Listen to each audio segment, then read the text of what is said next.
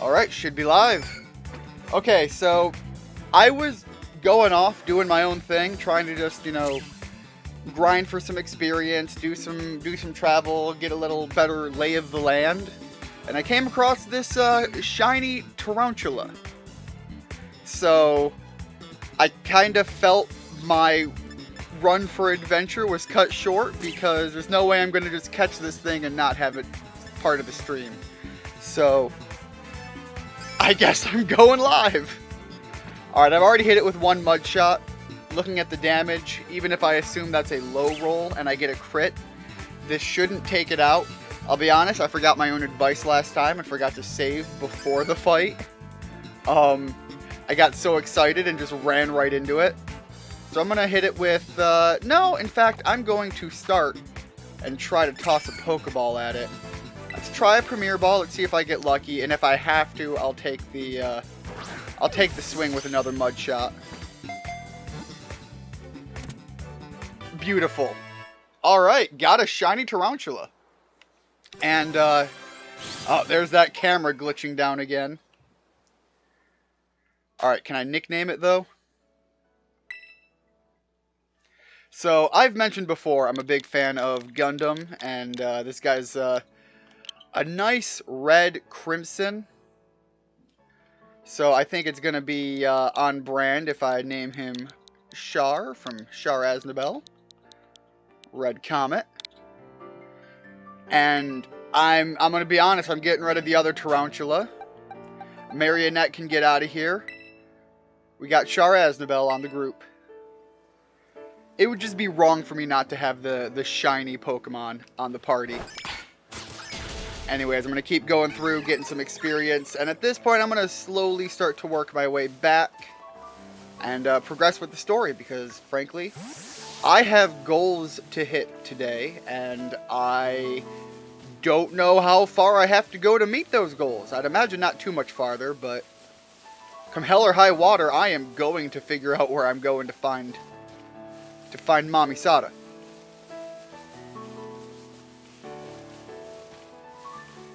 Oh, we got a lot of birdos here. Alright. I think this would be a good place to get Winnie a little bit more experience. The electric type should give him the advantage. Go! Murder Bear!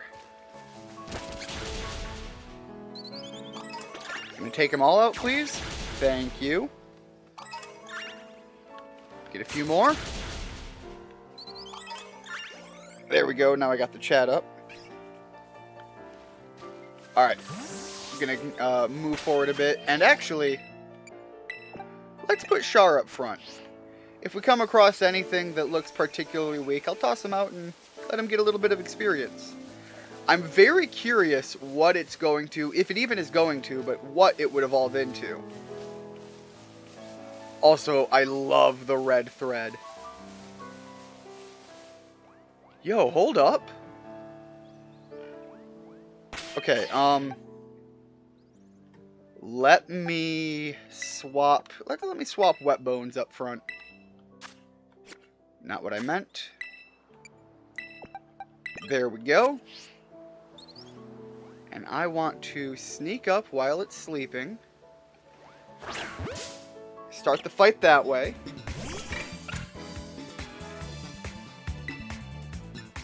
Alright, let's go for a mud shot. Maybe we can reduce the accuracy. We don't have to worry about much.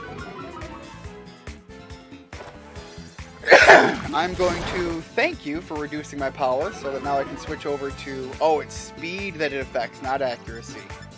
My mistake. But now I can swap over to tackle, knowing our power's a little bit reduced, and I can use a little melee and keep the damage low. I also really need to get one more shot in, and with the dropping accuracy, not a fan of that. There we go. Okay, now I should be able to catch the Deerling without too much effort. We're still low enough in the level game that I don't need to drop things too far down to get a bit of a benefit. Also, I'm hoping to make this stream a little bit lengthier. I've got like cases of water around me so I can keep myself hydrated. I just need to actually remember to drink while I'm playing. And maybe talk just a touch less, because I'm going to be going for a little bit longer. Deerling have different scents depending on the season. In early spring, which is what I think this is modeled after. I think this is its spring form. Maybe that doesn't matter until it evolves. Anyways, in early spring, these Pokemon give off a delicate, sweet, and calming scent. Give it a nickname. I'll be honest, Deerling might make it onto the party. But we're going to go simple and keep it at Deer. Actually, hold up. Ah, it's too late. I realized that was incredibly lazy and pointless.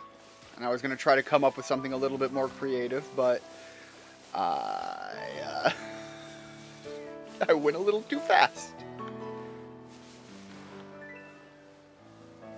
Come here, Fido. I don't think... Did I catch a Fido yesterday?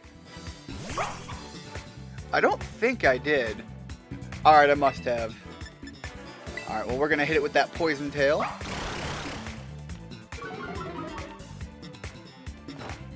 Get that type bonus. Man, that just tore right through it. I'm trying to work on the other Pokemon as well. Lupin gained a lot of experience on his Murder Frenzy yesterday. And frankly, I kinda want to get the other guys to be little more up to snuff, you know? Speaking of hydrating, give me a moment.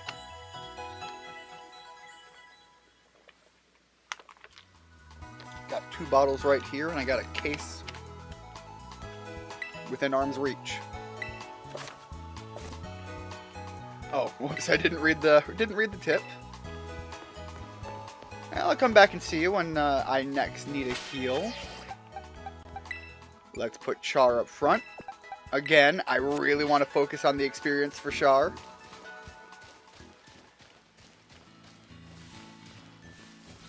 Now that I've got a shiny and I'm all hopped up on excitement. What? Did that sign just move?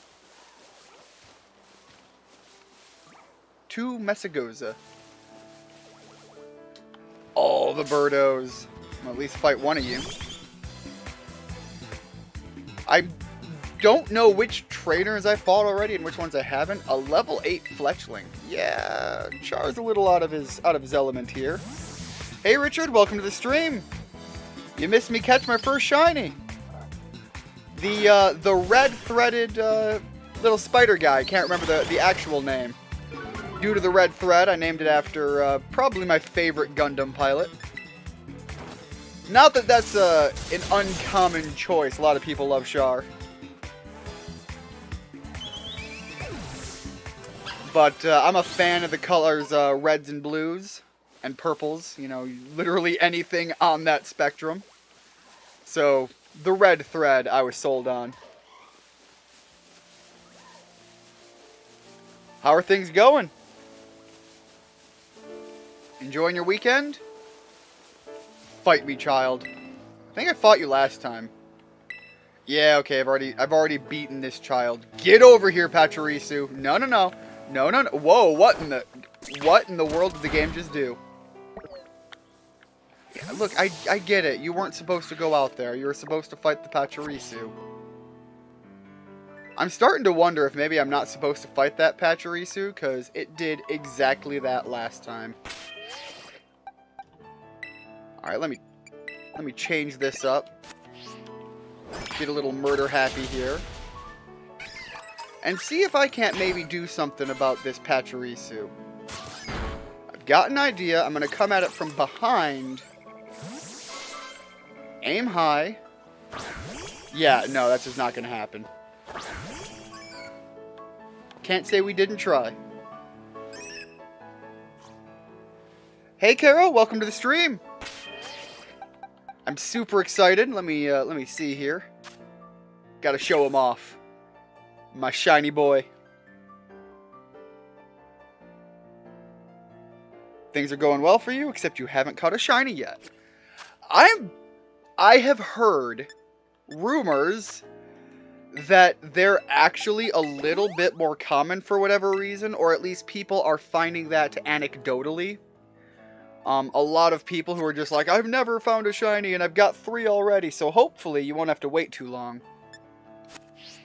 From what I understand, the rates are, on paper, supposed to be the same still. Like, that hasn't technically changed. But for whatever reason, people are finding anecdotal stories of them being more common for them. I suspect the real reason for that is traditionally you run into Pokemon one at a time. And with so many Pokemon populating a screen at once, some people are spotting them more easily and able to engage in them on their schedule rather than having to, you know, get lucky about it. What shiny did you get? I got a shiny. Again, I don't remember the Tarantula. I'm gonna need to remember that. But you can see on the sprite art, traditionally they are white. I got a red one. Named him after my favorite Gundam pilot. Really need to get him some experience, cause the things I'm fighting right now, they're a little outclassing him. But now that I've got the emotional attachment I do, he has become my baby boy. Which is kind of funny. I think I mentioned, going through the game, I was not overly... Like, I liked him, but I wasn't overly impressed by him when I first came across one as a white one. But, look, all of a sudden you put a new color skin on him, and I'm like, oh, he's pretty and shiny, and look at him, he's so adorable. Sorry about that, grabbing a drink. Did you battle some trainers on the hill? Bet your Pokemon are getting stronger. You have no idea. My Sprigatito went on a murderous rampage yesterday. I accidentally darn near cleared the field. How about you show me how much y'all have learned in a battle? No problem.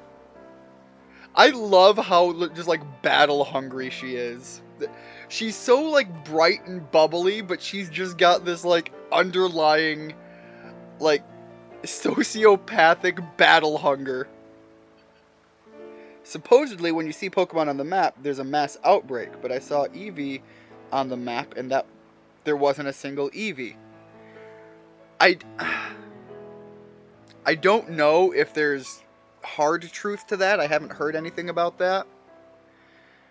But I have found that when remember when I found the young goose, and I went to go find it, and there was nothing there, and I even tried pinpointing it based on different angles of the map. Nothing like having a friend around. Come on, Ian, let's have a fruitful battle. I want to start the battle before I get too into this. And I went to where the young goose was, and I didn't find a single young goose. I suspect more what that means is you are more likely to find Pokemon there, but it's not to be a guaranteed. I haven't heard anything about it being an outbreak. I wonder if there will be different pictures you'll find when when there's a mass outbreak versus just a chance to find something. Alright, well, she started with her starter, so let's change over to Sprigatito. Which, by the way, I went shopping with my brother the other day, yesterday. In the evening, we had to go do a lot of our holiday shopping. And I'm going to blame you, Richard, on this one. The shop we were in, where we were getting some clothes, some new clothes, started playing Despacito. And I couldn't help but sit there and kind of bounce to myself while my brother was picking out what new sweater he wanted. And I'm just like, you know, singing the Sprigatito version. Totally blaming you on that. Alright, let's swap back over to Char, get that extra experience. The mass outbreak thing was mentioned in-game when your brother was playing. You see, I want to pay attention to that and see if maybe there's something about doing better than you expected. You're legit, Ian. I've been playing these games for a long time, lady. But I wonder if there's a different picture that shows up. Like if there's some sort of effect to it. That's the only thing I can think of. Alright, let's swap to Wet Bones. Get a little mudslinging going on. So yeah, if I happen to notice that come up, I'll take a look at it and see if I can spot some differences. Pull out your ace in the hole? Oh shit, she's terastallizing! That's what that was! And she's beefing it up! Blame your brother for the Despacito thing with Sprigatito. He brought that up to you originally. I think you did mention that. She increased the power of the electric moves. And I sent out something that quite literally can't be hurt by them.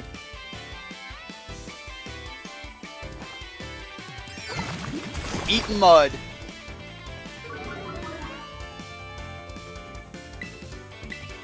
Now, I have heard, and I don't know how valid it is until we get into the battle, when you terastallize a Pokemon that is already two different types, it kind of loses that other type bonus. I've heard that that's the way it plays out. I'm not entirely certain.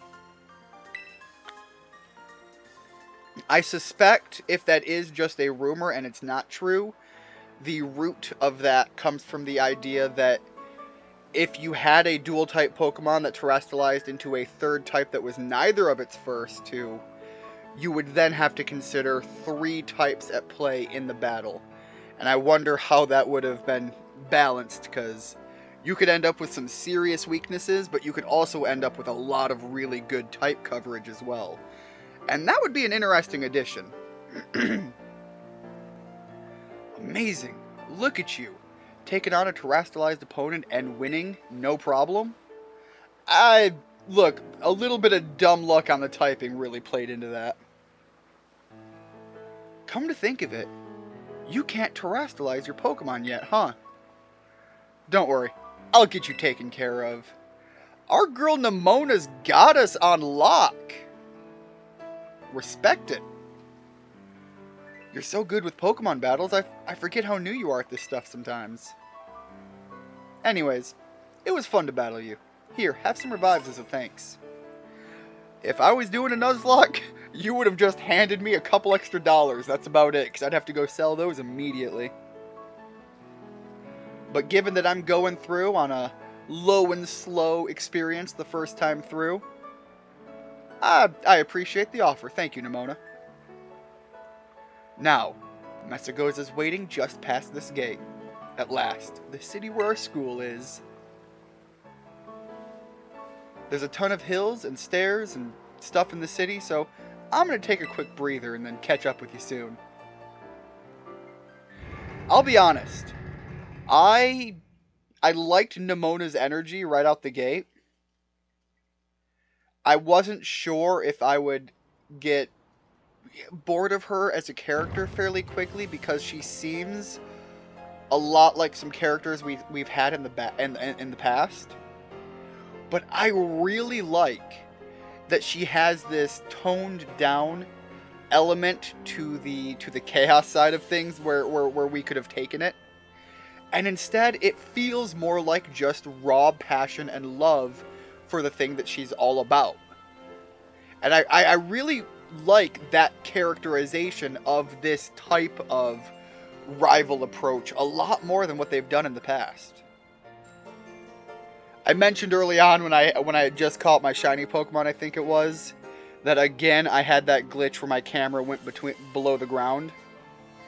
The game is not without its faults. It's got a lot of problems, a lot of them on the development side of things. But when it comes to the good that they've nailed on this game, it really shows that there is still raw talent being brought in with Game Freak. I don't know if this is a development rush thing. I don't know if it's an issue with the leadership, but you cannot deny they've got good designs going on. They've got beautiful landscapes happening. The pop-in kind of causes some issue, and the how close you are making things look better, that's another thing, but you can't deny that what the game did get good, it's doing very well. Character design, Pokemon design, the world layout. So far, I like the exploration. There's a lot of freedom of movement, freedom of player control to a certain extent. These choices that they made, I don't want to just be like, oh, Game Freak screwed up, blah, blah, blah, blah, blah, blah, blah. They did. People who are bringing that out are correct to do so, I think, and their voices and their opinions should be a little bit grating to the company side of things. But I do want to say, there's a lot of people out there bringing those up who are far better at taking the deep dive and really breaking it down. I do want to say, as I play through it, I am going to have a little bit of rose-tinted glasses because of what the franchise means to me. And so far, the things I like, I am really, really loving. Apologies for not playing the game right now. I really wanted to draw that out and make that known up front. I do think that it is very important to call out the bad. Certainly, I've never been one to not take that stance. But I also, I see a lot of that right now, and so I kind of want to throw in some of the good. So if you watch the stream and you see me gushing and oozing at everything, first of all, I'm already very prone to gushing at Pokemon stuff, so please forgive me on that. Secondly, I am kind of also trying to put a little bit of a positive feel to this, because I want people who are playing this game to enjoy themselves. Despite the complaint about bugs, almost everyone says they love this game. See, that's the kind of positivity I'm wanting to see at. I have seen far too many clips of people who I love and respect as content creators feel like they get a little too negative when bringing up the problems. And so that's kind of where I'm coming from on the wanting to stop and just be like, look, this character Nimona, I actually really like her as the friendly rival role. Also, the frame rate drop thing did happen to me at one point. It happens to everyone, but I was staring just at text. Yeah, I've had it happen quite a few times actually. But I want to say, as big of a problem as that is and how it should have been tackled on the development side of things, I don't want to play it off like that's what I play Pokemon for. It's not like I'm playing Bayonetta or something where a loss in frame rate suddenly means I can't respond to something appropriately and I get punished for it. Right now it's kind of just like, oh, why did you do that, game? But I can move on. It didn't affect the game experience for me. Again, if that happened in Sonic Frontiers, I'd be like, ugh, you son of... Because it did happen to me when I was playing on my own after doing the stream. I hit a point where I'm playing on PC with a pretty beefy system, actually, at this point. And I hit a huge frame rate drop while trying to do some platforming, and I was dying and dying and dying, and I got irritated. I got mad. Because it was like consistently happening, but the problem with frame rate drops is sometimes you drop 15 frames, sometimes you drop 30 frames, sometimes you only drop 10, 12, and it's going to be different every time you encounter that. So trying to account for the timing is just punishing you as a player, and with something like Pokemon, you don't have to put up with that element of that negative part of it. So you can kind of just be like, oop, that happened. And then immediately you can get right back into the game. Alright, I have branched off and didn't pick up my controller for too long. I apologize. This is Mesagoza, the biggest city in Paldea. Which is, again, I love the design here. You've got a lot of colors, you've got a lot of feel to it. I have ragged on other games doing the open large area because they leave it so empty and void. But again, here you see a design, you see a layout, someone put thought and time to develop this space. And it's not just empty void nothingness for the sake of an empty void nothing. They did sell it as a big city. If the Switch was a more powerful system, I would prefer to see something like more people walking around. You're talking about a city here, but even with people not walking around, nothing feels like it's overly empty. It's a big trade hub since a long time ago. Again, it's a big trade hub, but we don't see a lot of people walking around. Lots of folks come here to learn about advances in... Nimona, stop making me bring it up! Lots of folks come here to learn about advances in technology and all kinds of other stuff. I honestly can't decide if I like this more than Legends Arceus more so far. I don't know if I read that wrong or what, but... I respect what they're doing here, but I think I still have to put them in two separate categories. Legends Arceus felt so much more like its own internal story, world build concept, focusing on a different feel to the adventure avenue, whereas Pokemon still focuses on the adventure feel, and I love a good adventure game, but they bring just enough differences to the table that I still put them in two separate categories. And Legends Arceus functionally played phenomenally and was such a joy to go through. I don't know where I'm going to go with this as far as, as I get later on. But I can see why you would put this as something to enjoy the experience of in that avenue.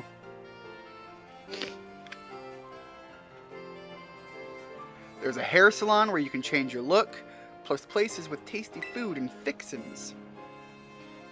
What do you want to see first, Ian? Look, I kinda like my hair, I picked it based on that. If I can go to the hair salon and change my eye color though, I'm doing that.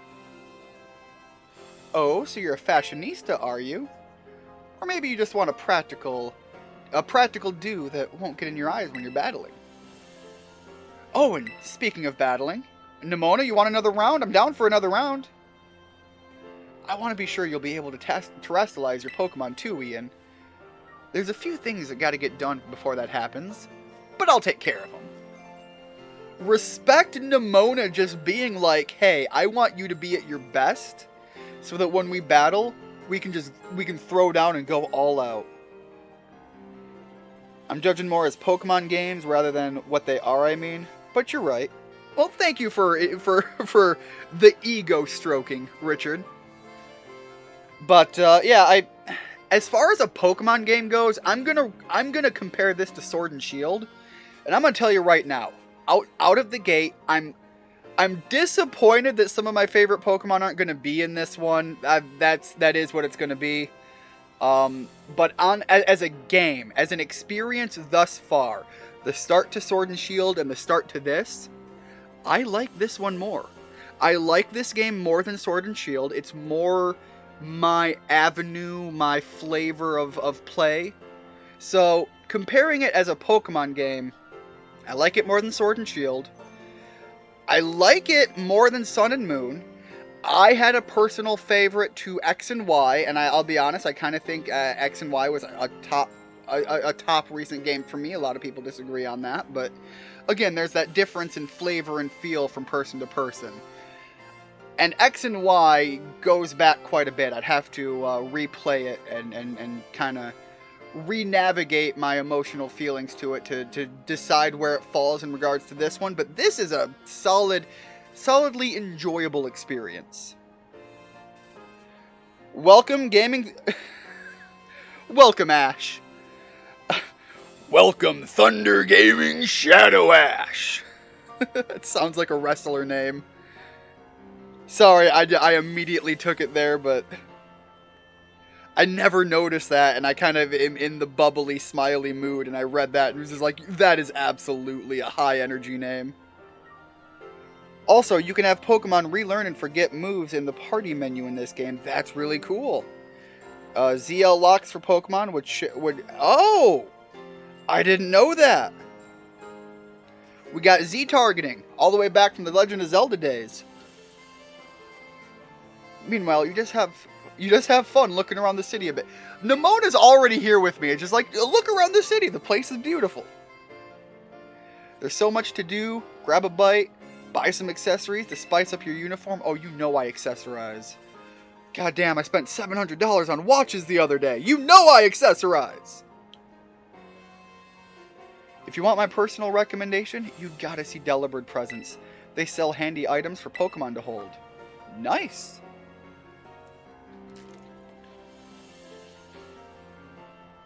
Ash, I'm doing a blind Nuzlocke in Pokemon Scarlet, and you're going to the first gym.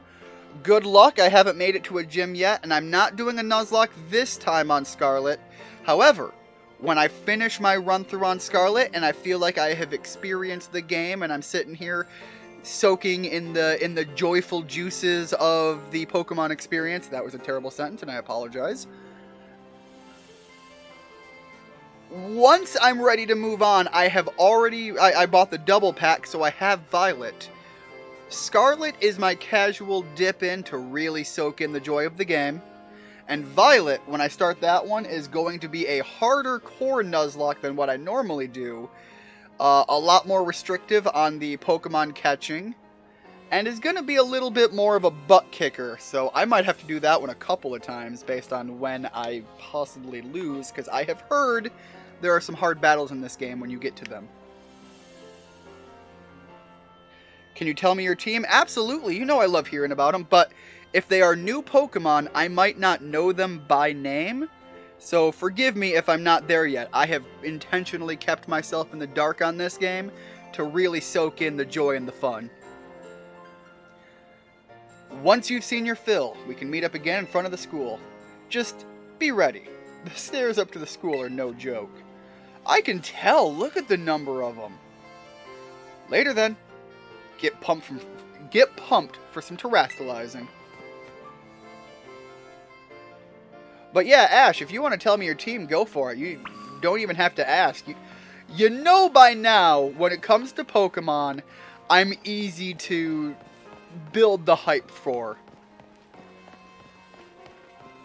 It's kind of hard to not enjoy a good Pokemon experience, you know? Alright, my guy, what do you got going on? Are star-shaped shades popular at the school? I saw a group of students wearing them. I don't know if they're popular at the school. Okay, in past Pokemon games, coffee shops are places where shit goes down.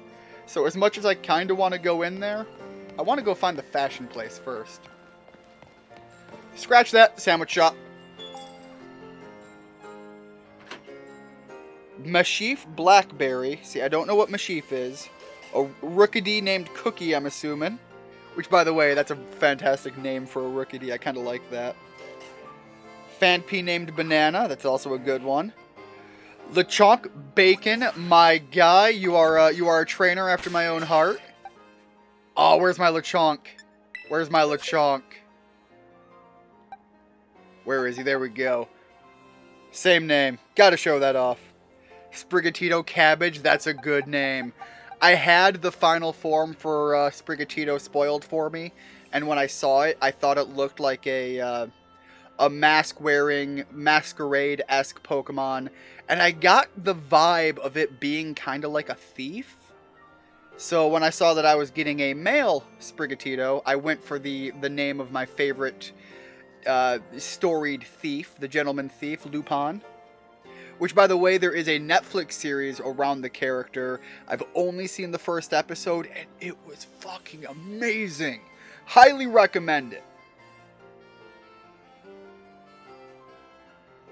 Also, Cabbage is a fantastic name for a Sprigatito. And a Mareep named Carrots. My guy's out here building a stew. Your Pokemon party's like a stew. I love it. Doing food names only. It's nice to have a theme.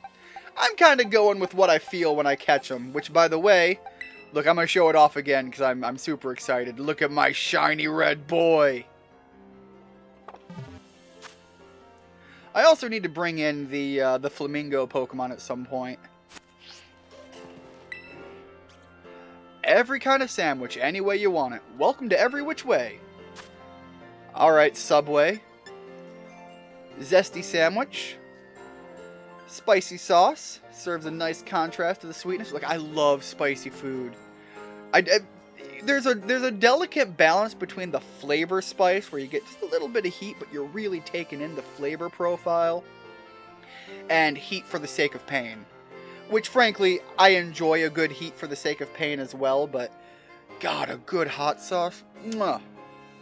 It's probably part of the reason I'm dealing with so much, so many pains. Diglett jelly bean. Oh my God, I want to get, what are the new, they're not Diglets, what are they, Wiglets or something? They look like the Wigglers from Monster Hunter, and I want one so bad. Also, jelly bean, fun name. And a whooper named Shrimp. Again, very fitting. Marmalade, tropical sandwich kind of sounds tasty. A balance of acidity and umami is key. A touch of extra marmalade. Ooh. A tropical marmalade, and you can see that they've got some fruit and veg going on. Looks like some egg. Look, I have no idea what sandwiches do. I've got 8,000 LP. We'll pay with LP.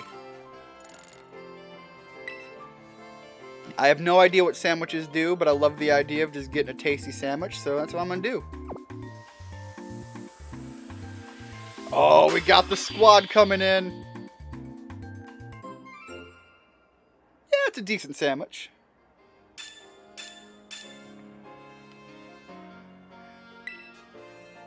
Hold on, gotta hydrate. Gotta keep the whistle wetted.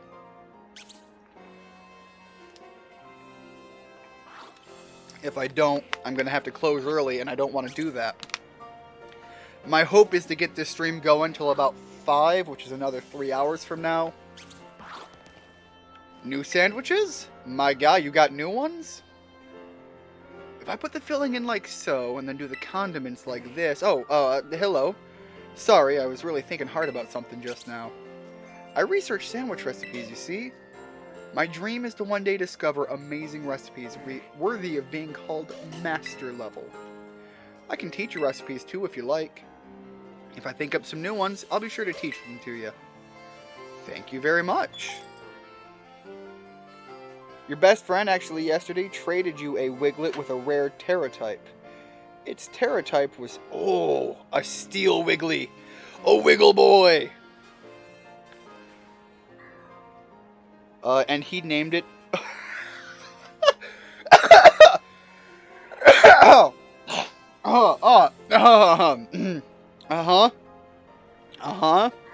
The steel long wiggly boy named Iron... I'm assuming Iron Fuda. Yeah. I was getting all excited for the Wiggle Bean, and you're just like, how about Wiggle something else? Baratos? Ooh, oh, no, no, that, gone. What else we got over here for the food vendors? Clearly I went the food route rather than the fashion route. The Go for Broke Grill. Ooh, cloth. That's got to be tasty. That immediately just catches my eye like, damn, that's gonna be good. You got away with saying it uncensored in the name, but YouTube sometimes makes comments not visible if they contain certain types of words. Yes, I am aware that YouTube does that. Twitch does that as well. As someone who actively fights against censorship, I'm not as big a fan, especially because that is relevant to what you were bringing up. Which is also why I will not censor that when I bring it up. Took you 30 or 25 minutes to catch new Pokemon? You were having trouble finding some new ones, Ash? Or were you having trouble catching the new ones? Because I've got a couple of new boys, and I'll be honest, I'm really liking what I'm seeing so far on their designs. Even the ones that some people kind of say are kind of meh, there's something charming about the designs this time. No, just the story. Alright, yeah, I get that. Rotom phone cases. I have heard... Sprigatito case. Kind of like that. Purple! Like my purple. Like the blue. Okay, I heard that I can get new cases based on the files on my Switch. So I'm going to look into that at some point. I wonder if I can do that on the menu right here.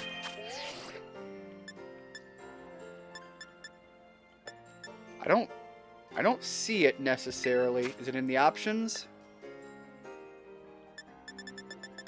I should still have the autosave. Where is it? Oh, autosave. Yep, autosave is still off. Poke Portal? What is this?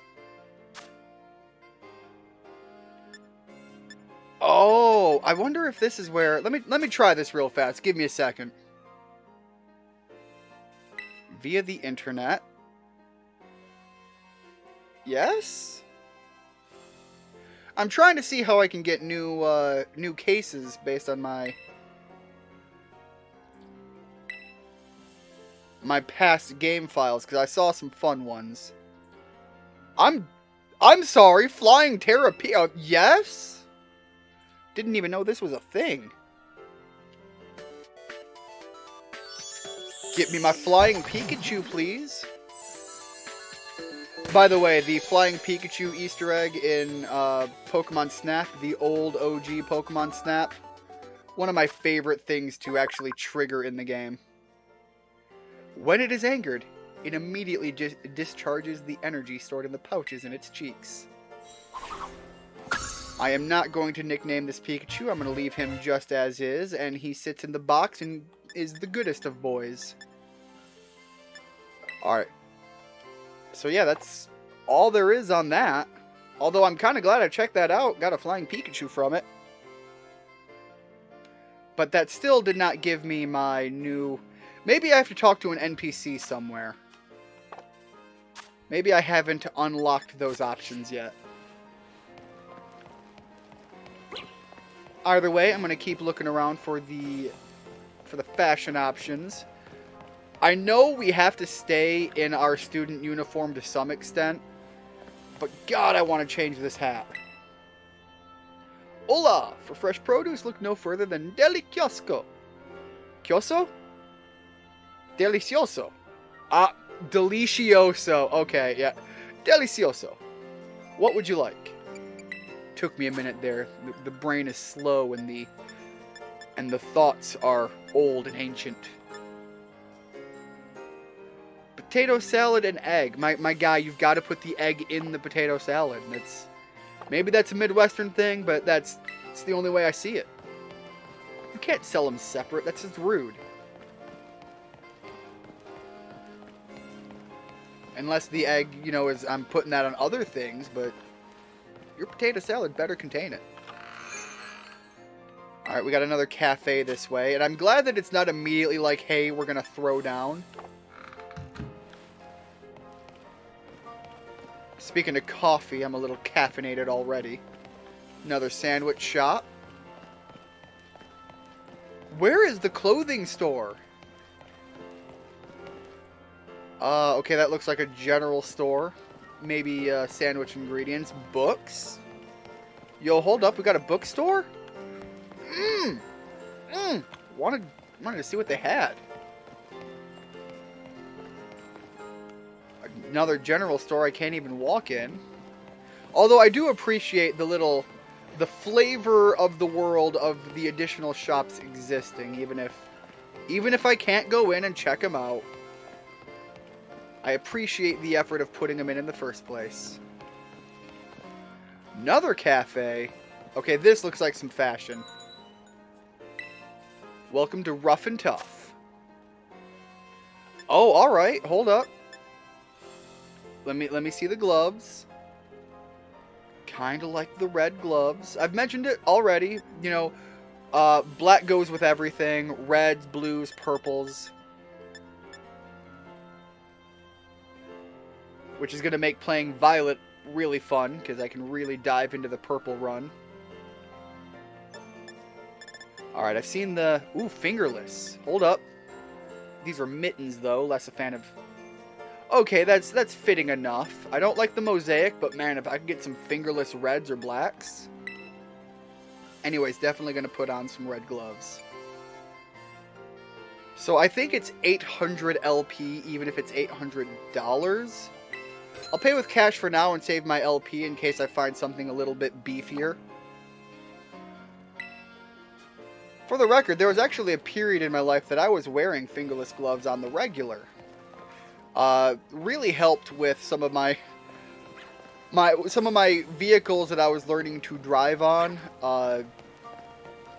I didn't necessarily trust the people who owned them, and so it kind of, you know, germaphobe moment, but it allowed me to keep the palm away from the steering wheel. I have dialed back that immensely from my earlier days. Can I? No? Alright, another cafe. I'm looking for that, for some more... Give me some more fashion, game. Let me ride hide on my fashion freak. Picnic knacks. Alright, let's see what we got for picnic stuff.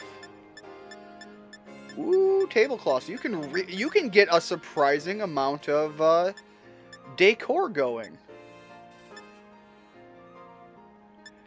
Alright, we got some canteens. Fire pattern. Oh, that's a fire pattern cup. I don't know what these are for, so I'm going to not buy them. But I like the options.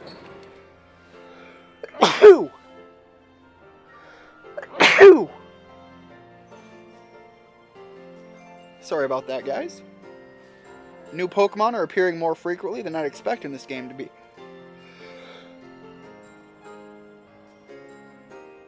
Almost went back for another sneezing round.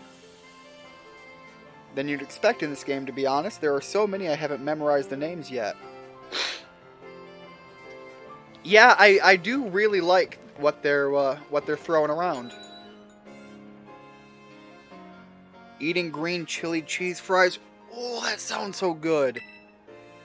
I just grabbed a bowl of oatmeal before streaming, so I was very plain basic bitch with that. So I'm really jealous. It sounds delicious. Alright, these are backpacks. Alright, basic canvas. Although, if given the color scheme I'm building off of... Yeah, I don't hate the red one. I don't think I'm going to get it right now, just because that's a lot of money that I don't need to spend. Although, the brown one is pretty reminiscent of what I would have gone to school with. Ah, here we go. Here's the haircuts. I really just want to focus on the eyes. Can I get green eyes yet? No, okay, this is just hairstyling. I don't need to fiddle with that. Because again, the hair, I built the character portrayal to be kind of in line with how I looked when I was in middle school. When I was very young in middle school. People don't know this. I actually used to have... my hair was a little bit curlier than this. But I had long, curly, like, beautiful blonde hair. And then I got old. And that is the sad end of that story. Alright, now we're talking. Let me just immediately... Alright, kind of like the... I think that's a Bolt Hound on the picture. Don't hate that, but I want to see what else we got. Alright, we got some types here. Kind of really like that with the pattern. It's a pretty shade, fun color. Yep, okay, nope, I'm sold. Give me the red Gatsby. Abso-freaking-lutely. Yes, I'm going to wear it right now. Oh, violet is going to be good. I like that hat. These are similar to what I wear right now. That is exactly similar to what I wear right now. Sorry guys, I am fashioning myself out. I apologize for not just rushing in and fighting more Pokemon. Alright, some glasses. Hopefully we can get some good glasses here. The half rims are kind of fashionable, but they're not. Alright, guess we'll take a look at the half rims. Gotta go with the black, though. How we doing? How does this look? No, I'm gonna go without. I'll wait for better glasses down the line. And the socks. This is getting a little absurd, actually. High socks. Nope, we're just gonna go without. Not gonna fiddle with what we're already wearing on the socks front. Although shoes, I need some shoes, and I really need to get these shorts off. Like, these are terrible. I'll take the same pattern in slacks if I have to.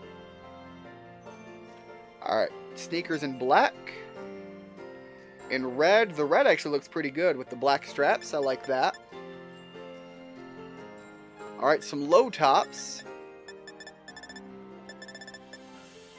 Got it. Okay, we're gonna go... Ooh. That actually doesn't look too bad, but I like the red and the black here. And damn, they're expensive! Which, to be fair, you know, shoes are pretty expensive. Yeah, I know I bought them, but I want to wear them. I accidentally hit the B button, and I wanted to wear them. Bastard, let me put my shoes on! I bought them! Literally, let me wear my shoes! God dang it. Accidentally hit the B button and now I can't wear my shoes. Do I get to change them around in here? Did I really just buy shoes and the game will not let me wear them because I accidentally hit one wrong button? Oh, screw off with that terribleness. Where's the changing room? Bastards? How the hell are you gonna do that to me? Alright, I think this is the same store I went in before. I'm gonna check real fast. Yeah, it is. They do have some other hats here. I have not been checking the other menu options. Whoops. Again, you already have that item. I like those glasses. Let me put them on. I am not happy with the ability to not put my clothing on. I just spent money and the game's like, no, how about screw you? Richard, you're my hero. Just want to say that, Richard. Thank you. I'm just like, I literally reached out my hand to the microphone to just be like, my guy. That helps a lot. I'm getting all salty and... Yeah. And you're coming in here just like, yo, how about Ian, you just stop being a fucking idiot and read the chat.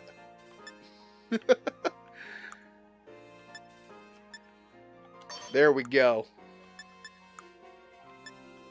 Ooh, hold up, canvas? We'll stick with the school backpack.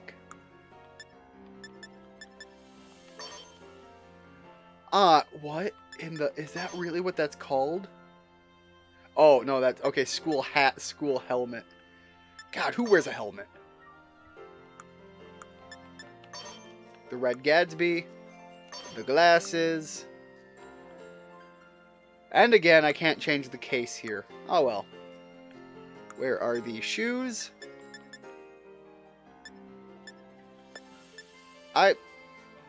Did I buy the black ones? I thought I bought the red ones. Oh no, I bought the wrong shoes. Well, we're putting the menu fighting. I guess I gotta put the black shoes on because I bought the red ones. I bought the wrong ones, I mean. God, my brain is just fried right now.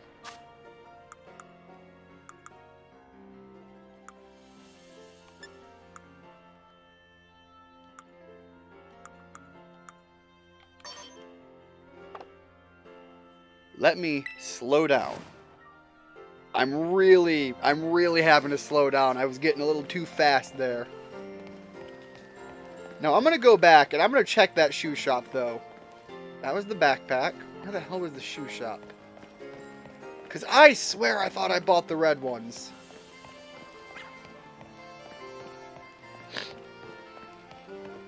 Socks. No one's gonna be buying socks for a while.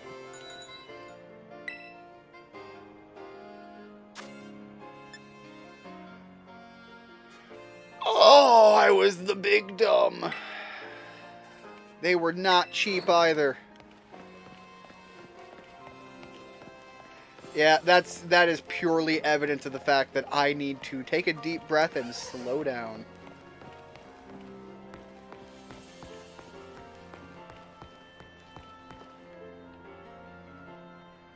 Who up here is rocking the helmets, guys?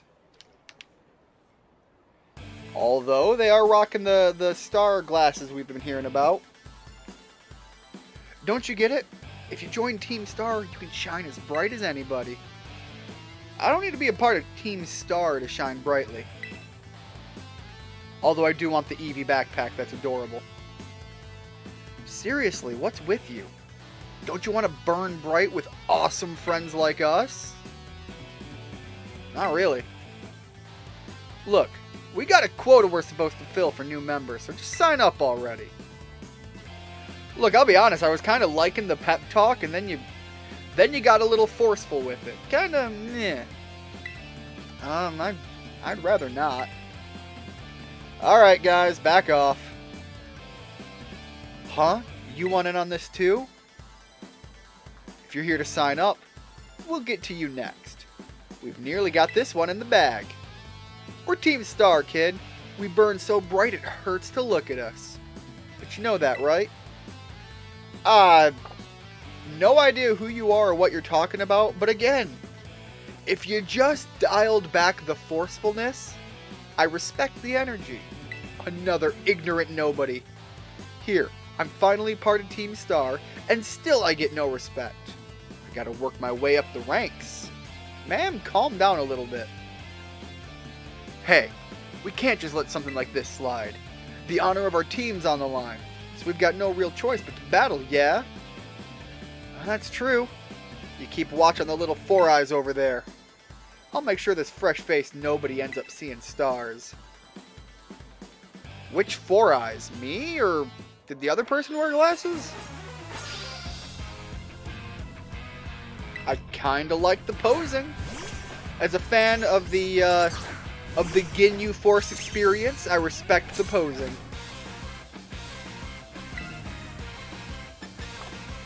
Alright, we're still fighting the level trade-off. So let's toss Wet Bones back in. Wet Bones coming in, doing a little wet work.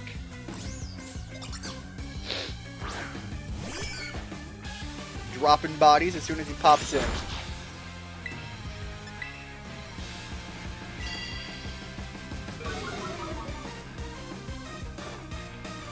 Going back to just drinking water instead of my coffee, because apparently I was getting a little too strung up there. Gotta dial it back before I burn out.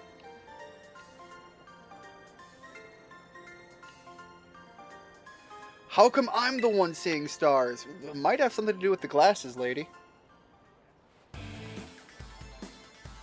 Ugh. Why is a nobody like you so good at battling anyway? It's just not right. No way! He beat you? Does that mean I gotta battle this kid now since I'm higher up in the ranks? Pero bueno. What do you think? Pero bueno. That's... I know that's Spanish, but I don't know what it means. What do you think you're doing? Ugh, it's that student council dweeb. Well, hold up. We really gonna say that she's a dweeb? Nimona knows her way around some fashion. My God, she's taking these shorts and actually making them work somehow. So, gotta say, you respect it. You don't have to go far. You don't have to go find randos to battle. You'll have all the battles you'll ever need with me. I'm not gonna call them punks. Right now we don't know enough about them, but that isn't exactly what happened. Wait, they picked a fight with you? Oh, I read that all wrong. Sorry. I get it now. You two have got Team Star written all over you for sure. You couldn't tell that from the glasses? Or the posing? I bet you were trying to pressure people into signing up again, weren't you? Hi. We weren't not doing that. Well, that explains it. As head of the student council, stopping this type of nonsense would normally be my job. But this is also the perfect chance for you to try my amazing ultra-rare gift for you. I'll be honest, man, that Pokeball kind of looks really dope. I like that. Oh, it's an orb. Not necessarily its own individual Pokeball. But it looks like a Pokeball, don't get me wrong.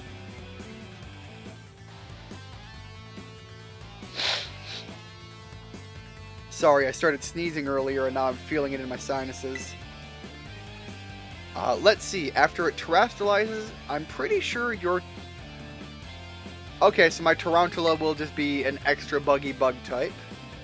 Normally you've got to take special classes to be able to get one of these orbs, but I put in a good word for you. Now, time to give it a whirl. You'll learn to use it faster in battle than if I just explained it to you. Wait, what? You want this kid to practice wailing on us with his Terra Pokemon, is that it? Got a problem? You want to battle me instead? Yeah, never mind, I'll take my chances with the new guy. Then take your places and rev up the battle.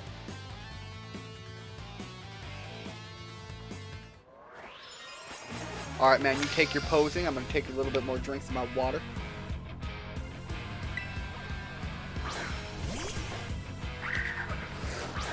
Sending out that young goose.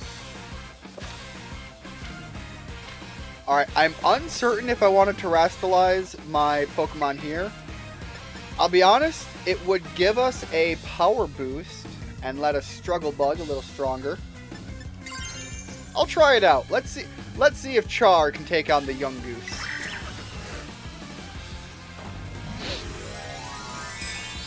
If I don't let him start seeing some battles soon, he's never going to live up to his namesake.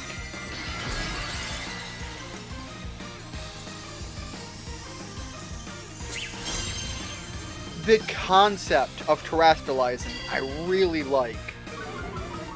The visuals, it's got a really fun display. I question the headpiece sometimes.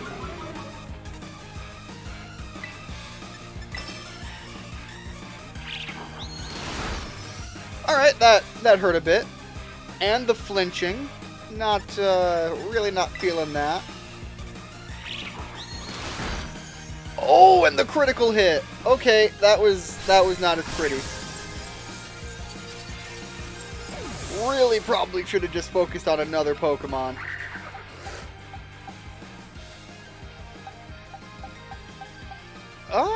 You know what? Let's let the joke out of the bag and focus on a little bit of experience here. Disarming Voice? I totally forgot I had this as the name. The internet has ruined me. Yeah, Draining Kiss is good. It heals me as I wail on other Pokemon. And we'll just swap it for the Disarming Voice.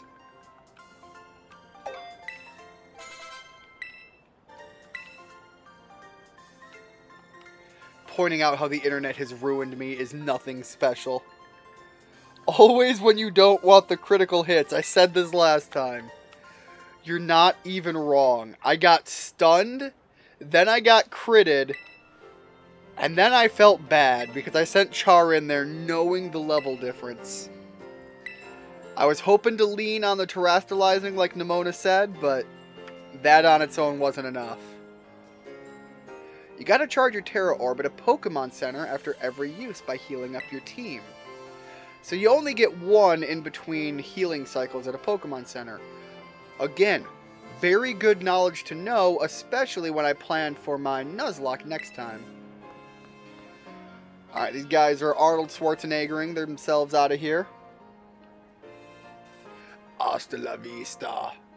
I'm terrible at accents, and I apologize for how bad I am. So, yeah. Team Star is basically a group of students that like to kick up trouble. They hardly ever show up to class, and when they get together in groups, they're a real headache. Even the teachers don't know what to do with them, from what I hear. Excuse me. Okay, the character did have glasses. I just... Thanks. So yeah, see you around.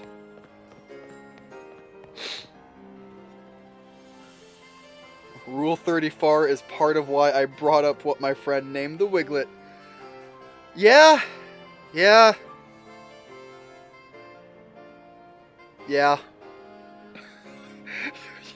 You can hear the plummet into my own despair. Look at you, Ian. Already becoming a big hero around campus. I don't think I've seen that girl around. Maybe she's a new transfer like you? That Eevee bag, though. Love the fluff. Anyway, seems like trouble's died down, so we'd better book it up to school. Get ready to climb the worst staircase in the world. Okay, look, hold on. Don't make me do... Okay, there we go. I'm gonna say, don't make me climb these stairs without healing my boy. Didn't mean the box, meant the bag.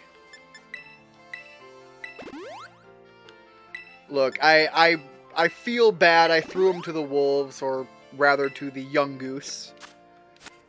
And I want him to be, you know, I want him to have a little bit pep in his step as we get going.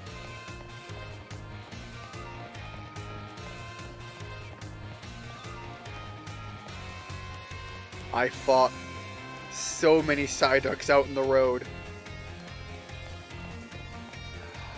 Rockruff! We got more Puppos! Who's a good Puppo? Yeah, you's a good Puppo. Anyways, gotta go back to class. Getting distracted by the good boys. What is that? Oh, man, that man thinks he's trying to do some power walk.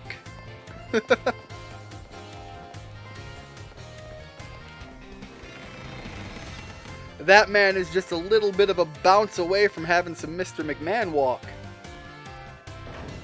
Which, by the way, if you ever look up the Mr. McMahon swag walk, it is hilarious. Here we are, Ian.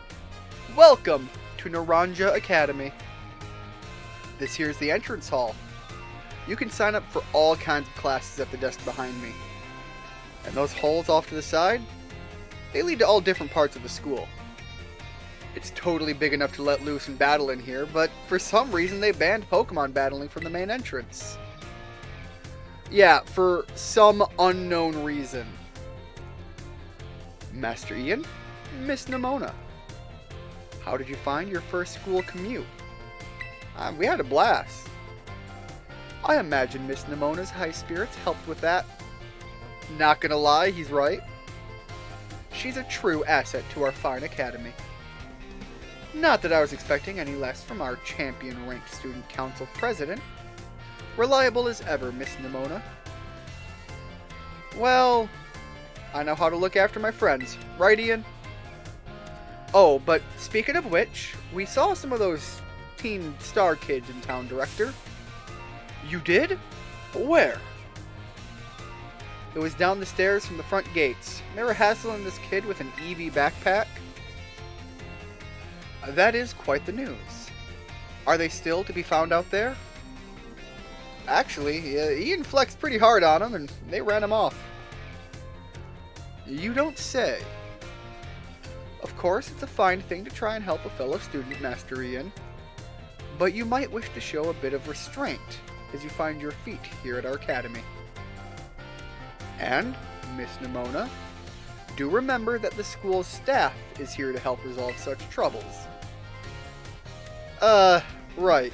Yes, sir, Director. A child with an EV backpack, you say? I suppose that might have been Miss Penny. I'm relieved to hear she's come to class at least. And, Miss Nimona, if you'd be so good, do report to Mr. Jacques about this Team Star business. As your homeroom teacher, he should be kept appraised of such going-ons. Got it, sir. Ah, but look at the time. You two had better hurry along. Classes will be starting soon. We're in Class 1A, Ian. Come on, I'll show you the way.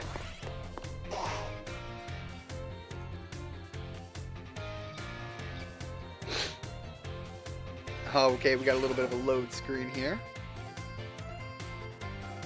Oh man, some of these kids are living in 10 frames per second. Oof. Good morning, Mr. Jacques.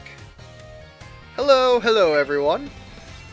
We have some exciting news this morning. Who wants to hear it? I want to hear the news. I suppose I should have told you sooner, but we have a new little friend joining our happy homeroom as of today. I wonder what they'll be like. Alright, you can come on in. Thank you, Professor Jacques. Could I trouble you for a few words introducing yourself? Right. Ian? Hi. So calm and collected. He's pretty cool. Cool is a term that I have not heard described to me unless it comes from my own mouth, but thank you. Looks like everyone's eager to get to know you, Ian. Alright then. Who wants to be the first to ask our new friend a question? Me. Can I ask a question? What's your favorite thing about Pokemon? I legit... As I have grown older... This is the real world me, by the way. As I have grown older, I have really grown to love the more cutesy and emotional attachment side of Pokemon. So I'm going to go with, I really like playing with my Pokemon. Especially, you know, as a guy who owns several animals, the ones that speak to me are the more pet-centric Pokemon, the dogs, the cats, but we have a lot of exotic pets as well, which is also why I like some of the spiders and so on, so... Love me a good Arbok. Really? Awesome, I'm totally the same. Does anyone else have a question for their new classmate? Me, I have a question. You went to all the trouble of enrolling here, so spill, Ian. What do you hope to get out of it? You must have some kind of dream, right? I want to be a strong, independent master trainer. Oh, you will be. I just know it. You and me, we're going to get so strong battling together. Well, thank you for telling us a bit about yourself, Ian. I'm Mr. Jacques. I teach biology here at the Academy, and I'm also your homeroom teacher. That's your seat, second row from the front. We don't have the protagonist seat. What is wrong with this game? 2 out of 10. Terrible. Fun fact, Chuck Norris beat the Elite Four with only a level 1 Magikarp. How, you ask? His Magikarp never left the Pokeball. Legit strats. Look, when you are the Pokemon, do you even have to worry about the Pokeballs? Look at Pokemon the first movie. Mewtwo won his strats using other Pokemon, but was totally capable himself too. Get to know the Academy campus by exploring a bit on your own. Chuck Norris is just secretly the most powerful Pokemon alive. Biology, Math, and Battle class. Wait. You're telling me I don't have to... These guys are all like, hey, the school exists, and I'm just leaving?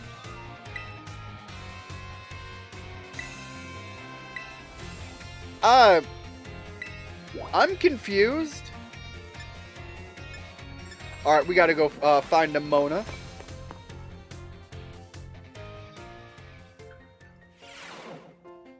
Remember in the Pokemon First movie when Ash tried to punch Mewtwo when he just had that psychic barrier? Imagine Chuck Norris throwing a roundhouse kick to Mewtwo. That barrier ain't stopping shit. Very well, Champion Nimona. I trust you to handle this in my stead. Sure thing, you can count on me. In fact, I bet this is going to be fun. I'm glad to hear it. Good day then. Yo, I like the suit. Oh, pardon me. I dig that suit. Oh, Ian, hey. She looked awesome. Good eye, she sure is. That lady is... Well, they call her La Primera. She's strong. She can do pretty much anything. She's got cool practicality coming out her ears. She's basically everything I want to be. Or that any Pokemon trainer would want to be, really. Oh, which reminds me. Remember in homeroom when I asked what your dream is? Well, since your heart's already set on becoming a really strong trainer, I've got an idea for you. You should try to reach the champion rank like me. Oh, you know I'm gonna shoot for it. Oh, wow. Hang on, though. I've got a whole spiel I want to give you. The trainers who reach champion rank are the ones who raise their Pokemon really strong. They're pro-tier battlers. Their moves keep crowds absolutely on the edge of their seat. You have to prove yourself to the Pokemon League to officially get the title of champion. And to do that, you have to do more than just take classes here.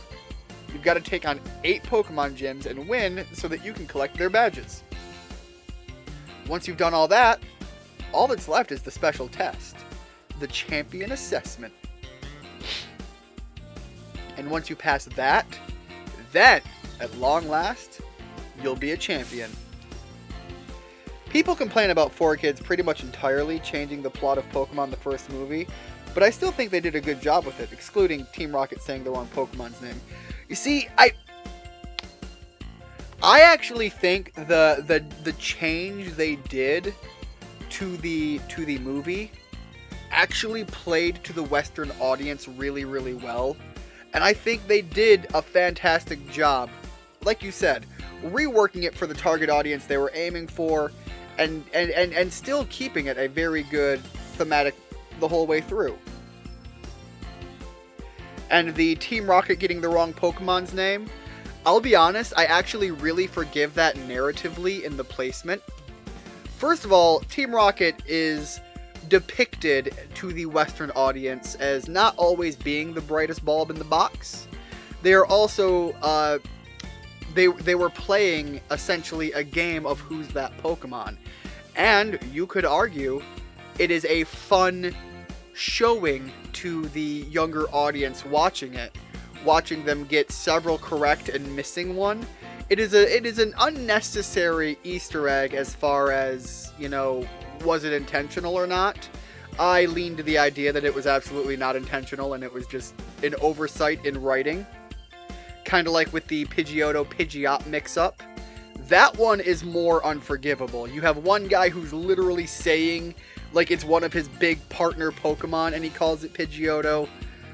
That's far less forgivable than Team Rocket playing a game of who's that Pokemon and getting one wrong in a setting and situation that kind of made it more of a comical relief moment. But yeah, I think 4Kids, oddly enough, first of all, they bring a lot of fantastic talent in their voice actors. And yeah, a lot of the censoring and changing for cultural reasons are kind of flimsy and floppy and not a fan of it. But I do think, in particularly with the Pokemon First movie, they changed it in a way that did portray it better to a Western audience, and I kind of respect that. I don't like it because, again, I'm not a big fan of the censorship approach, but I respect the art to what they were doing. It's every Pokemon trainer's dream, the coolest title anyone could ever hope to get. Not to brag or anything. This is Voltorb. No, it's Jigglypuff viewed from above. That spot was hilarious. I loved that whole thing. And even the knowledge that they gave in that episode for some of the stuff, like the swapping of the swirl pattern when, was it Poliwag evolves? Anyways, yeah, like there were some fun in between little nuggets during that. And seeing Ash have to battle with Team Rocket's Pokemon, that was a fun twist. And was it James who got to battle with some of the Pokemon he has lost to before? That episode was fun. I love, that's one of my most loved episodes. I reached champion rank during our last treasure hunt, Oh, and the treasure hunt is a special independent study thing we've got here. Should happen soon. Forgive me one moment, I have to go use the restroom.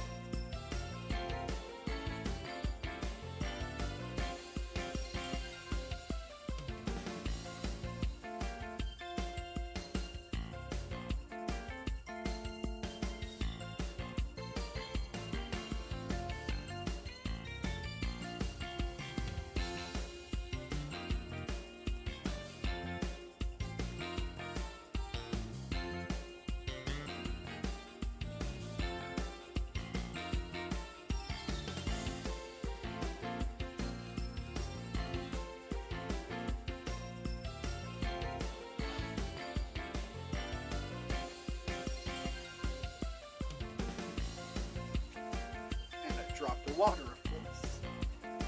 Let me get that up. Oh. Yeah, let me just kick my table. That hurt. Alright, I'm back here. Our last one started not long after the beginning of the school year. It's great. You get to leave school to go have an adventure and learn however you want. I guess you could say more journey to become a champion was the treasure I found, maybe. I don't know yet if that's the answer I'm looking for.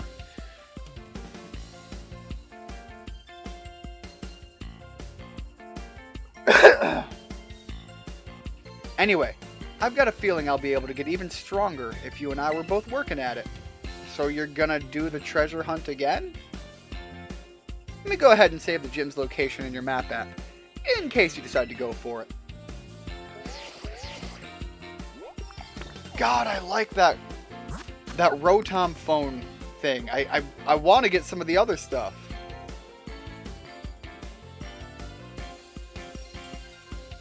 Sorry about that. Alright, we've got the normal Medeli gym, and I'm confused why we don't get to see the guy's face. The water Cascarafa gym, Cortando, Alfondo. Okay, so we got some fun character designs here, though. We haven't seen more than, what, 3 of them? We've seen Glisado, we've seen Levincia, which, by the way, I love the character for the streamer character that they portrayed her as.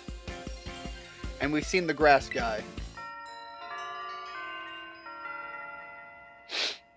Alright, we have started Victory Road. Give it some thought. I've already given it thought. I'm gonna be going on to that battle. By the way, where do I start my classes? Suppose I could go back to the classroom for that, but we gotta go check out the cafeteria.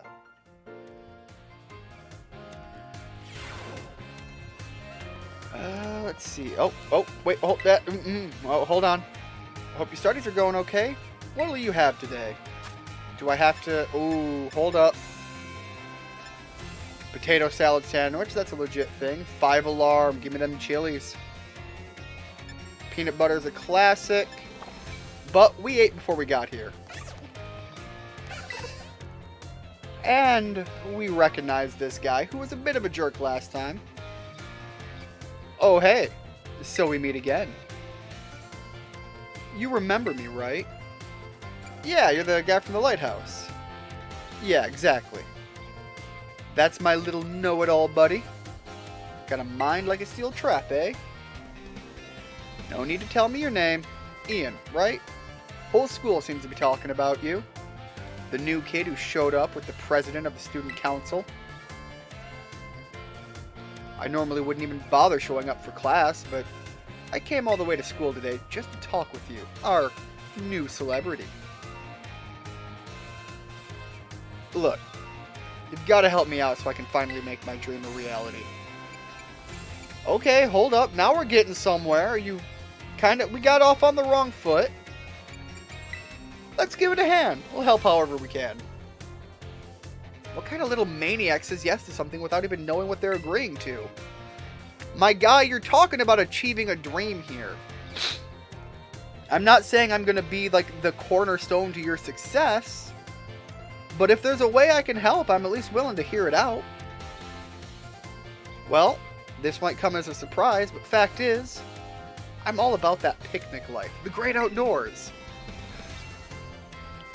The perfectly prepared... Ooh, now we're getting somewhere. Perfectly prepared sandwiches. Not half bad at cooking either, I can tell you. Right now, I'm researching new recipes that'll help Pokemon feel better. Real health food, you see? I found this book the other day, and it had a section about the Herba Mystica. Oh, about this Herba Mystica things. Basically, there's some kind of special herbs that heal up any Pokemon as soon as it eats them. Now, there are a total of 5 different types of Herba Mystica based on what I read. Just taking a little lick of them once, and once they've been powdered, will get your blood flowing. Provide nutrients, prevent aging, it'll even boost the immune system. These herbs seem like they're the real deal, only found here in Paldea, and rare to boot. But this book says they're all guarded by Titan Pokemon, meaning it's going to be pretty tough to try and grab even a few sprigs. Because, see, Titans are... Well, I think they've got to be things like this. Yo! He be looking dope, though. Okay, the monsters of Area 0. As we descended further into Area 0, we began to catch glimpses of mysterious Pokemon. Though we wondered if these huge, ferocious beasts were indeed Pokemon at all. One of our team suffered a brutal blow from such a beast and was mortally wounded, forcing us to retreat for a time. Oh, is that one of the new primitive Pokemon? I think I've seen a little bit of this, based on Donphan. A member of the survey team captured this photograph by chance. I noticed a passing resemblance to the Pokemon known as... Okay, so yeah, this is Donphan. Yet, differences such as its sheer size and the shape of its back set it apart, as do the great tusks. that was another reason I chose Scarlet for the laid-back stream. I understand that there is a past and future variation to some Pokemon.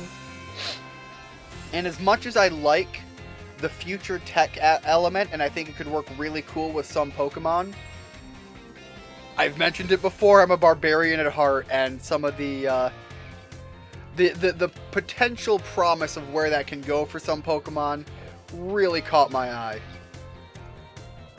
I really want to get these herbs for myself, but I'm not very good at Pokemon battles. Don't have any friends with strong Pokemon to lend me a hand either. And I've never heard the end of it if I went crawling to the student council girl. But here, you waltz up. You've got to help me out with this. You'd be perfect. Look, Arvin, like I said, you really presented as an absolute freaking dick when we first met you. But I'm willing to let bygones be bygones. And you really showed up with a little bit more humility and relatable personality in our second meeting. All down for it. No? Wait, I don't need your answer yet. I'll just register the places where it seems there might be Titans on the map app for you. Man, why has everybody got such cool shit going on their Pokemon phones? And I'm sitting here just like, yo, I've still got the basic backing. Don't even have a screen protector yet.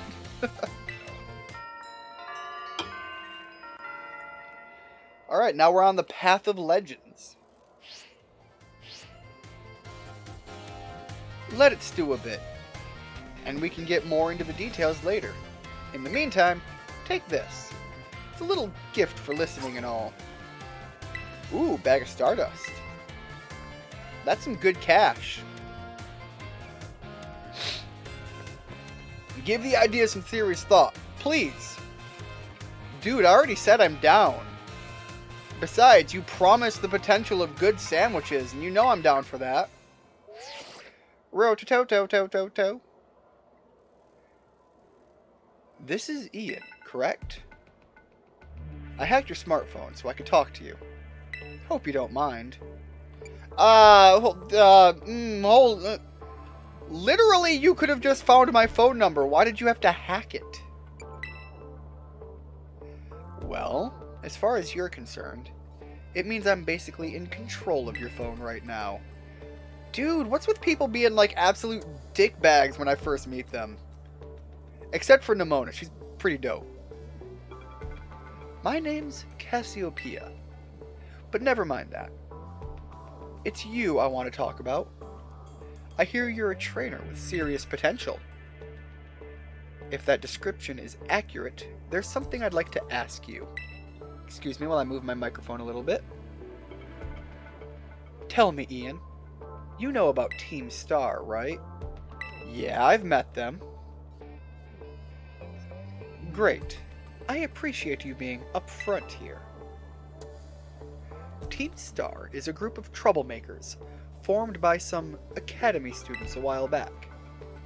They cause headaches for the school and try to bring other students down to their level. And I refuse to sit idly by and let them get away with it. So I've come up with a plan to bring down Team Star and force them to disband for good. Well, honestly, I don't so much mind Team Star being like a club. I just think they're being a little too forceful and need to chill back a little bit. I call it Operation Starfall. But I'll need allies to carry out this operation, and I'd like you to be one of them. Again, seems a little dickish, but I mean, we'll see where it goes. No need to reply right this second. We can discuss the details some other time. Till then, I'll leave you to it. Bye. This person could have just called me on my phone, but instead legit full-blown hacked it. Ah, Master Ian. Please, do try to keep your voice down if you're making calls within the school, won't you? Yes, sir. You don't want anyone else overhearing any personal information, after all. Honestly, there are so many things we need to be careful about in this day and age. On you go then, young man. Do be careful not to trip and fall. Yeah, clearly there's something more going on. Team Star, you say?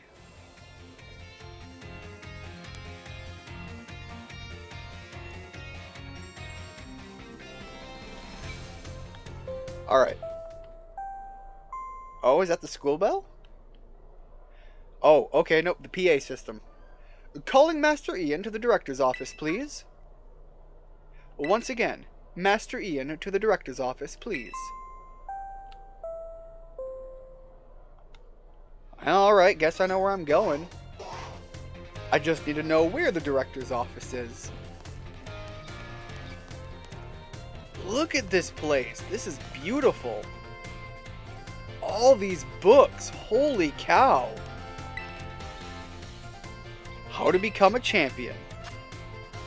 For Pokemon trainers who are out to grow stronger and wiser, there's no higher calling than becoming a champion. To reach that lofty rank, you must pass a test administered at Paldea's official Pokemon League headquarters.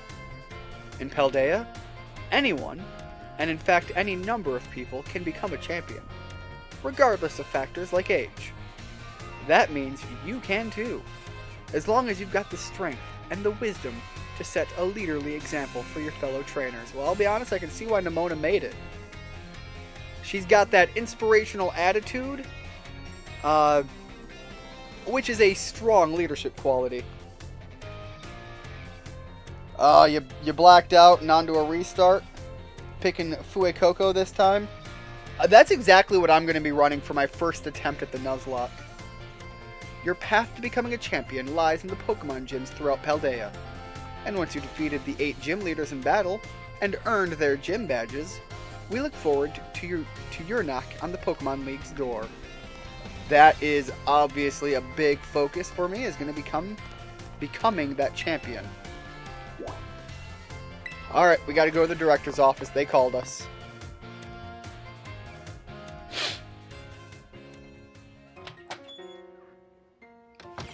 Yeah, something about the premise of the fire starter sounds pretty good for the Nuzlocke run. Thank you for coming, Master Ian. Have you been enjoying your time here at Naranja Academy? Yeah, I'm actually really liking the people here. That is most wonderful to hear. Now, you may be wondering why we could not have simply conversed earlier in the cafeteria. But let me assure you, there is a reason why I asked you to meet me here in my office. It seems that a friend of mine has a rather serious matter they would like to discuss with you. Ugh, sorry about that.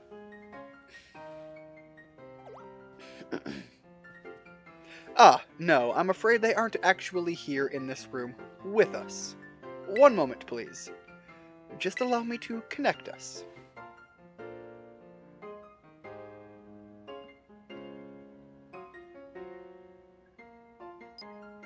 Mommy Sada! Sorry, got a little excited. I apologize. Hello, Ian. It's nice to meet you. My name is Professor Sada. I carry out Pokemon research within the Great Crater of Paldea, a site known as Area Zero.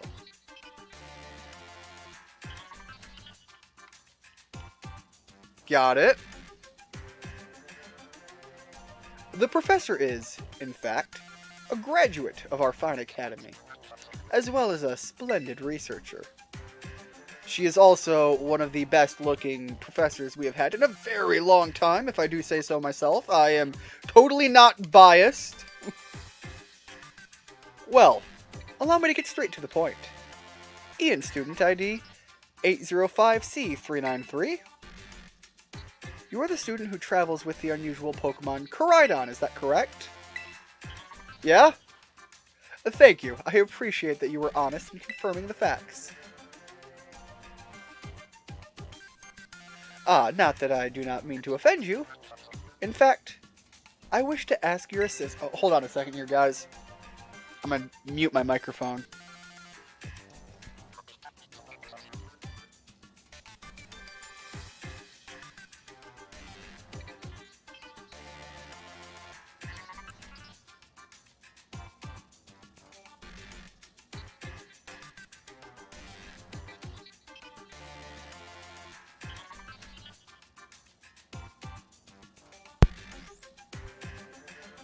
Alright, I am back. I am terribly sorry for that. I just really, really had to blow my nose, and I know no one wants to hear that.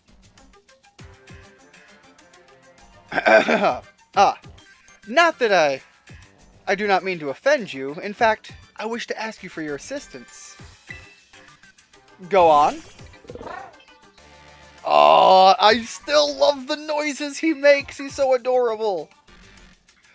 Oh, how good to see that. How good to see that you are well. Oh, this is Sada. I thought this was the director. It has been quite a while since we last met. Koraidon was once in my care, you see. Its Pokeball was also originally mine. I assume you received it from a young man named Arvin. I am no longer in any position to be able to manage that Pokemon myself. This is what I would ask of you. Will you continue looking after Koraidon on my behalf?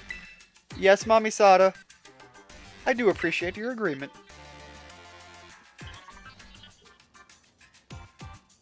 Koraidon has been greatly weakened and is currently incapable of battle. It can, however, take on a form specialized for mobility. In all likelihood, it will require some time to fully regain the capabilities it once had. I will provide you with my contact information. I have Mommy Sada's phone number.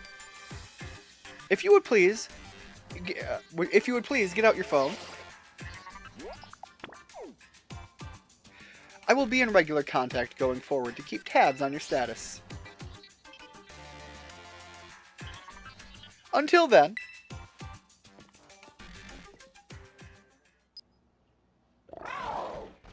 Oh. Could this Pokemon have its origins within Area 0? Clavel, don't be making yourself out to be a bad guy. I liked you so far. Sada, don't tell me you actually did it. Did what? Give me the narratives. Present to me the story. Well, it seems that the professor is asking quite the favor of you. But of course, the Academy is always here to support you in any way that we are able. I do hope you'll continue to enjoy your school life, together with that Koraidon. Look, that's not going to be too hard. The guy comes out and starts making the most adorable noises. Hello? Excuse me? Oh, you're still here, Ian. Oof. Getting called into the director's office? How'd you land in that much trouble already?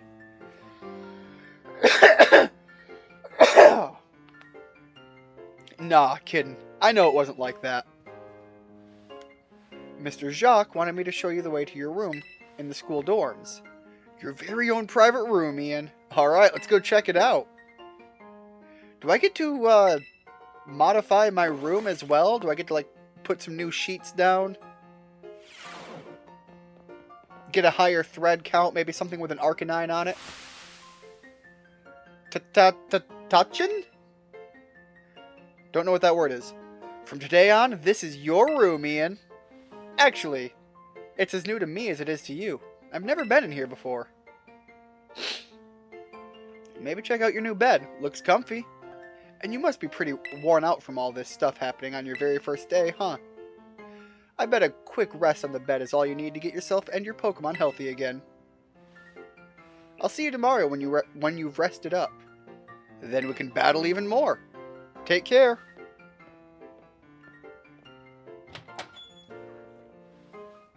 God, I feel like my character looks like such a dweeb, and I blame it entirely on the pants. Alright, well, let's see, wait, hold on. Hold on. do we have anything else we get to check out on? We got our own personal kitchen. Honestly, this is a pretty cool dorm, all things considered. Alright, can't really do anything. It's all about going for the rest. I really want to be able to decorate this place. You could totally have it be a thing, you know, like go out, get some knickknacks, some plushies, some so on, put them all across those back walls. Get some stationery, maybe a laptop on that desk. And again, I want my bedding. I want my Arcanine bedding. I know I'm being very particular picking out the Pokemon in choice, but point is, some options would have been nice. And frankly, I don't know, maybe they have them. The days quickly fly by after you start your new life at Naranja Academy. And then, at last the day arrives for your true adventure to begin.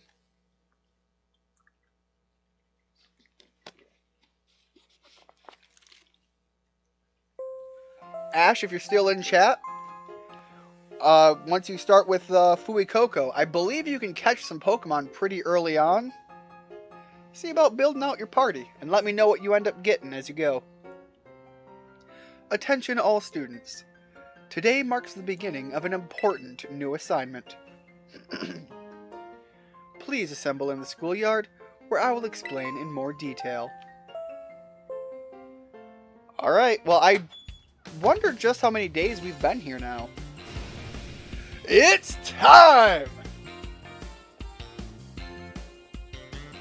I've been waiting forever for this! Come on, let's go out to the schoolyard. Alright, your lead, I'm following.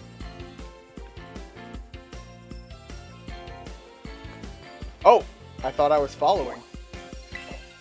Anyways, yeah, to the schoolyard.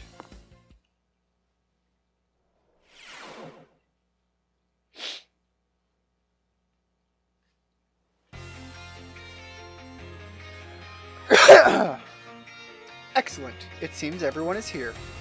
Well then, it's time that I explain your independent study assignment. As usual, the theme will be a treasure hunt. I ask each of you to set out and travel the world in search of your own treasure. Oh, these are some of the gym leaders up here. Yo! I like those designs. You have all learned much within our fine academy walls, but now it is time to turn your eyes upon the wider world and deepen your... Explore Paldea's abundant nature, soak in its rich... Discover the Pokemon that live here, and get to know the people too. Where will you travel? Who will you meet? And what will you achieve? Of course, your Pokemon partners will be there to help you. You will journey together, learn new things together, share each other's thoughts and feelings, and find something you might always treasure. I look forward to welcoming you all back after your independent study, when you return to us as fine young trainers. Let the treasure hunt begin! Onward! Naming it the Spice King. I like that. Fuecoco, the king of spices. The hottest and spiciest of boys. Or girls. I don't know what gender you ended up getting. Oh, and now we got our little Cyclizar or whatever they call it. Tomaya. Okay, again, terms I don't know. It's time for the great outdoors. Come on, Cyclizar, we're heading out. Everybody's riding this Cyclizar, and I'm just going to be like, yo, my Koraidon, though.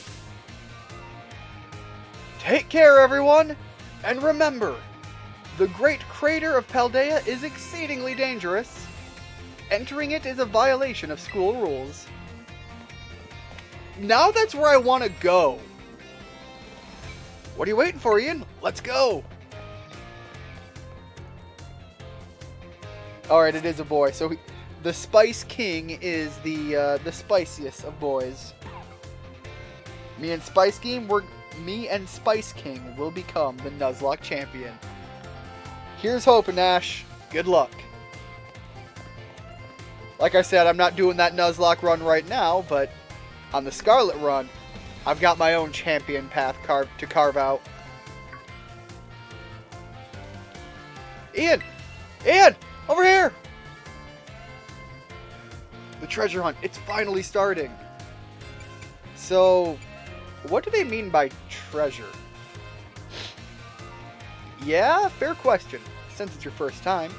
Come on, let's walk and talk. I love her arm brace thing. I don't know what about it, but I like that. The treasure hunt is a huge part of the Naranja Academy school year. The point isn't to get us all looking for some actual hidden treasure, necessarily. We're more just making our own adventures to see what experiences Paldea's got to offer. You could try to beat the Pokemon gyms, you could help out people in need, or you could hunt for real capital T treasure if you wanted even. There's stuff we'd never learn sitting in a classroom, you know? So true. This is our chance to learn it. Plus, there's so many chances to battle, which is obviously perfect for me. You and me, for sure, got a battle if we run into each other out there. Hope you're ready. Oh, you know it. Oh yeah, battling can wait. I know that's like very alien to my persona, but trust me. I meant to tell you. Did you know your phone's map app lets you set your destinations yourself? You could try setting one of the gyms as your destination. That'd get you on your way a lot easier. How's that for a student council president? Giving your own friends an insider advantage? It's not really an advantage knowing how an app works, but okay. Arvin! Insider advantage? Jeez. You make it sound like we're cheating or something. All I did was suggest that he check out the gyms. It's up to Ian whether he goes or not. Ian's gonna have his hands full searching out Titan Pokemon with me. He doesn't have time to waste on something like chasing after the champion rake. Now hold on, Arvin! I said I'd help you with your spices. But we're talking about championship here. Me and him are going to be too busy visiting the lairs of Titans and nabbing their Herba Mystica. And Serio? Don't go filling his head with weird stories. Hey, all I did was invite him along. It's still up to him whether he goes, right? Excuse me guys, I've got a phone call to take.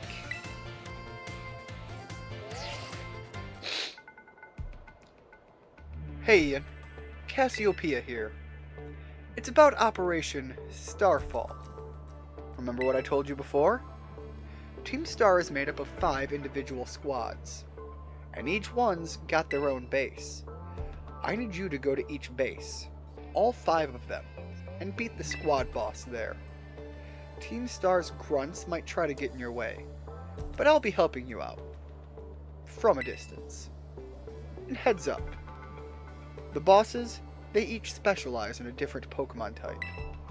Just remember the names of their crews, and you'll figure it out. Still, no need to worry. With your skills, I'm sure you're more than up to the task. I'll just go ahead and add the base's locations to your phone for you.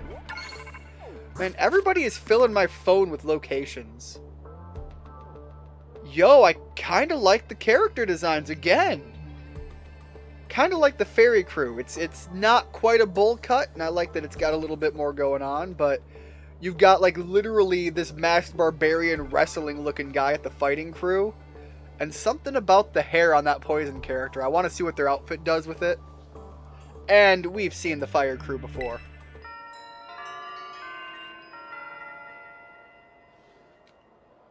Ash, that's my favorite one of them too. Oh, wow, hold up. Your favorite starter in Gen 9 is Fuecoco. Not gonna lie, like I said, I chose between Sprigatito and Fuecoco, and I just kind of based which one I wanted to go with here, based entirely on which one do I want to have for the Nuzlocke run. I agree. I love Sprigatito, it just like speaks to me, but Fuecoco is another powerhouse entry. Your favorite starter in Gen 9 is Fuecoco. It's my favorite one of them too. I think when I pick Fuecoco, I will always name it Spice King or Spice Boy. You know, unless it's a female, then go ahead and look up some of the Spice Girl names. You might have some fun with that. It was an old band thing way back in, like, was it the 90s? Had to be the 90s. Anyways, it was like a girl band thing. Some of them went off and became popular in their own right. But beyond that, it was an entire movement in its era, and you might have some fun with that. Good luck with those bosses. I'll hook you up with some nice rewards every time you beat one.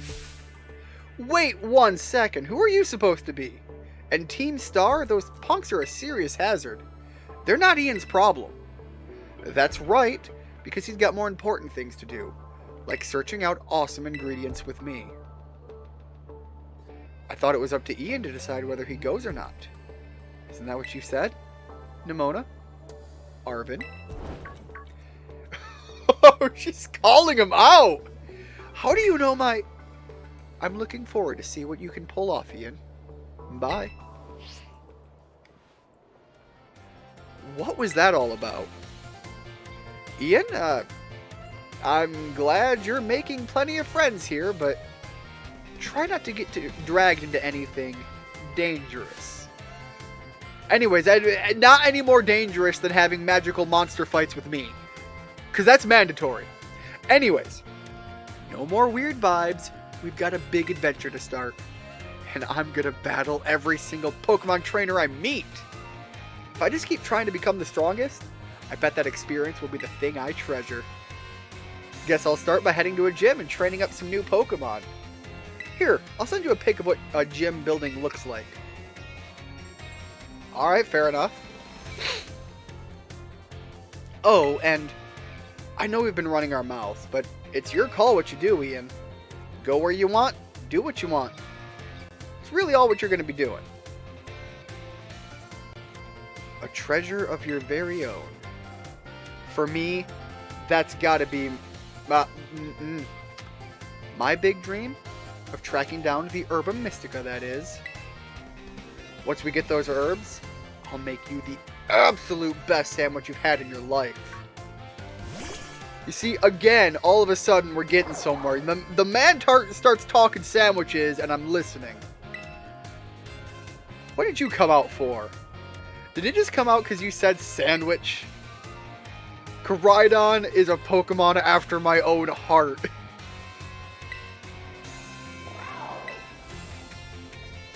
It seems like it wants to start moving. Is it telling you to go on, Ian? Alright, press the start button to get on Koraidon. The B button will have it jump. And press the start button again to get off. To be honest, the handlebars are a little weird. I find it kind of funny. Oh, look at him! Look at him, beefy boy! Whoa, it transformed. Now it really looks like some kind of weird Cyclizar. As long as you've got Koraidon, you can go pretty much anywhere.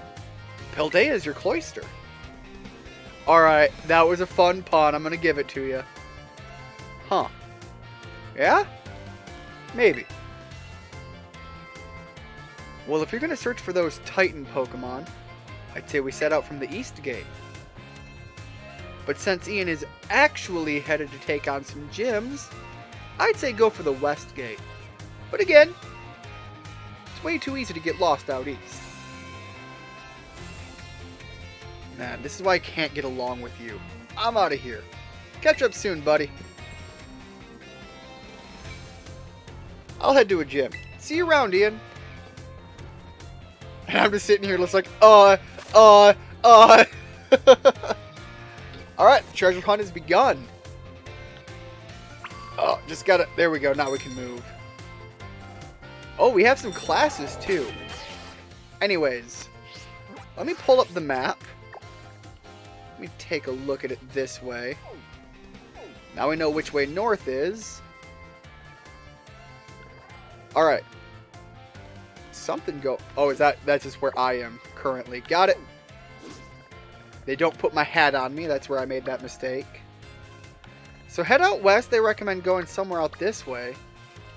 Where's the grass... Okay, grass leader's out this way. So if I go the Herba Mystica route, I can kind of work my way in that direction. I don't so much mind that, and I think the Herba Mystica thing here is going to be a lot of desert land. I think this is where we've seen some trailer stuff.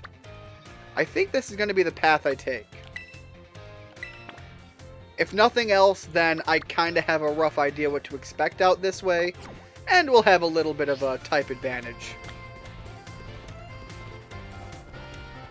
Alright, there are mass outbreaks occurring. Let me take a look here. I want to see something. Is there a way for me to see where the mass outbreaks... Oh, there we go. We're seeing a lot of these, and I don't see any actual Pokemon. I wonder if that's what they're talking about so far. Let's get a little further out and see if we can't make heads or tails of what's going on. Alright, and we can send our Pokemon out while we're on here. That's good to know. So even though we're on Koraidon, look at the hoppy boy. Big hops. Hops for days. So even though that we are on our travel Pokemon, we can still quick release and throw out some Pokemon to deal with some damage. Hello, this is Ian's phone, right? It's me, Arvin. I was a bit worried about whether or not you'd managed to set out yet. You did end up deciding on going east, right? If so, you're not that far from the area where the Stony Cliff Titan is said to make its lair. Stories say it clings to cliffs, practically becomes part of the stone, then attacks from above. Though, maybe don't be staring up overhead all the time to look for a Titan, only to go tumbling off some cliff you didn't see. Like earlier on, when you went tumbling down that cliff you didn't see. If that ever does happen, you could open your map app and call yourself a flying taxi to pick you up. Some of those rocky areas are like a real maze, so try not to get lost, buddy. And if you find a Titan, let me know. Alright, let me see here. We see some new information. This duel is simply fabulous. Let's celebrate by Richard coming out with the Yu-Gi-Oh! Abridged quotes and talking about the Spice Girls movie. A shiny Rookidee! Oh, that's a fun one. Little jealous, Richard. Let your brother know that. I'm a little jealous of the shiny Rookidee. Although I do have my shiny... My red boy, my Charaznabel. Kinda hoping I find a few more, but you know, that's always the hope. Shiny Pokemon are fun. Yo, guys looking out camping? What you got? I just went shopping for sandwich ingredients. Bought more than I could use. Mind taking a few? Ooh. Egg, pickle, ketchup, olive oil. You put the ingredients in your bag's picnic item pocket. Got it? Try making some nice tasty sandwiches. Picnic's not a picnic without them. Since you're here, want to kick back with your Pokemon and sit at my picnic for a bit? Yeah, we'll take a look. What do you got going on? Do we get a sandwich? Looks like you and your Pokemon are good to go. Come on by and kick it sometime. No problem, my man. Oh, that was a wild young goose. I thought that was one of yours. Whoops. Oh, whoops. I ran into it thinking I was going to talk to it because I thought it was one of his. Okay, let's go with Wet Bones.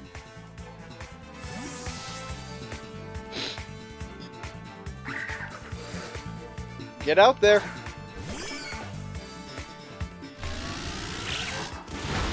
The payback doesn't work if we haven't struck you first. Let's hit you with a mud shot. Alright, so I know I'm fast enough already. I'm outspeeding it. Now the paybacks might hurt a little bit. Or is payback the one that has a set damage? I don't remember. Slap him with that poison tail.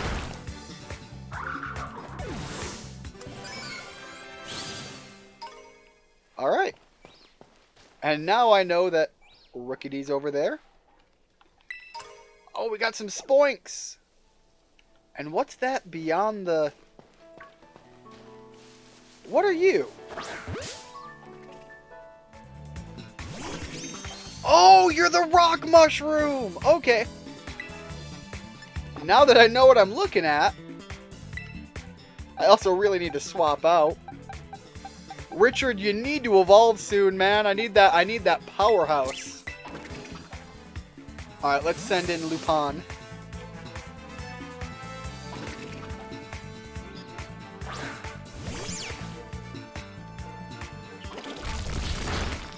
I know we've got a couple of fans of anime out here. If you are ever looking for a show to watch, I highly recommend watching Lupin the Third. It's a long-running series. Some of the earlier episodes are pretty old by now. But it's a fun show. Alright, now we can catch the Knockly. I guess that's what it's called. Yeah, Lupin the Third is basically a show about the gentleman thief approach, but it's like the grandchild of the original Lupin. It's an interesting idea. It's a fun show. Knockly, the rock salt Pokemon. It was born in a layer of rock salt deep under the earth. This species was particularly treasured in the old days, as they would share precious salt. Alright, let's send him to the box. We'll start evolving some newer Pokemon once we kind of build out a more combative-ready team. Anyways, gotta get me a Shinx. I saw this guy walking in the background earlier. And we're kind of starting to get to something that I'd be more confident in having Char fight, but the level drop is just, it's not in his favor yet. Alright, let's send Winnie out there. He'll at least be able to take the electric moves from Shinx without too many issues, and he's got some good quick attack going for him. Alright, now we're getting into some rain. I'm intrigued with the change in weather happening literally while I'm battling.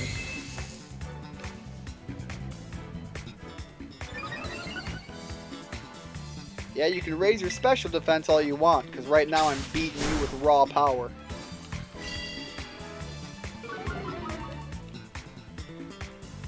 Alright, let's toss that Pokeball and move on. We got a few more Pokemon in the area I don't have in my Pokedex yet.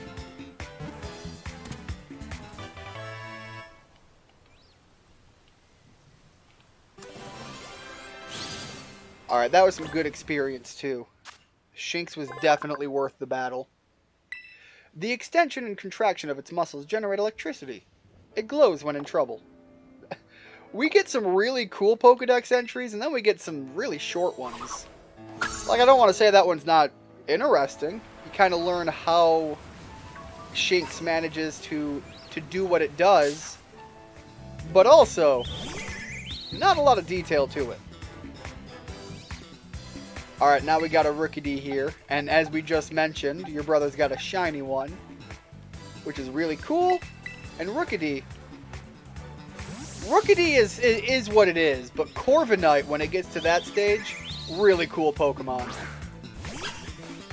Again, I have mentioned before, I tend to really like the regional birds, and Rookidee, pretty strong contender on that. Hit it with a quick attack. I don't want to hit it with a Thunder Shock, because I'm looking to catch this one. We're below the halfway point on HP. Let's try to give it a Pokeball toss.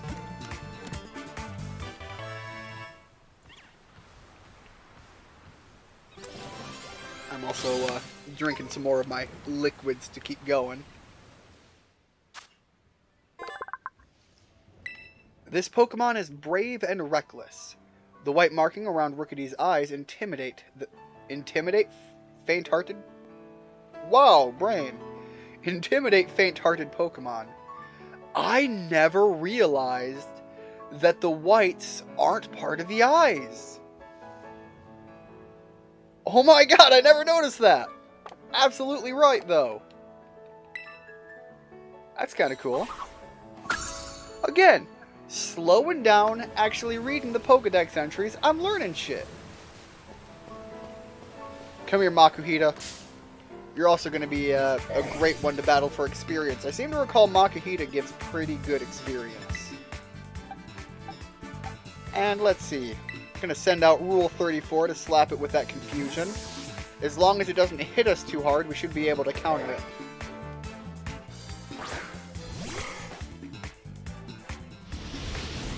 Alright, the focus energy, you're gonna up your crit rate. Hopefully we can nail you with this alone. Missing on the fake out.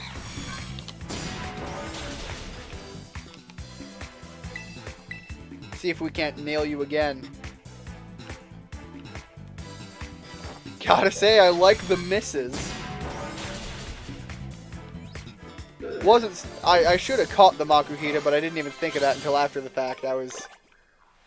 Ooh, alright, here we go. We got another shot. I was too focused on actually trying to beat it for the experience buff. Alright, this one we're going to try to catch. We're going to send out Lupin for the job. Also, as I have found out, level 16 is not the evolution range for Sprigatito, so we've probably got the next threshold, if it's going to be one of the levels I thought of, is going to be 18.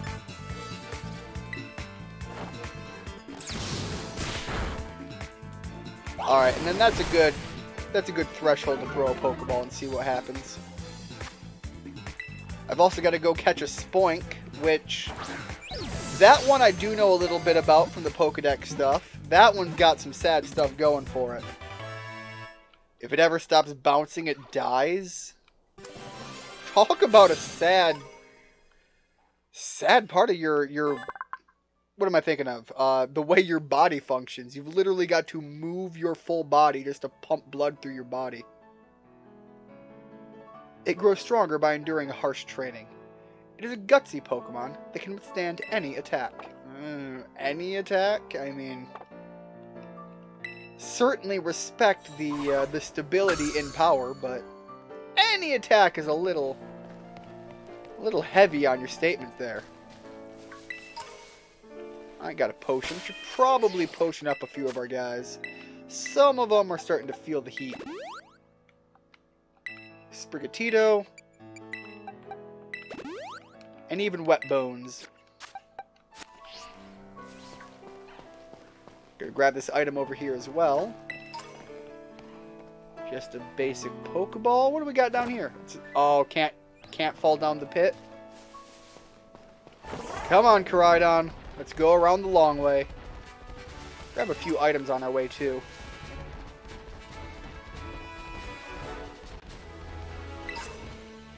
Oh, wait. Meant to get off Koraidon. Because if I change my party layout and put Lupin up front, I think we can go around getting some experience for the back grows while we deal with some wild Pokemon. Yeah, there we go. And look at him go! I don't have to tell him again. He is just ready to go on the murder. The murder spree. Sprigatito knows no limits. Love the murder kitty. Alright, come back here. What do we have going on back this way? Well, go deal with that problem. And then head this way? I imagine they're rock type, so yeah, Sprigatito can deal with them pretty quick. I'm going to stick with this for a second and just kind of gather up some experience. Again, I'm expecting the evolution sometime around level 18 or so. And I'm curious what the middle form is, because I've mentioned that I've had the final form spoiled for me, but I have not seen the middle forms of any of the evolution lines, for the starters. Oh, you're done? Fair enough. Spoink! Gotta get you in a ball. I'm filling out that dex. Alright, give it a bite. Forgot it's part psychic, and that nearly took it out. But it didn't, so we're all good.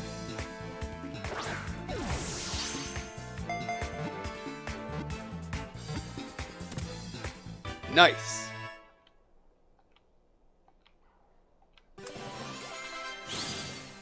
Magikarp's one step closer to the Gyarados strat. Yeah, here it is. Spoink will die if it stops bouncing. The pearl on its head amplifies its psychic powers. So we're continuing on with the classic knowledge of the Spoink strats. The Spoink strats for living.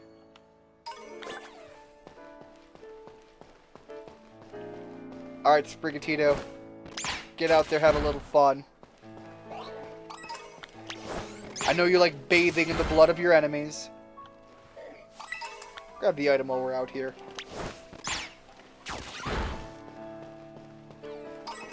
Okay, actually, while I'm out here, let me take a look. So, I see nothing that necessarily shows this as necessarily being what I'd call a mass outbreak. It's more just like these are the Pokemon that are existing in the area. Yeah, we have a whole group of the new Electric Bear guys, but he's not even one of the Pokemon showing up. Speaking of, go have a little fun, Sprigatito. Let's see how close we can get to that evolution point just by dealing with these guys.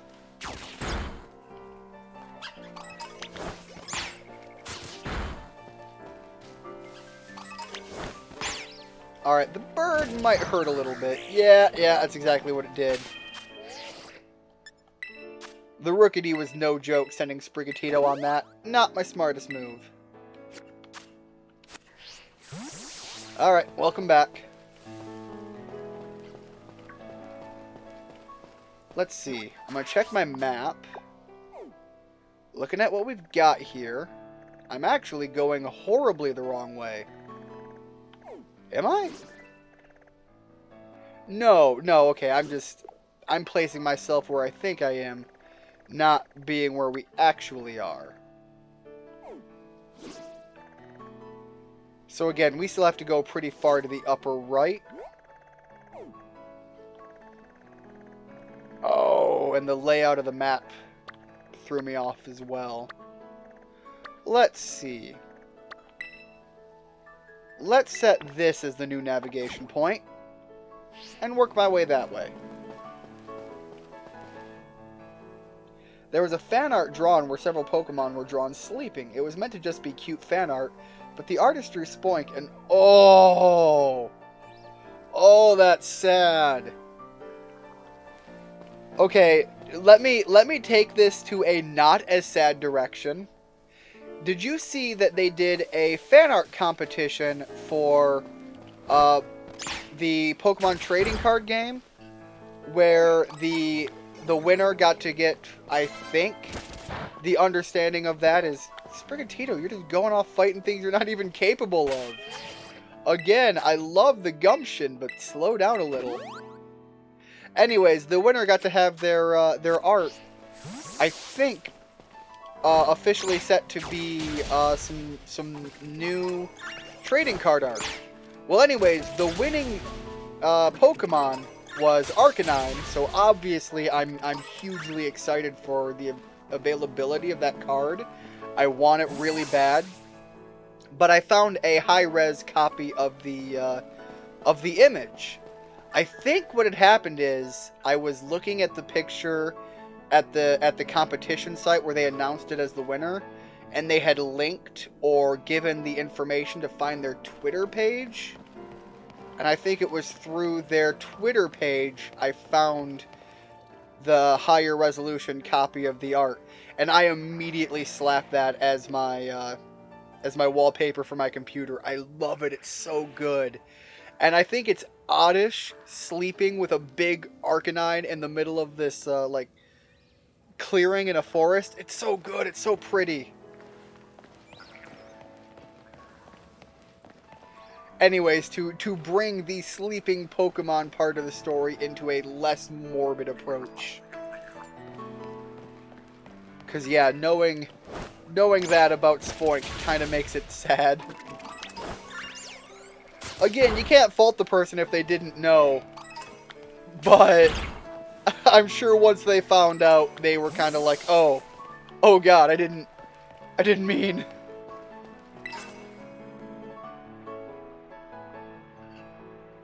Tarantula Lettuce and Fuecoco the Spice King.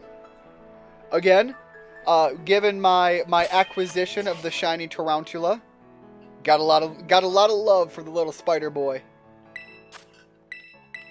Hopefully he'll do you good in your Nuzlocke, Ash. I actually didn't know about the fan art competition. Really? Go check it out. They have a lot of really good art for it.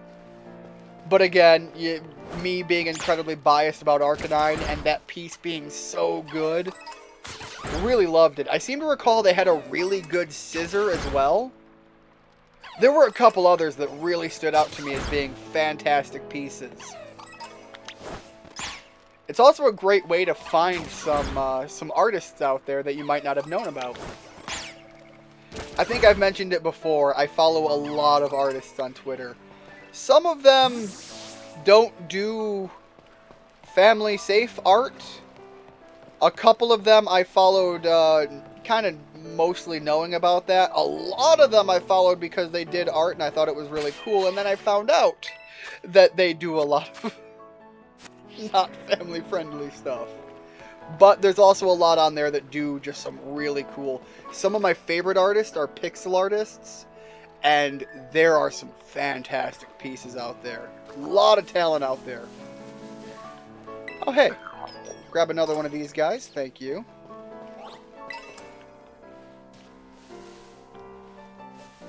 Let's see what else we've got going on in here.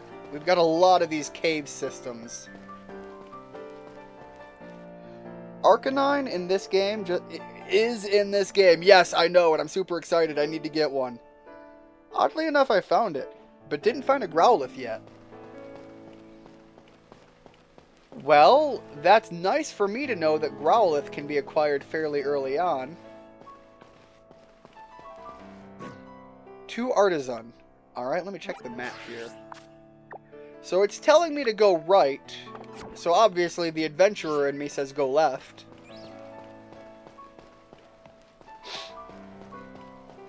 I know they told me to be careful. It's very easy to get lost in here, and I'm immediately just like, yeah, but adventure. It calls to me. It speaks to my bones.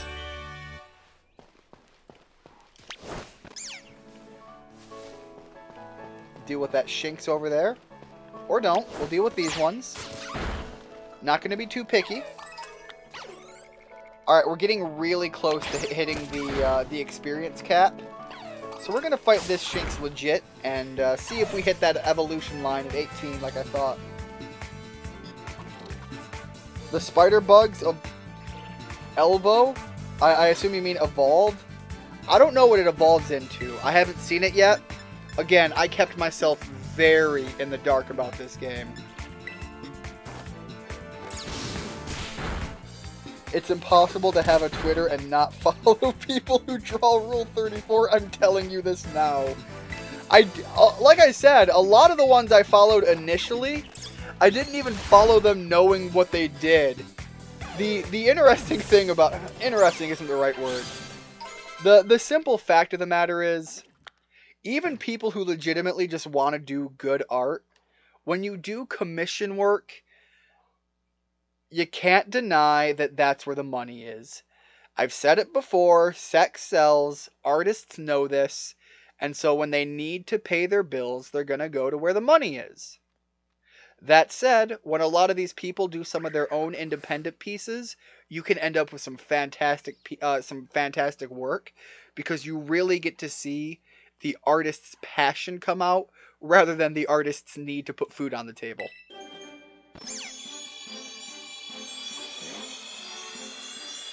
I don't exactly know where I found it specifically, but the Arcanine was one of these cases where, in some areas, there's a higher level evolved Pokemon and a group of others. The Arcanine was level 30. Alright, Lupin evolved into Florigato. And again, we're kind of leaning into that rogue element. This is kind of almost pseudo-ninja-like. Like, it's got some... I'm getting some, like, rogue element feeling to it. Again, playing, like, Dungeons & Dragons and things. It just kind of speaks to me in that sense. I forgot to read the Pokedex entry. Whoops. Let me take care of that right now. I've been reading all of them. It would be a terrible... Where is the... There it is.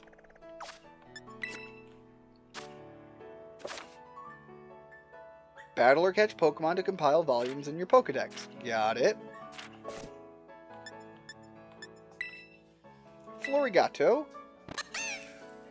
Florigato deftly wields the vine hidden beneath its long fur. So yeah, it is basically like a ninja assassin kind of thing.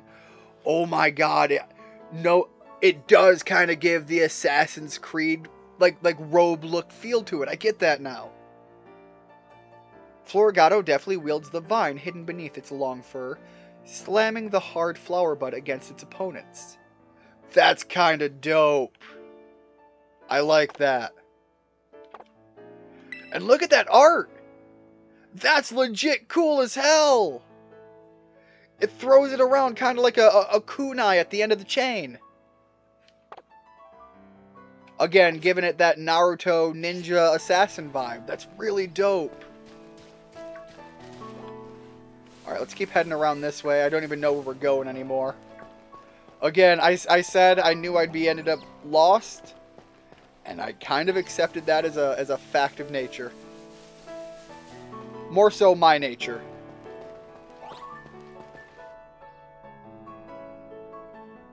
Let me go through here. I'm playing Pokemon Violet. My brother actually got another Sprigatito through Surprise Trade, really cool. Which is the Wonder Trade in this game, so I ended up getting that already. So you've already got yourself another starter, nice. So, Nuzlocking Violet, picking Fuecoco. Don't like the Scarlet Legendary. Well, you know, a lot of people are going to have their own opinions on which ones they like. I've mentioned it before, on the box art cover, I have a huge draw to the kind of powerhouse barbarian energy that this Pokemon gives off, and I really love it for that. Let's climb up the ladder, actually. And so, like, I leaned into it for that feel. I like it for that. I like the color scheme and the color play. Also, the kind of LED light-up vibes you get from the Violet Legendary. So I can look at both of them and just be like, both are really cool for their own different reasons. What we got up here? Okay, this maybe seems more like just a way to survey the land and figure out where you want to go. But yeah, so I can definitely look at both versions and find pluses and, you know, pros and cons to them. I just love the big beefy meat boy, essentially. And I've said it that when I first saw the Violet Legendary, I only saw a giant rocket-powered dick. I can't deny that's what I saw when I looked at it. And so I initially had some adverse reactions to its design. After the initial release, when we got to see its other like ride forms and we got to see it in the world, I grew a lot more love for it again, but I can't deny that I saw a rocket-powered dildo the first time I saw it.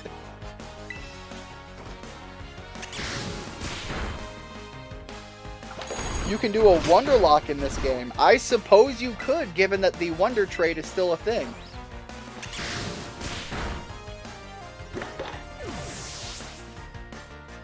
So, I almost think what they're going for in that flower design is maybe like a yo-yo thing, looking at how it sends it out and brings it back. But again, Maybe it's because I've played a lot of RPG and like action combat games. I look at that and it's kind of like the bladed thrown weapon at the end of a string that a lot of like ninja characters run with.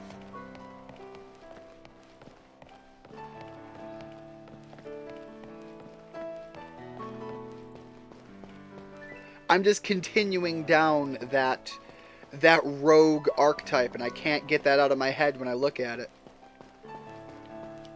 Send you out that way. Good job, buddy. Yo, what is that over there? Also, there was literally a root of muscle. And I don't know how I feel about that. You're gonna do the standard Nuzlocke first? Well, it's probably a smart route to stick with what you're familiar with if you're gonna take a challenge on a new game as it is. Especially if you are doing something like I did and intentionally keeping yourself in the dark. So, from what I understand about this, this Jigglypuff running around big glowing energy is going to be a special terrestrialized Jigglypuff. So I've got to lay out my party in a way that is going to give me an advantage engaging in it, because I don't know what it's going to do for its typing when it swaps out. So I'm going to start with Wet Bones. I don't know what level it's going to be or what stats it's going to have. My running in strategy is to try to slow it down so that anything I swap into can have a little bit of a speed advantage.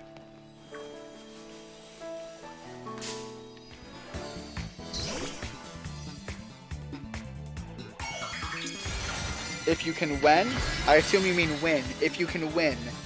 At which point, you know, look, I'm still going to hold out hope. And the thing about a Nuzlocke is losses happen. And as long as you know, pick yourself back up and try them again, the win will come eventually. You'll learn a little bit more every time you run through. What choices you made that you might change up next time. And you learn a little bit about what the challenges that you'll be facing down the line are going to be as well. It's water. Your brother battled it a little bit ago. Yeah, I can kind of see that it's water at this point as well. Also, it's the same level as my Wet Bones. Alright, we got one speed drop. Can we get two before we go down? Alright, there's the second speed drop. At this point, I'm fairly confident in our... thank you for healing me, Jigglypuff. I guess we'll hit it with another Mud Shot. I was actually going to swap out, but if this Pokemon's just going to heal me, why would I do anything else? I never give up. That is a fantastic approach to take. Can I not throw my Pokeball? Oh! Do I have to fully beat the terrestrialized Jigglypuff before I can try to catch it? That's new. I expected getting it low enough I could try to catch it. Alright, the cute charm's kind of rough. Now the terrestrialized broke. Oh, okay. So now that I've battled it long enough, the terrestrialize effect broke, and now I can try to catch it. Again, like I just said, learning things as you go.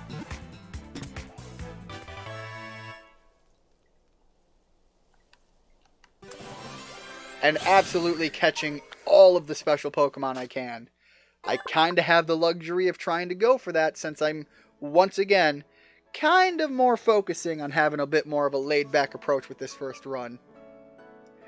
When its huge eyes waver, it sings a mysteriously soothing melody that lulls its enemies to sleep.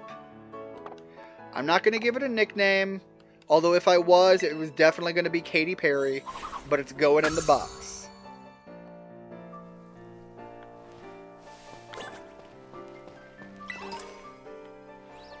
Cause baby, you're a firework. I think that's Katy Perry, right?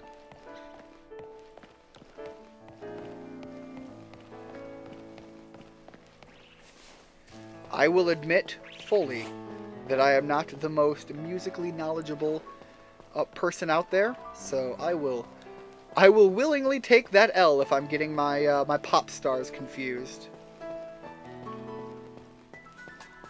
Been having some nice battles, yes, but mostly with wild Pokemon. Please heal my Pokemon, Nurse Joy.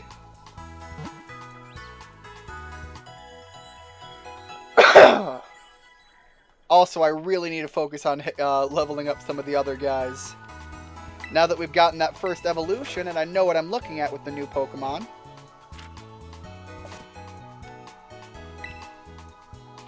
Thank you for the tip. Anyways, now that we got our first evolution, we've got some more that we need to focus on and see when they happen. Speaking of, 16 is a common time for evolutions to take place. So let's throw Winnie up front. Also, the electric type. Never mind, I'm not going to fight the wild Pokemon here. Hey Ian. So from what I can gather, the Stony Cliff Titan likes to lurk somewhere in this rocky area. I had to look around, but I couldn't find any trace of it. Maybe it's way high up on a cliff or something. No, that'd be impossible. I don't think it'd be hiding up somewhere that tricky. Anyways, don't go falling off any cliffs or anything trying to search for it. It's out there somewhere.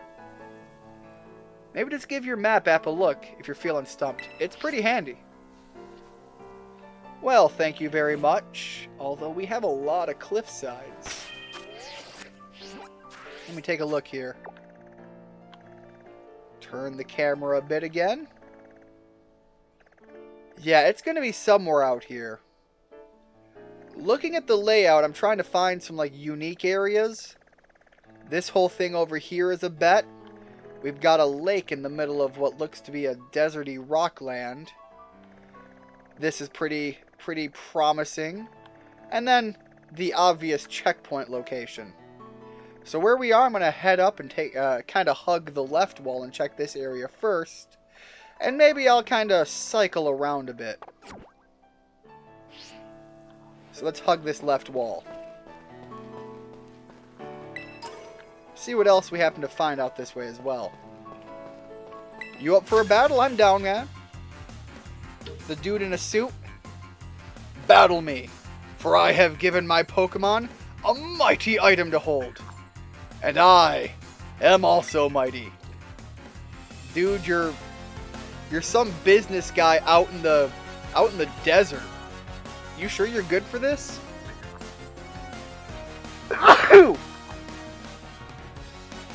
Again, I'm sneezing. Wow. You've given your Jigglypuff a mighty item. Alright, let's see what we're working with here. Start with a Thunder Shock.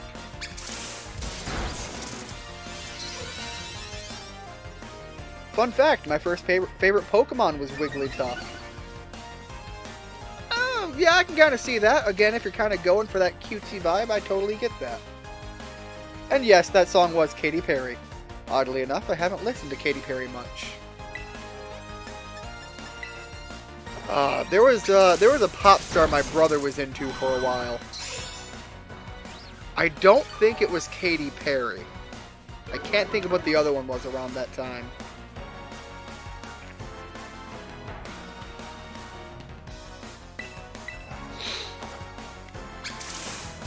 I'd have to ask him who it was, and I think he's currently at work, so I wouldn't want to mess with him. Thank you very much, Richard.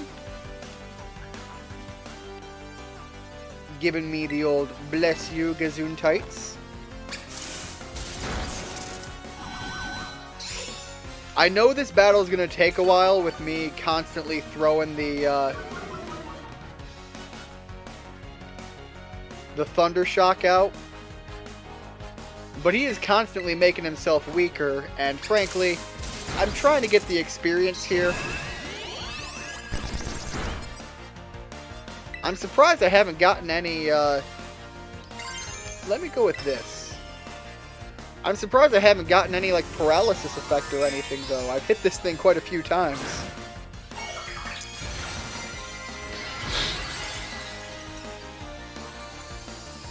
if you don't mind me asking, when you look at Wigglytuff and we're thinking of it being one of your favorite Pokemon at the time, what was the draw?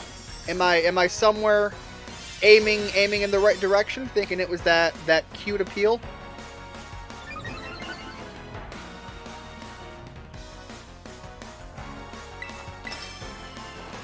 Alright, let's hit it with another Thunder Shock with our Light Bulb Terrestrialized Teddy Bear?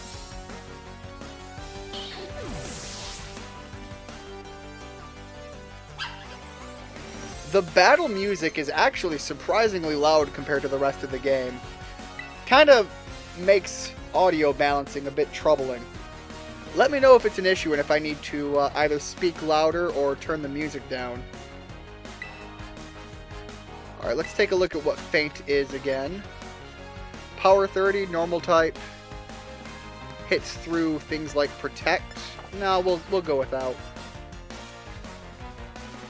Alright, now they're sending out a Skiddo, and I don't remember or know, maybe it's a new one. I don't recognize Skiddo as a name. Man, let's swap into Char for the experience. Again, I don't necessarily know if I hold true to the idea of Char being a particularly powerful battler right now. Oh, I do recognize Skidoo! And yeah, that level difference, whew, he is not sticking in there. Unfortunately, I don't have a lot of decent ones to swap into for the type advantage. So we'll swap into something that can at least take the hit a little bit better. Its ears kind of made you think of a rabbit at the time, and Jigglypuff had that fun gimmick in the earlier Pokemon episodes. Also, the audio sounds good. Thank you very much. I just noticed that the music really kicks it up a notch.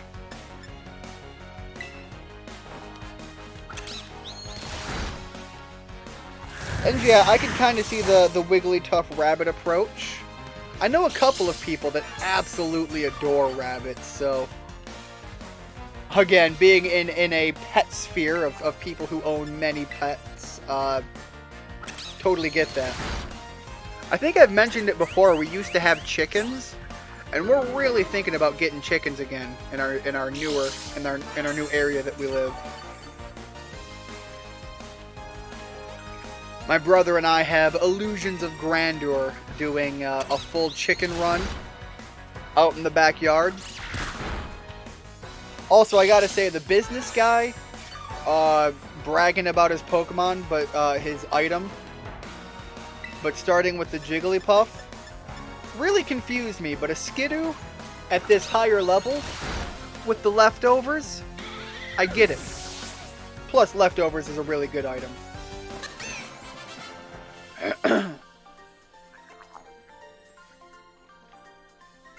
My might and my items meant nothing in the face of a mighty trainer like you. Well, thank you very much, and also, thank you for the cash, man. That's... There are size differences, and I didn't notice this! You're adorable! I want the tiny Rickadoo? What is his name? I don't remember. Rookidee. I was pretty close. Point is I want the tiny baby one.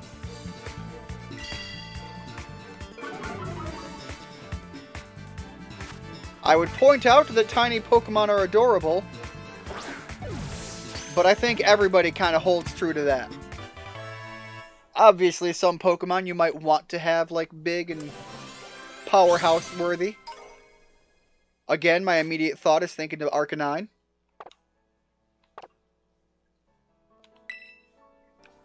You wouldn't necessarily want a small Arcanine, although I could kind of see that. You don't get small Arcanines. You just get more manageable Arcanines. But when I think Arcanine, I think big powerhouse. So I kind of just lean towards the biggest, beefiest Arcanine I could get.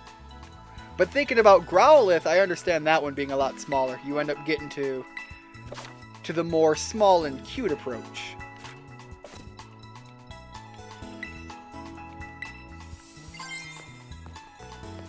Alright, and our Terra stat is charged back up. Who do we have up front? Winnie, who has not evolved at level 16. So now we change into another new one. And let's start getting Wet Bones up. Again, Wet Bones at level 16 might evolve. We're going to check that out. I'm exploring and checking everything. That's kind of my whole strat right now, making my way through this game. Leave no stone unturned. Or at least as few as I can manage. The game is quite large. The thought process of leaving no stone unturned might be unreasonable. I don't know.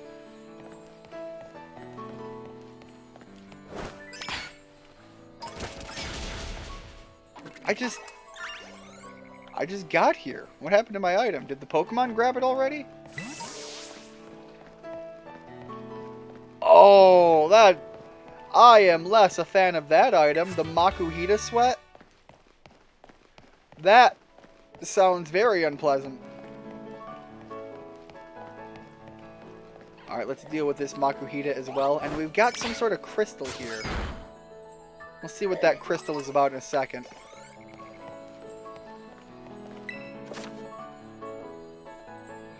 Oh, this is where you get the Terra Raid battles.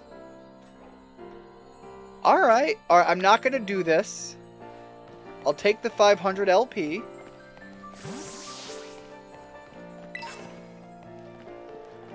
The reason I didn't go for it is I recognized what Pokemon it was.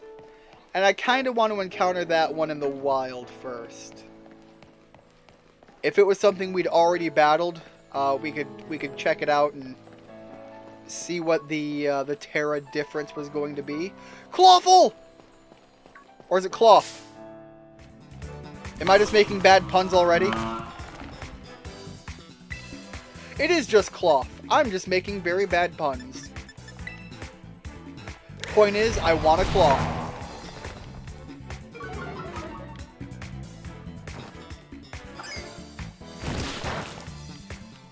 Yeah, the poison's not going to do very good, but if I can manage to get the poison status effect on him, might help me. It very clearly seems to be like a rock-type Pokemon. Alright, we got the status ailment on it, so now I'm going to swap out, again, into something more capable of taking the hits.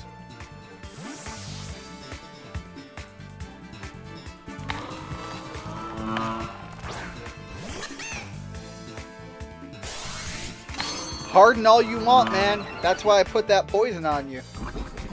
I don't so much care what you do to your stats.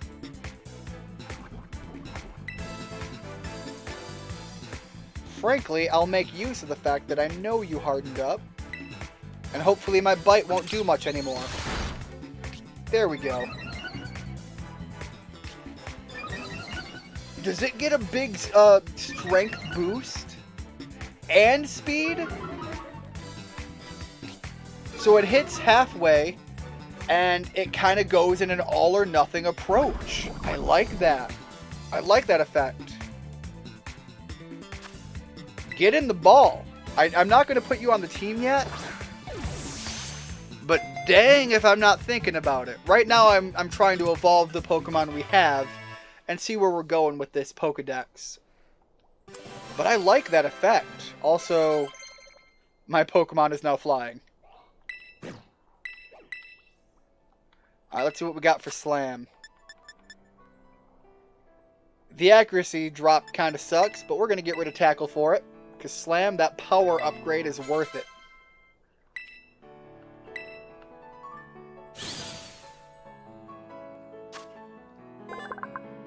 Cloth hangs upside down from cliffs, waiting for prey. But Cloth can't remain in this position for long because its blood rushes to its head. That's kind of sad. But look at him, he's such a fun crab boy. Always return to crab. I should probably also heal up a little bit. pop a potion. And get some of these wild battles out of the way. I saw the child over there. Whoops. Accidentally ran into it.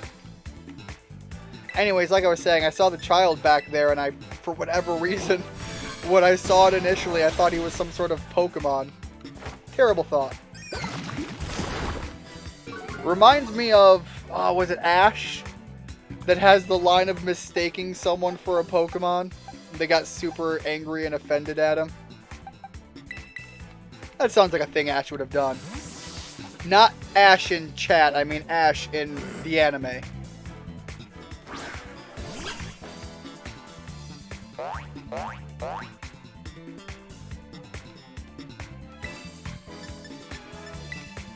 Take that Thunder Shot.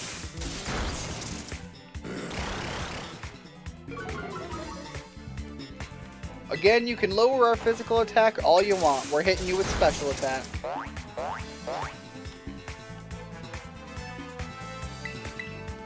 I will say, I know the Pokemon Company wants to have this understanding that when you fight Pokemon, they just faint.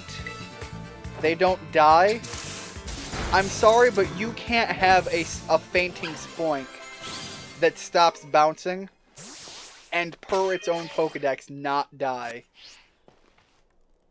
What are you? What are you?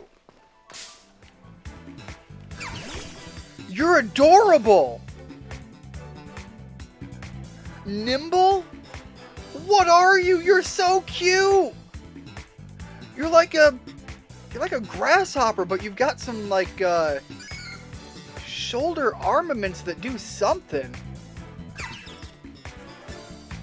I don't know what this Pokemon is, but I love it. It's so tiny and cute and adorable. Send out Rule 34. I'm assuming you're gonna be a some sort of bug type.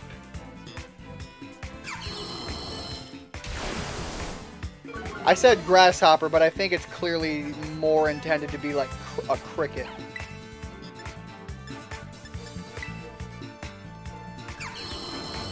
Oh yeah, it looks like they're ending Ash's journey in the anime finally. That's what everyone else is saying.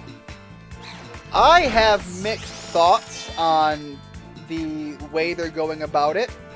I haven't mentioned it at all because I've been aware that he won the championship. But I had some opinions on it that were personally less favorable. But given the direction they've been going, I'm not too disheartened by the ending of the anime, and it sucks because I do remember it fondly. Ooh. Oh, it is a grasshopper, not a cricket. It has its third set of legs folded up. When it's in a tough spot, this Pokemon jumps over 30 feet using the strength in its legs. It's kind of got some cool eye work going on as well. I'm not going to give it a nickname. I don't know where it's going in its evolutionary line, but I really like that Pokemon. Coming in with some fun bug types. I also really need to potion up before I run at another Pokemon again. Alright, there's another Nimble down here. We're going to fight this one through the overworld. And let our Pokemon just kind of go to town for a little bit.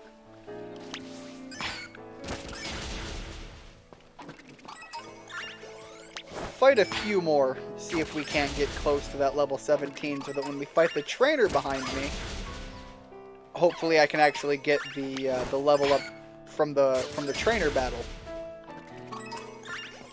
Again, I have no idea when Wet Bones is going to evolve. I am just purely operating off of my understanding of past Pokemon games and evolutionary lines. Get back here, you're not running away. At this point, I've hunted you down far enough. I'm dedicated. Alright, we should be close enough now. Let me potion up again just to make sure we're nice and topped off.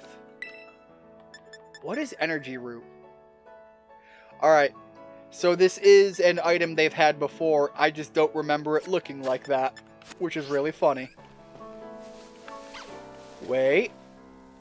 Okay, I saw the zigzag, not the zigzagoon, the young goose back there, and in my head, for whatever reason, I was combining colors and I saw green with it from the grass. I don't know why I saw it that way, but I did, and it was not correct. But that's why I stopped and looked. Which, frankly, worked out to my benefit, because now we've got a skidoo to try to catch. Yeah, the thing I didn't like from what I heard about how Ash won the championship thing is it didn't seem like they made Ash a genuinely better trainer and that's why he ended up winning. It really just sounded like they nerfed God, what was his name?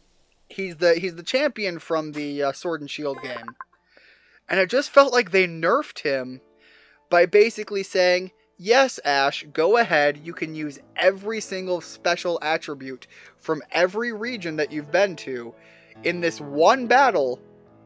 And it was just like, man, you really just said, Ash, go ahead and do everything all at once, when at no other game are you allowed to ever do more than one special thing.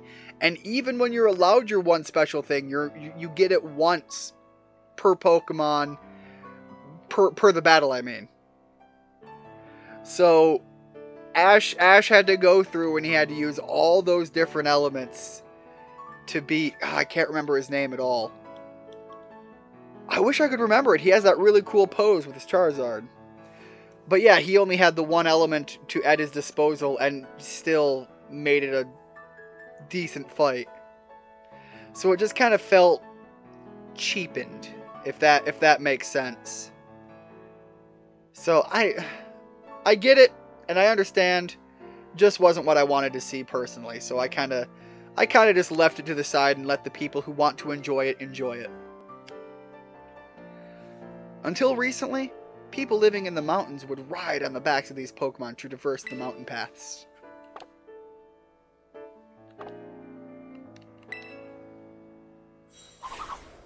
But yeah, I was kind of slighted ever since the, ooh, yeah, almost ran right off the cliff again. I kind of was slighted towards the show ever since the I want to say soft reset, but in some ways it was a hard reset as well, from the Sun and Moon era. Like, you're coming off of a version of Ash that has grown and gotten better every single season, and then you kind of do a weird pseudo reset in the Sun and Moon era, and then partway through we're kind of just like, yeah, but what if not? But also yes in other ways, and it felt really half-assed at that moment.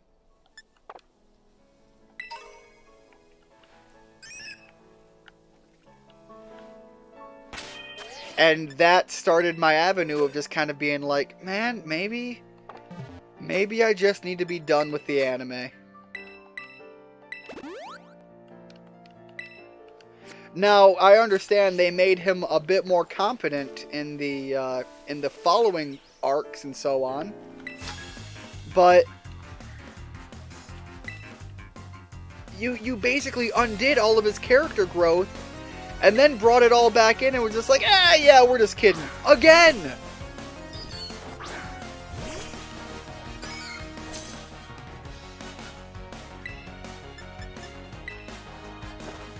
Alright, Wet Bones, let's hit that level 18 in this fight.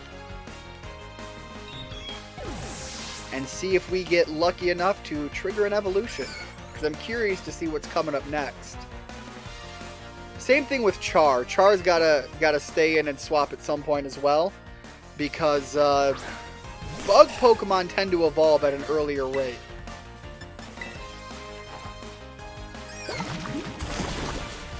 And I really want to see where he goes. Again, I've said it before, I like spider Pokemon. And so I'm curious to see what he turns into.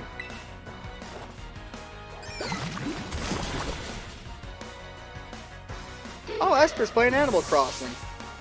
I haven't played Animal Crossing in so long at this point.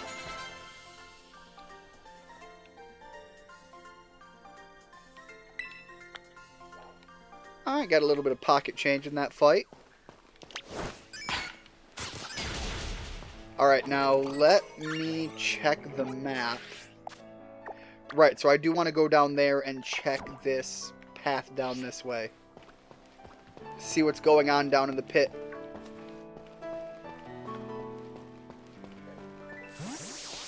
Are we going to get maybe some newer Pokemon spawning in? Are we going to find our Clothy Cloth boy?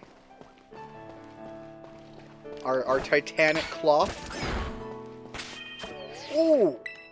That hurt! Yeah, definitely potion up after that.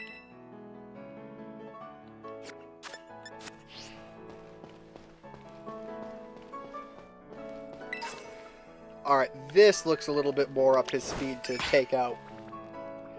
Get in there, have some fun, tear him apart, get that experience.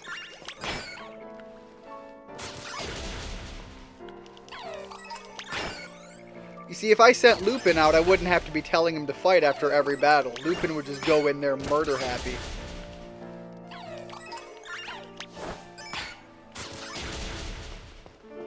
Grab the item. And let's keep our eyes out open for that cloth. Because we've got the whole cliff sides here that we got to keep our eyes on. Although, I kind of think if we were going to find it, it would have been in that larger open area. So we'll keep wrapping back around like I suggested early on and see if we can't find it. What else do we got out here?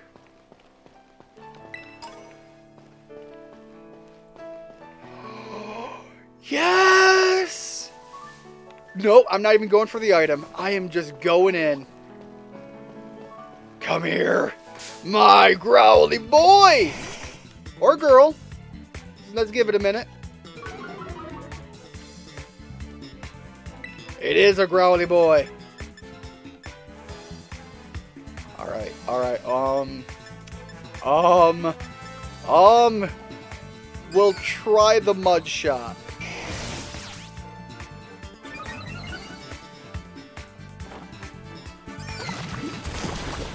Okay, that was good enough.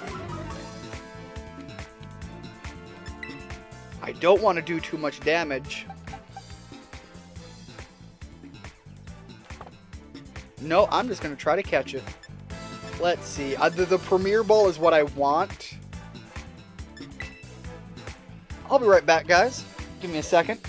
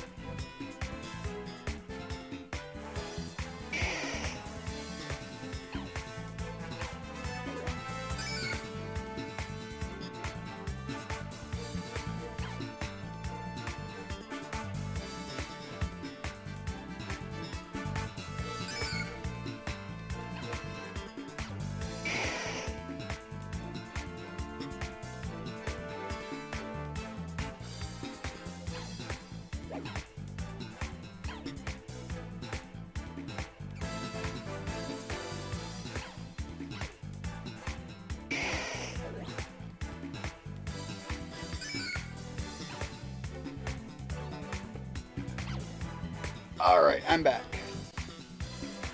Apologies about that. I don't want to hit it with another mud shot. If I accidentally crit it, I'm going to be devastated. The Poison Tail It cut our attack when we got in. Maybe Slam won't be that devastating. My fear about the Poison Tail is actually poisoning it. Okay, that was great. It didn't do nearly as much damage as I feared it might. And we have some revives in our bag. So at this point, I'm going to try to catch it in the Premier Ball and hope I get lucky.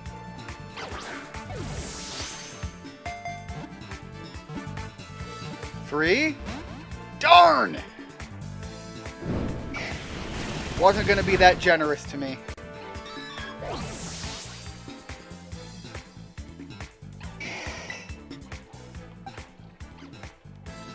Alright, we'll send Winnie out. We can always go back to the Pokemon Center. It's not the end of the world. It's not like we're doing a Nuzlocke right now. Then I'd be making some very bad decisions.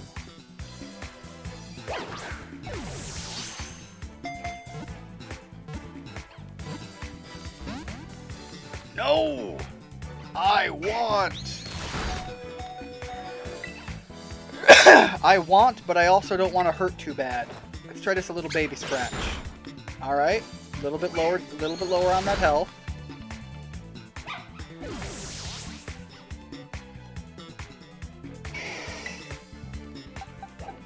Alright, from here we're having type disadvantages that are going to start to hurt. Let's send out Rule 34. First of all, if I'm lucky and I catch it, that'll be some good experience.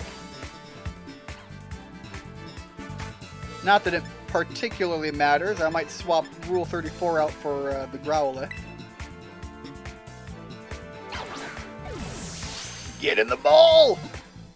Get in the ball!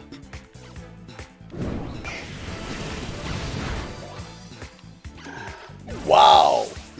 That power.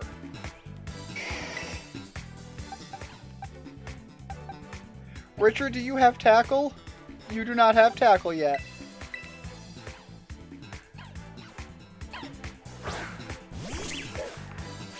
Alright, Char. We're gonna up our game a little bit. We have a Great Ball. Growlithe, get in the ball!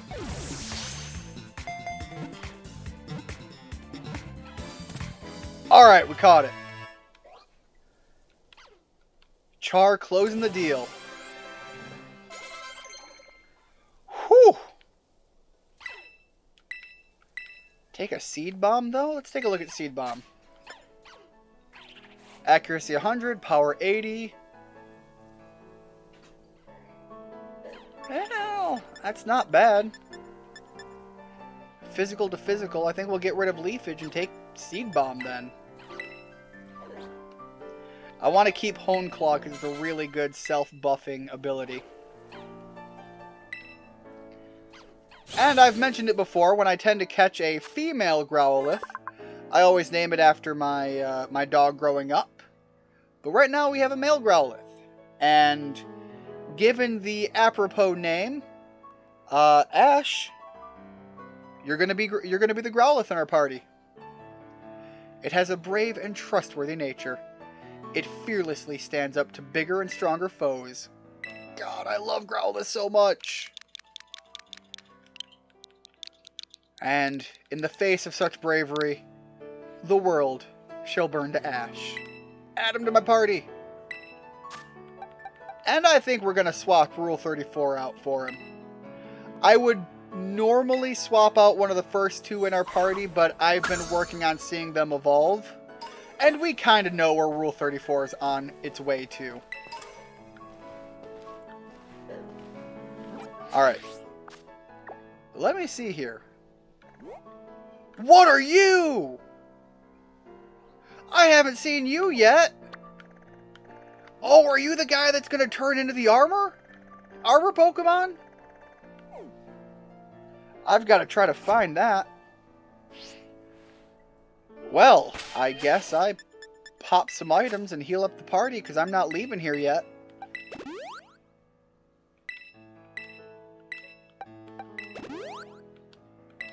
I'm kind of running through my potions though. I'm going to have to buy a few. I got Growlithe down to 10 HP, and it was fighting me to get in the ball. Alright. While I'm in the bag, let me check something else here. Mudslap, Struggle Bug. Alright, not a lot there to worry about. Also, let me put Growlithe up front for a bit. Fight the Cricket. Also, this makes me realize the Cricket I got the first time is kind of on the smaller side. Again, I like that. Go get him, boy. No, the Cricket. There you go. Good boy.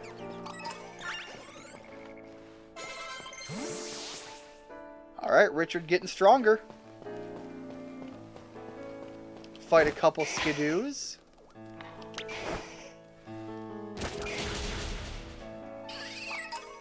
Alright, I have left the area where that special Pokemon seems to be at. But it might be that it's pointing me up and around the corner here. So I'm going to check that. Can't climb up there per normal. So let's see if we can't maybe... Cloth! Let's see if we can't maybe jump a little lip here. Yeah, okay, that helped. But there's nothing up and around this path to get me anything special as far as a path up there. No quick and dirty way up that way.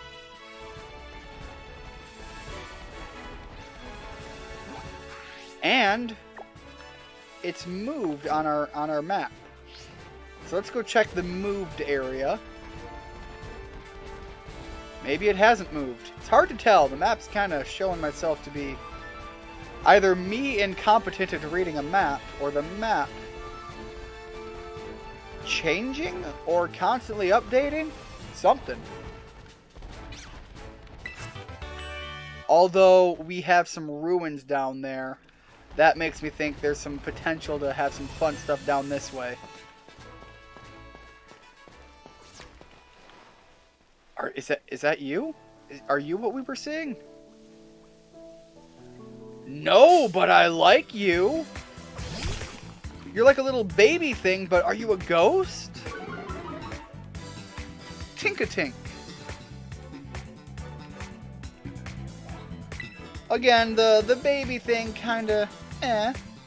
But if it evolves, who knows what it can turn into.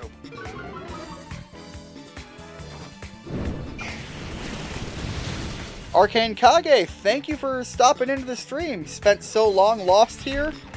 Are you talking about this part of the map? It's got a lot of really cool like nooks and crannies to go through. I could totally see getting lost here. Drowsy over there. The map kinda helps, but I'm terrible at reading maps. Anyways, Kage, how are you doing? Hopefully your week's been going good.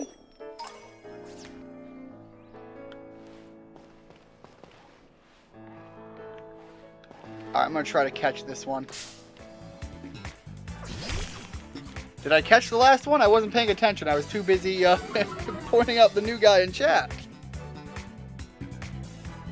I have been absolutely loving this game, though. I've been trying to find your way around this area. Absolutely get it. I've already found myself lost twice over. Alright, let's go for the bite so that I can get the catch here. The last couple of Pokemon games I've played, we did a Nuzlocke for Legends Arceus, and we also did... By the way, I was one of the early adopters to the Nuzlocke runs for Arceus. We had to kind of make up our rules as we went along. We also did a Brilliant Diamond Nuzlocke that was very fun to get through.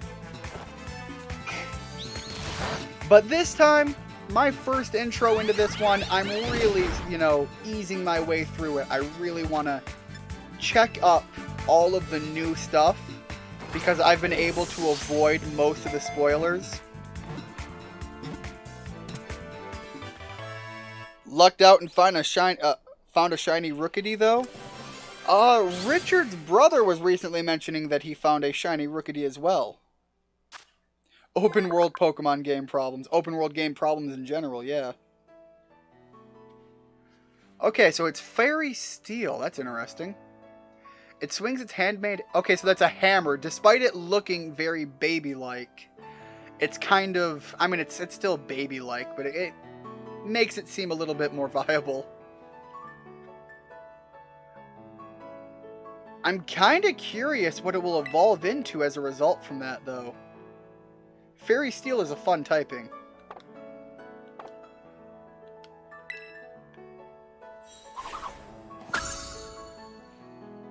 But yeah, Rookidee is one of the top tier bird Pokemon, my personal opinion.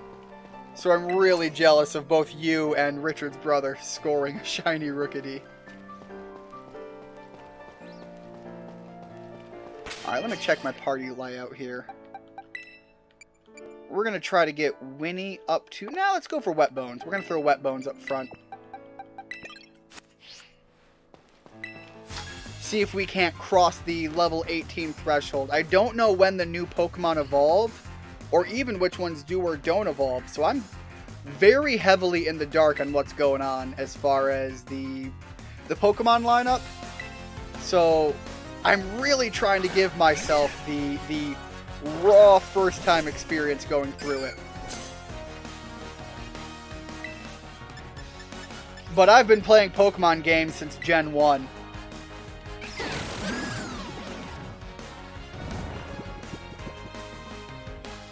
Okay, Richard, you don't have to call out my ignorance like that, okay? Now that you've pointed that out, I'm seeing it and just like, you know, I damn well should have realized that. The context clue was there and it whooshed right over my head. And then Richard's got to come in and just be like, yo, Ian, you're being a dumbass. Anyways, Arcane, welcome to the stream. Glad to have you here. We've heard quite a bit about you. Despite what Richard's going to want to say, so far it's all been good in my opinion.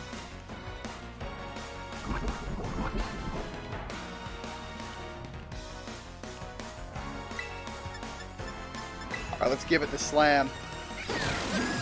Again? You're just gonna keep putting me to sleep, aren't you? God, I didn't even realize it was 4:45 already. I might go a little longer than the initial 5 o'clock plan, because I really want to make it through some more of this area. Want to see more of what this field's going to offer me. All right, well, clearly they don't want me to slam it, so we're going to wake up and slap it with some more Poison Tail. We're going to wake up, right, Wet Bones? Ow. Ow. Alright, come on. We're going to wake up and slap it, right, Wet Bones?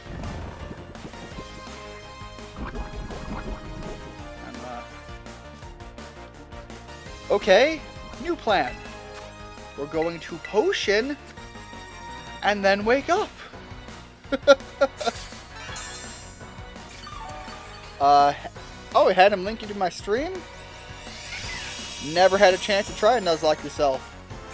They're definitely something you've gotta choose to take some losses in, because if there's anything I've learned from the Nuzlocks I have done, they will find every way they can hurt you emotionally, and they will do it. But if you have any interest in checking them out, the ending to the Brilliant Diamond... Was it Brilliant Diamond or Shining Pearl? I can't remember which one we did. The ending to that Nuzlocke was one of the biggest nail-biting Nuzlocke endings I've personally ever seen. And it was quite a showing. And that Nuzlocke in its entirety made me love Pokemon I never thought I'd love.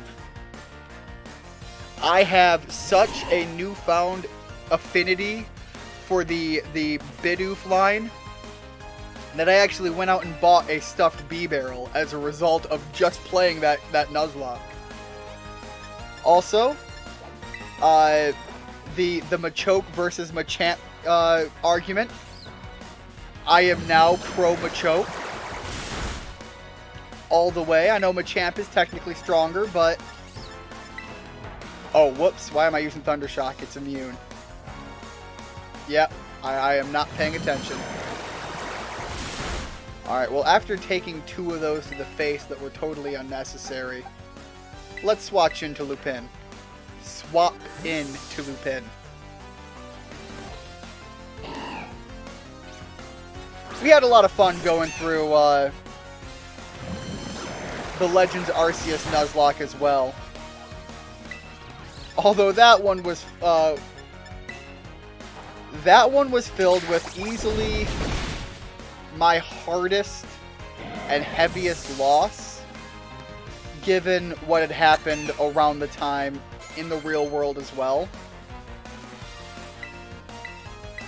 That one still kind of rubs some salt in the wound talking about it. Again, less so for the loss in the game and more so for the real world.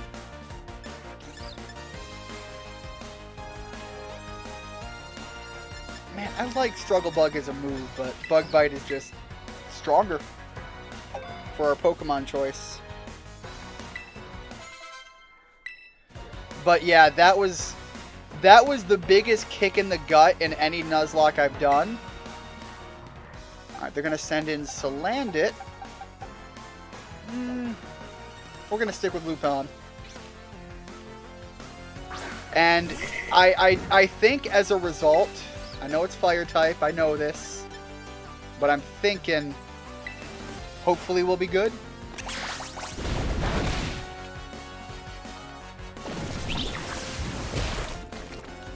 The poison's going to hurt too.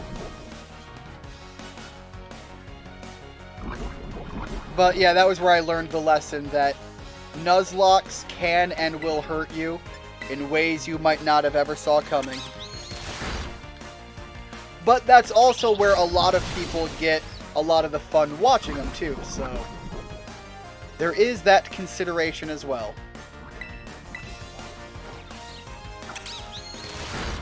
I was using that bug type whose name I forgot, and now I'm using a new bug type I found. Absolutely love it. Also fitting Richie is a Magikarp. Well, you know what happens when Magikarp grows up a bit, right? I'd probably cry if I lost to Sneasel. We did hear that Sneasel is one of your favorite Pokemon. Alright, we got an evolution coming in. What do you turn into?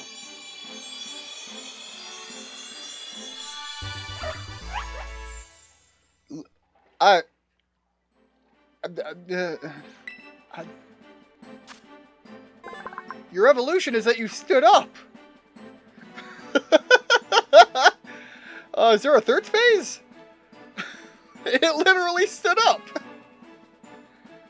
When its ground is attacked, Palmo is the first to leap into battle, defeating enemies with a fighting technique that utilizes electric shocks. Alright, I will say the flavor text to it in its evolution is kind of cool. I will say I like that a lot more. The idea that it went from being just some generic little... And it looks like there is a third stage. It went from just being some little mouse to a mouse that throws hands. Now I'm liking it a bit more. I got that. And yeah, let's take that arm thrust. Strike him with that open palm.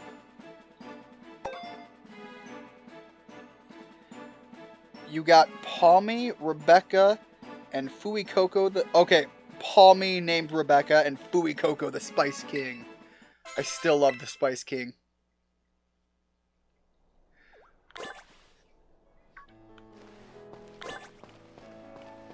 Let's grab the item here and definitely heal up, because we've got some damage on our team.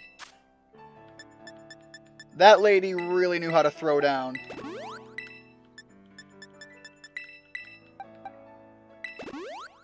Potion up. Again, potion up. And I think that's balanced enough. So Wet Bones is the next one I've got to evolve, and Char. Char as well I'm going to throw up front. Because he's really lagging behind and he needs the experience help, even if I have to swap in and out. Take a look at the map here, because I'm getting all kinds of lost. Yeah, I am so lost that my original plan, I think the map kind of lays out something like this, right? No? Oh, wow. Let's see. Where's the school? Alright, there's the school, so the map goes this way. Forgot I can auto-center it. Alright, so yeah, I'm not too far off from my plans. I've been wanting to cycle around and I was going to do the full circle. So we're still hugging the right walls.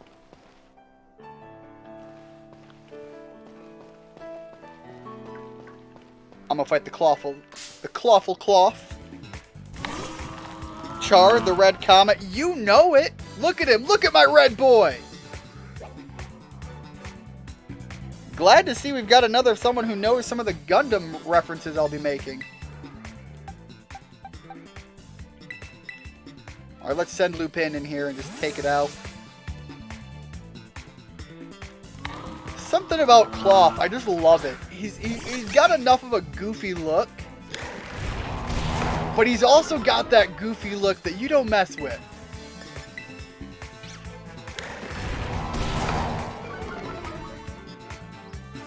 As evidenced by the fact that he's beaten Lupin around quite a bit.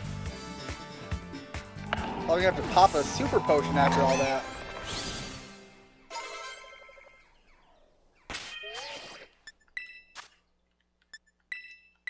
Yeah, I'm a bit of a big Gundam fan. I actually purchased, I went out and did some holiday shopping for my nieces and nephew. And, at the bookstore I went to, they had some Gundam figures in the more, in the child area that I was dancing around. Because, again, shopping for kids. I think I do want to go up one of these. Let's try this one. Anyways, they had some Gunplas to build, and I picked up just some small kit from a line that I've never heard of or seen before. Obviously it was Gundam oriented. It was one of the Zaku's. I got so irritated when I opened it and thought, what was that I just saw over here? Alright. Where did the Pokemon go? What just happened? Whoa, fallen. That Rotom phone just saved my life. Okay. Anyways, heading back up. I opened the package and saw that the thing was almost completely built, and I was a little miffed. Come to find out, there's two frames that they give you. One that's kind of a set pose for a certain look and design if you want, and one that you're more free and able to pose yourself. Anyways, I built my Zaku. I found it. Anyways, I built the Zaku. And I do like the easy quick build that it gives you. But I was certainly taken aback when I opened it up and thought that they were just like, are they really selling a kit that's darn near pre-built? He played the hell out of oh my god, Dynasty Warriors Gundam was so good. Out of Dynasty Warriors Gundam 3, played around a bit, but less so. God, it was such a fun game. I totally get it. It's laughing my butt off about what happened if you fall off while not riding your legendary. Yeah, it would have been a funny thing for them to just be like, and that's when the Pokemon story ends. Wait. What? I was healing! I was healing and it ran off!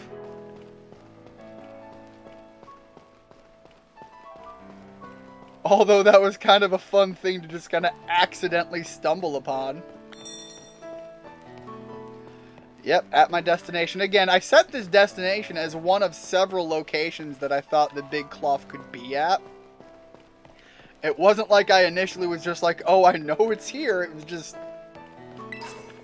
There was a lake that stood out. There was another huge open field. And then there was this area just because it had a marker. That doesn't necessarily mean anything, but... That's why I came here. Try to see if there's any items or wild Pokemon back here before I go up. Yeah, there we go. Before I go up and face the Big Cloth. Absolutely loved the games. There's a couple of good Gundam games. Before I go fight the Big Cloth, I was super excited for the release of Gundam Evolution. If you haven't checked it out, please do. It looks amazing. And anyways, it released on PC, and I was so excited to play it. I never got to check it out. And now that Season 1 for it is almost wrapping up, and they're going to be releasing it on console, I'm thinking when Season 2 starts and they launch it on consoles, November 30th, I think. I might be wrong on that. Check it out. It's completely free to play. I'm thinking that's when I'm going to try for the next option for me to hop in. I've seen some customizing options. I've seen the Gundams, the mechs that they're bringing in. Super excited that you can get... You get the Sazabi, you get a Zaku, just like right out of the gate, free to play, and they're really good units, so I'm super excited about that. They also have a melee build around one of the Zakus, and I think it's taking the armor look from one of the Zabi Zakus, but I might be wrong on that. If you know anything about the Gundam lore, you know what I'm talking about. But then they also have the Unicorn Gundam and the new Gundam. The NU new, coming up in the new season. So I'm really excited for that, and that is going to give me a reason to buy the Battle Pass. It looks amazing. Yeah, I'm really excited to get to play it for Season 2. Pokemon would probably be something interesting for a warrior-style game, in your opinion. Actually, it really would be. You know, you'd have to take certain Pokemon into consideration for, like, who your titular character-controlled Pokemon are going to be. But that sounds really cool. I heard that there were people who managed to make a Pokemon-themed... Oh, I'm gonna get Char out of there immediately. Look at my baby boy walking in. That ain't right. I think we're going to start with Wet Bones for the Mud Shot.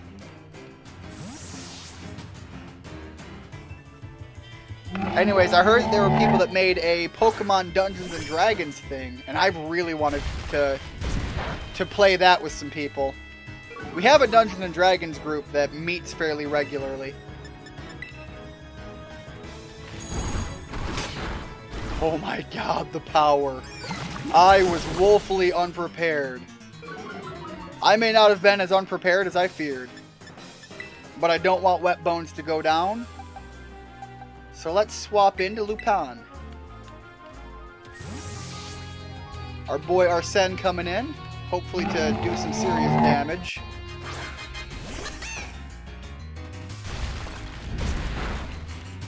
Alright, yeah, he can absolutely take the beating for a while.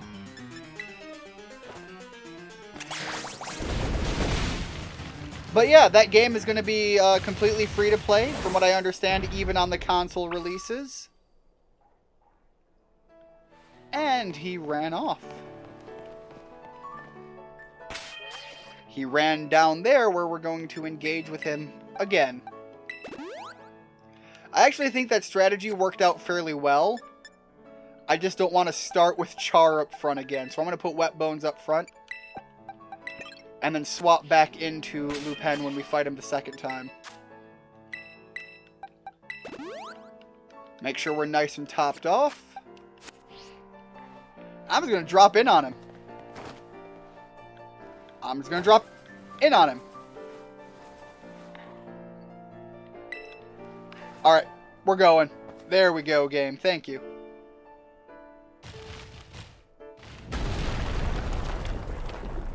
That's literally right where we were standing. Oh, he's eating his Herba Mystica. Ian, you found it. And that thing's the Stony Cliff Titan? No Cloth has got any business being that big. Is it going to be even stronger now after eating those herbs? Let's watch ourselves. Yeah, I'm sure it's going to be quite a bit beefier. After what I found a couple hours ago, trust me when I say you definitely aren't as unprepared as I was. Alright, well I'm going to take that as a hope that it's not going to hurt me too bad. Well, this is looking a little rough. Shelter, let's serve up a helping of defeat.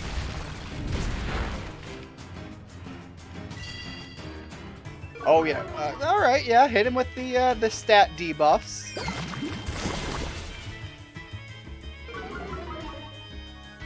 That's kind of the whole reason I'm opening with my wet bones here.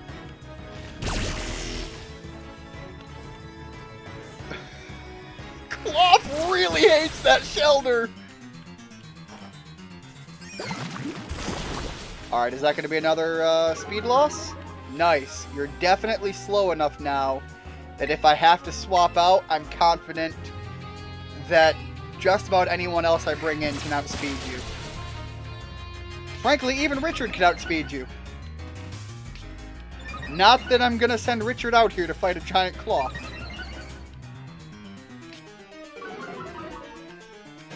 You're losing your defenses, but you gain some speed back, so now all of a sudden the outspeeding thing might not be as valid. And unfortunately, Wet Bones is in it for the long haul now. But you made yourself weaker. You know what? Let me terrastalize. And then... Oh, he terrastalizes to poison. Yeah, I'm not going to do that then. I was going to say, if it terrastalizes to the ground, that would be a lot better.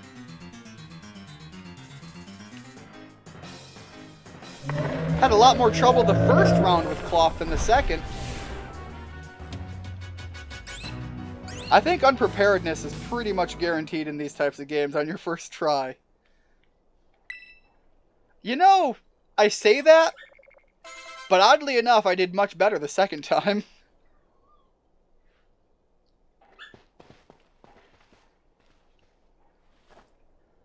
Alright, look at my little buddy coming through like a champ. Look, I'm assuming you're talking about your shelter and not me.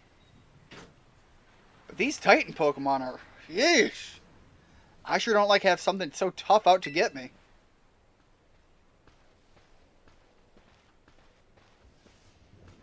We gonna find an Herba Mystica?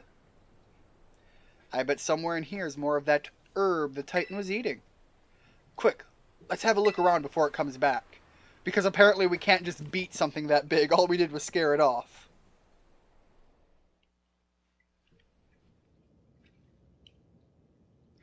Watch your step. It's pretty dark in here.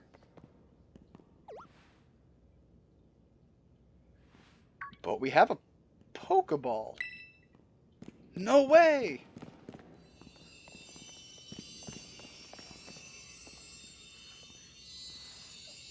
I said it the first time we went through the cave. Something about the way they're playing with the greenery to kind of show the mossy vibe. I really like how that looks in this world. This is one of the Herba Mystica. It's exactly how it looked in the book. You and Arvin's found the sweet Herba Mystica. Okay, so they're all going to be different tastes. Yes, we actually found one, and it's all thanks to you, Ian.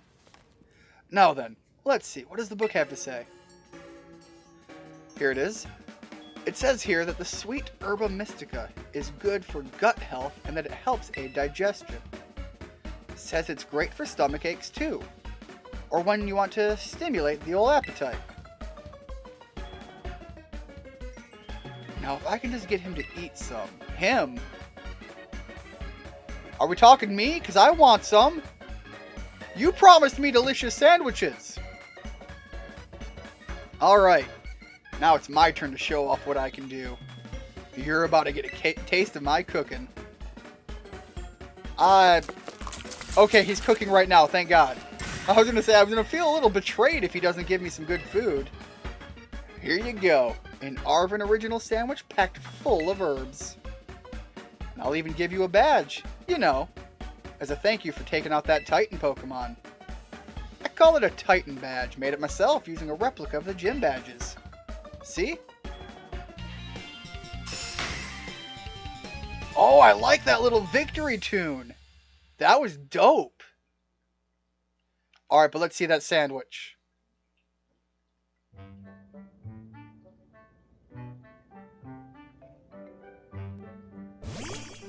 The guy was such an absolute dickbag the first time we met him.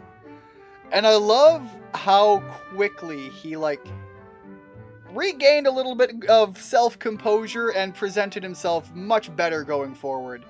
But it also really makes him more relatable as a character. It gives him a more robust feel as a character in the game, being that he's not just purely fitting a single mold. What's up with that thing? It just comes out of its ball on its own whenever it wants. My guy, you want half? Hey now, no, that's not for you. I mean, I kind of wanted... Yeah, here you go. Hey, I went through all the trouble of making that for you, and you just gave it away? Look, I gave it to someone who means a lot to me as well. You gave it to me. I very much appreciated it, but I passed it on to spread the love.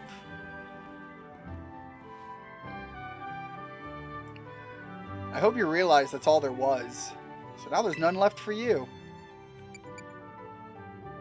Yeah, I kinda figured. But I made the call. Oh, come on. Now you're making me feel like I'm the selfish jerk here. Here, you can have half of mine, but you better savor every last bite.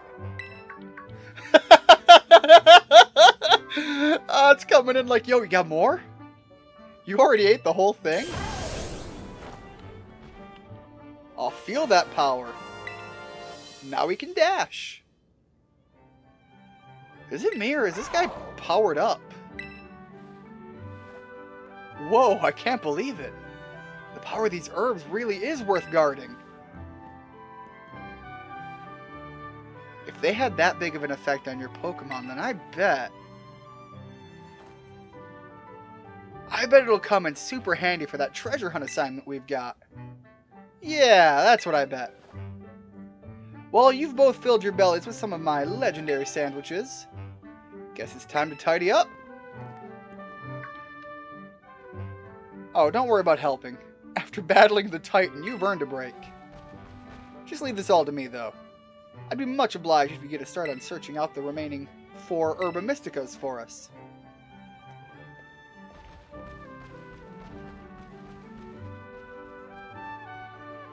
Clearly there's more to his story than he's letting on. I really do owe you. Okay, the coast is clear. You can come out now. Again, very clear that there's some stuff going on with him. Even more so now. Now it's just blatantly obvious. But again, I like the feel it gives to his character. When we first met him, I said to my brother, I darn near wanted to throw the character off a cliff. And they really helped humanize his character. And we're getting a call from Mommy Sada. Hello, Ian. This is Sada. I detect the Koraidon has regained some of its original power. It seems it will now be able to dash at high speeds while you're riding upon it. Alright, pressing the left stick. I hope you will continue to explore Paldea with Koraidon, as you've done here. Your route is not fixed, but open before you. Seek out your own path, using your map and the tools you have at hand. Whenever you find your curiosity piqued, you should go and explore as your heart desires. All that you experience will help you grow in some way, great or small. Go forth on your journey and take good care of Koraidon for me. Thank you, Mommy Sada. Alright. In here, I still have to go kind of a northeast approach. But now that we've found the cloth, I kind of want to check out the lake. And then we'll move on to the town. So I know the lake is that way. Oh, okay, so there is a, even on the minimap, we have a direction for north. Maybe, oh, wait, hold up. Want this. Definitely glad I grabbed that. We got some Growlithe going on out here. We are healed up. Let's throw Ash out. Let's throw Char out front again. And I'm going to go back in there because there was something on the ground and I want whatever it was. I guess I can't have whatever it was. It's kind of sad. You got... I like that name! You got a Diglett for your Nuzlocke, which is, by the way, really good. That ground types are pretty decent, and being able to hit first in a Nuzlocke, very useful. Digletts are pretty fast. Also, the name Ground Beef for a Diglett, that's some good strats right there. That's a good name. Alright, let's get past the cloth. Go a little higher, maybe? Oh, wow. There we go. Yo! Is that like a baby Tauros? What is that? It's got like a rose on its tail. I don't know what that thing is. Well, Mommy Sada said if something piques my interest, go after it.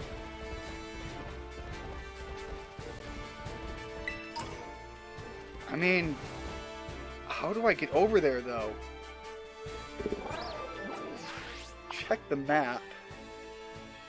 Alright, you know what? That probably looks like something I would probably have to get up around on the other side. Darn! But I'm looking forward to that. Whatever Pokemon that is, I'm looking forward to it. Alright, head south now. Try to work our way back towards that lake. Because I still want to see what's going on with the lake in the middle of this, this series of cliffs. That is the best name you could give a Diglett. I agree. That's a top tier name.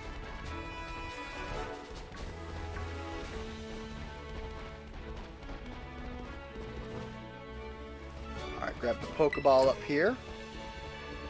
I still am not sure how I feel about so many of these items that's existing everywhere.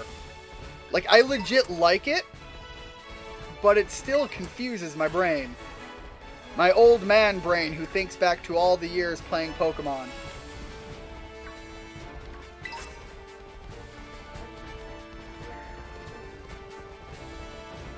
Look at them.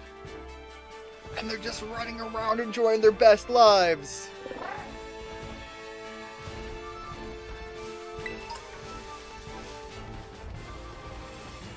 I may be too much of a sucker for enjoying just seeing the Pokemon run around in the world, but it's such a cool thing.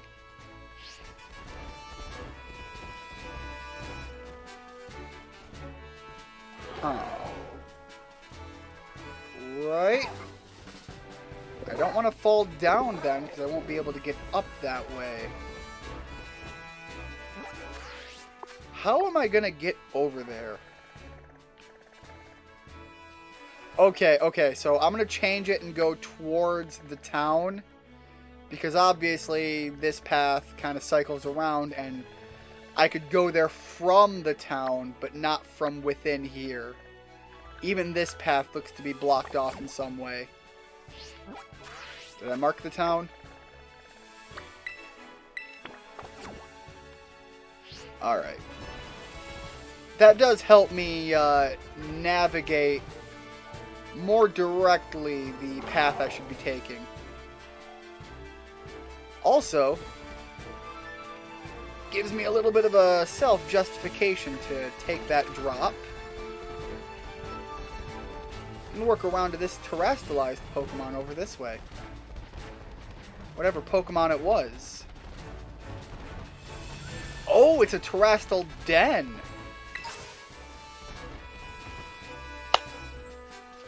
Take a little prayer. Water Growlithe. Okay, hold up. What is that? Mudbray? Is that the name of the Pokemon? Change my Pokemon. I don't know what it's going to be doing with the Mudbray strats. So let's go in with Lupin and try this out.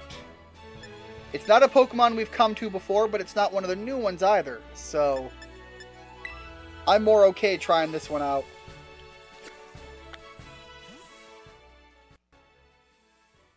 Again, so yeah, we're looking at Ground Beef being a great name. Ground Beef being a great name. And I personally still love the Spice King Fuecoco.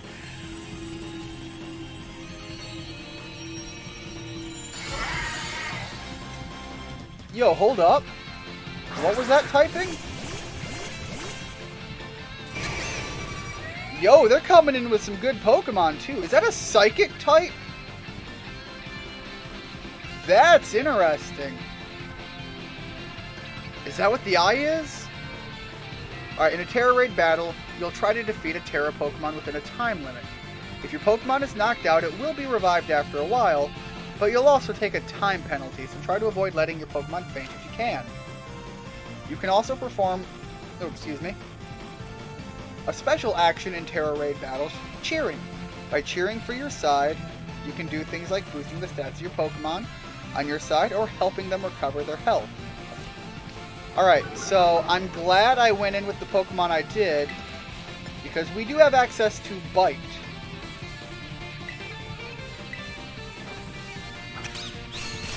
So even while it's rocking the Terra status, we aren't without options to take it on. Okay, that was a crit though, so that wasn't nearly as bad if it's normal attacks.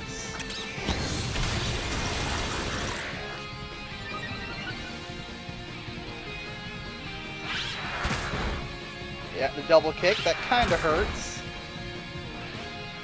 To be honest, that crit hurt more than anything.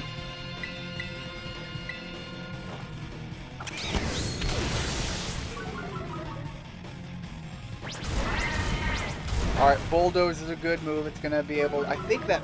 Okay, that slows me down. That's what it was. I couldn't remember if that sped it up or slowed me down. I can't use items here. Alright, so I'm kind of locked in on that. We'll stick with the Bite. I don't want to Terrestrialize because I'm not going to get the benefit out of it. I'll be honest, I think Claire should be the one to Terrestrialize though.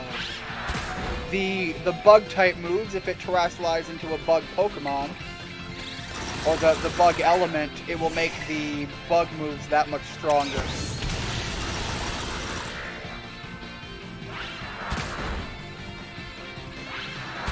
Alright, yeah, we're gonna take some hits. We're not doing too bad though. And they did say it's no problem if we do go down. We'll come back.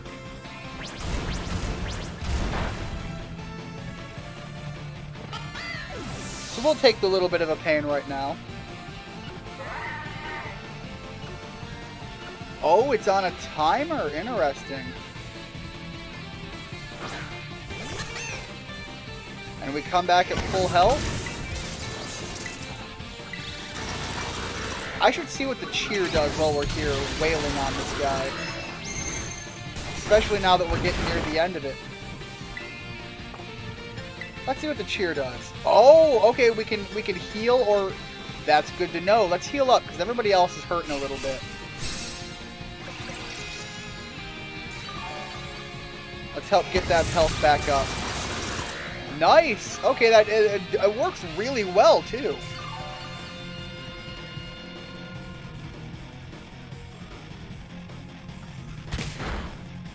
Did I run out of time though?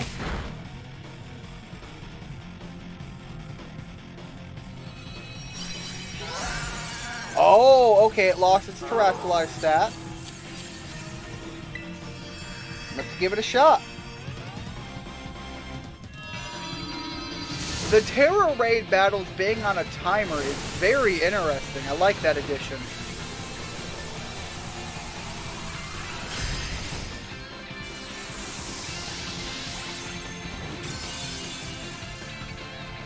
Alright, so I kept Mommy Sada in the thumbnail going forward until we encountered her. But I'm gonna be honest, she's not going anywhere. She's too good of a design not to keep using in my thumbnails going forward.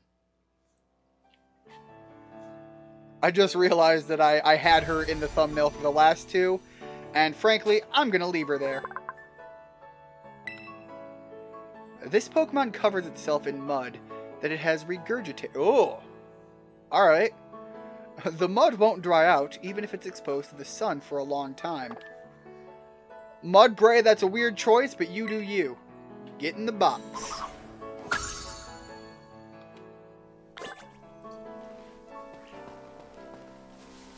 Alright, let's get on Koraidon and make our way to the town. Whoops. There we go. Grab the items over here. I think level-wise, let me double check here. Yeah, Char's the only one kind of hurting. In the next area, maybe I'll get him up to like level 18 or so in between. Before we go fight the gym in that town. Because they're gonna be a grass-type gym, and a bug-type Pokemon would not be a bad one to have available.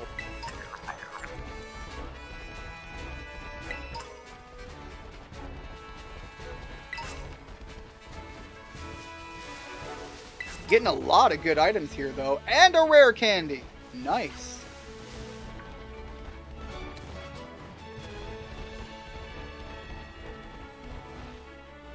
Hey, buddy. Thank you.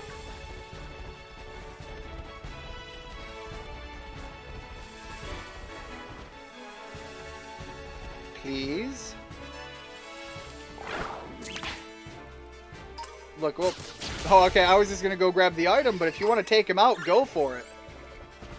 Char Aznabel going on the killing spree. Very fitting.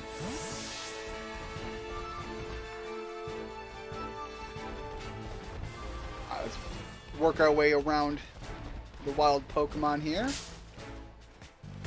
Never mind, we're gonna fight a Murkrow.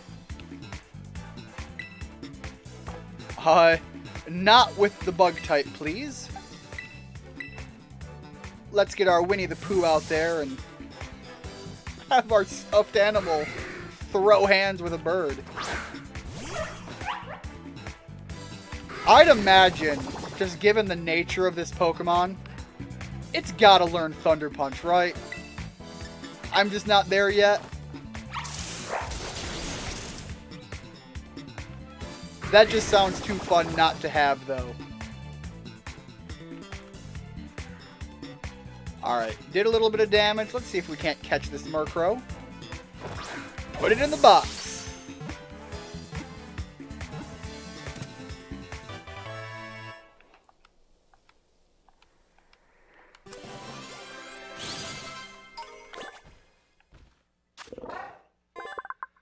Feared and loathed by many, it is believed to bring misfortune to all those who see it at night. Well, it didn't bring much misfortune right now. In fact, I'd say the opposite. In the box you go. Grab a few more items on the way.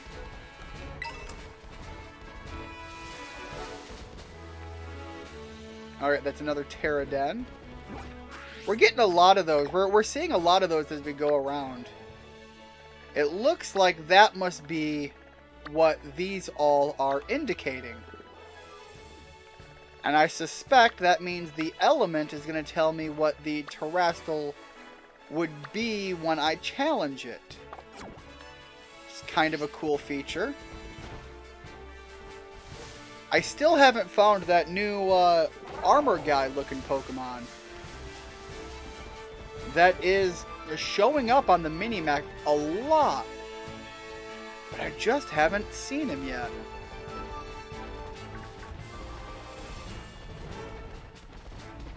I'm sure I'll find him eventually then, because like he is showing up everywhere on that mini-map.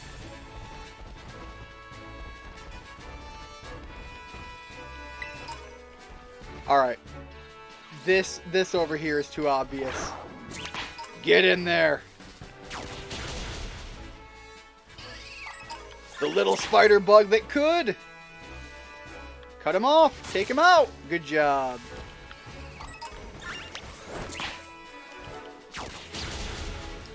You'd think you'd struggle going in against all these Skidoos, but no, you got this. Get a few more out that way, and then there's probably an item back at the end of this little cavern. Get a big hop over those guys. Well, I mean, maybe? No, it really did just kind of like loop around. Maybe hop up here? I mean, if nothing else, we're checking out some fun stuff. Getting to traverse the land. See more Growlithe running around, always fun. Literally can't be mad seeing so many Growlithe in the open world. You, child. Let me heal up my Pokemon. Then we fight.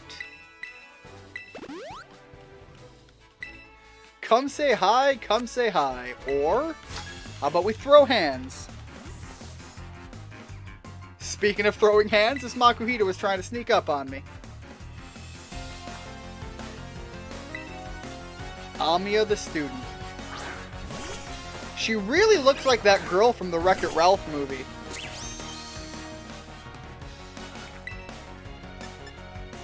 Oh, I'm terrestrializing and we're just gonna go in biting your little baby. Hit it with that bug bite.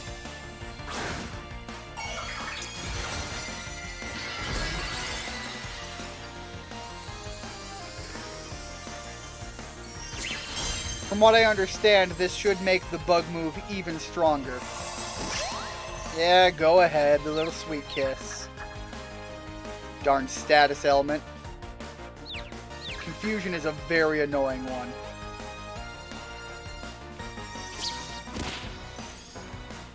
Yep, we're probably going to waste our entire terrestrializing fighting this damned confusion. Never mind. Char doesn't stay confused for long, apparently. And I'm totally happy with that.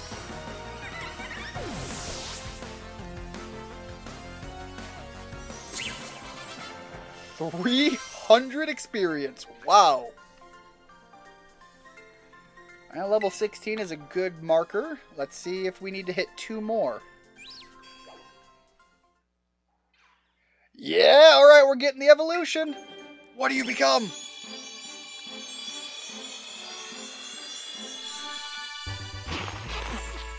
Yo!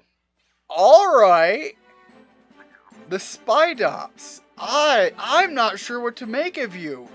You went from a yarny boy to something kinda almost robotic. Which, for the name Char as, for going off of the Char approach, that's, possibly weirdly fitting. It clings to branches and ceilings using its threads and moves without a sound. It takes out its prey before the prey even notices it. Again, on brand. So Spidops has now hit his maximum evolutionary line. Spins a silken trap, protecting itself from damage while lowering the speed stat of... That's actually pretty good. I'm going to take that over String Shot.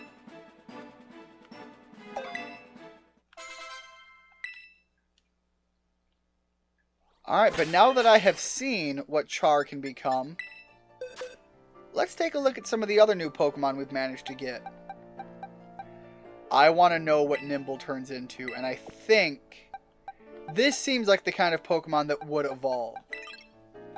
I've mentioned it before, I'm also curious what the Tinkatink evolves into. I don't know if Flamingo is going to evolve. Flamigo. Okay. I've been reading it wrong the whole time. I just thought it was just the animal name. I don't know what Flamigo would evolve into, or even if it does, but that's an interesting one. And I have my suspicions on what Shroodle evolves into. But I do want what it ends up evolving into, if it is what I think it is. Alright, let's heal Nimble up. Our little cricket boy.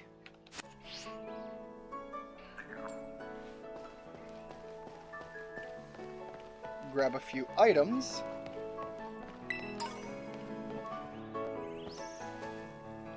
What are you? Oh, you're one of the dancing birds! Alright, yeah, get over here. I probably shouldn't have walked into here with a bug-type Pokemon up front.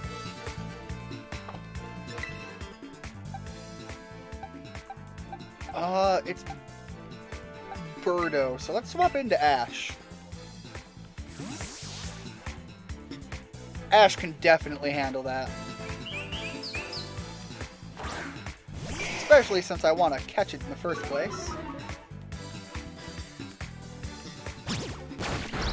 Also hitting it with that Intimidate to lower the power. Very nice. Let's try the Flame Wheel. Let's give it a shot. Oh, I'm sorry, what? Holy cow, that damage!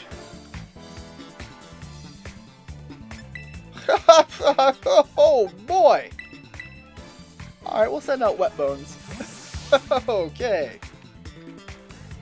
The ground type move is going to be pretty pointless, but maybe I can manage to poison it.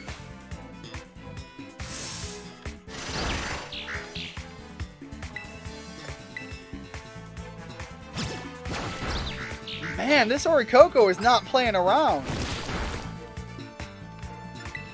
It came in throwing hands and it knows what it's about.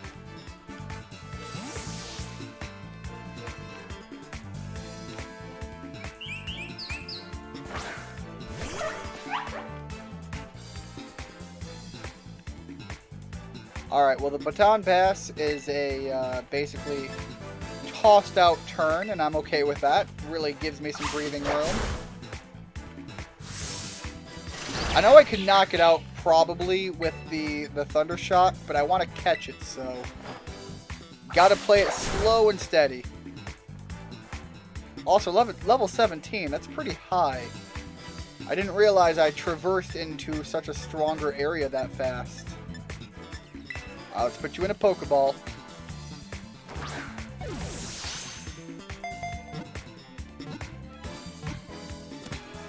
Nice.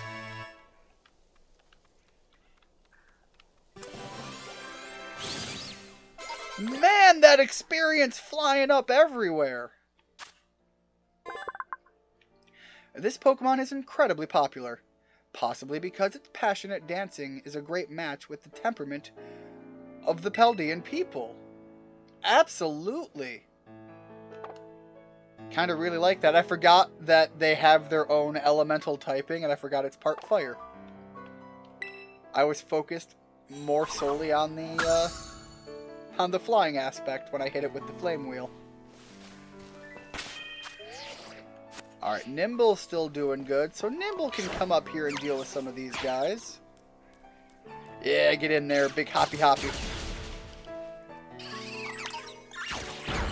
Yeah, that one's gonna hurt a little bit. That one's gonna hurt a lot more than a little bit. Alright, well, he's running off, so we can deal with these. Dunsparce! Get over here!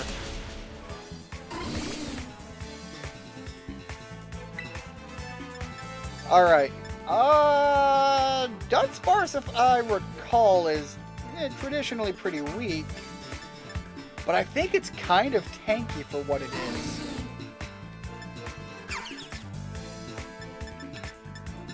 Let's try Assurance. See what happens.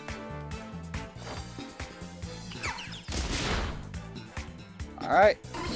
None too effective. Let's try a couple other moves. Slap you with a double kick. That sounds like some... Yeah, okay, I was going to say, that sounds like a little bit more effective.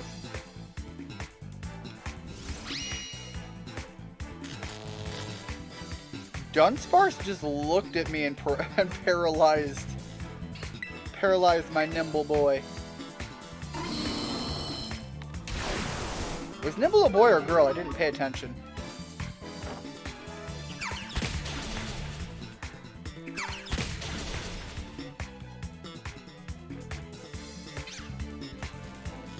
Alright, it is a girl. Now let's try the ball. It's a Dunsparce. I can't imagine it's going to be that difficult on the catching aspect, but I want one. Very nice. And as usual, get in the box. What is that Dunsparce doing? Being that worth that much experience. It creates mazes in dark locations. When spotted, it flees into the ground by digging with its tail. Very interesting. Dunsparce hasn't been seen in a lot of use in a while, it seems. Wet Bones is evolving! Alright, man, what does the new Quagsire look like? He's a Blobbo! Cloudsire. Look at him, he's a big blob of mud ball! I didn't read that Pokedex game! Learn Amnesia? No, we'll keep our current moves. But now I gotta check out that Pokedex entry.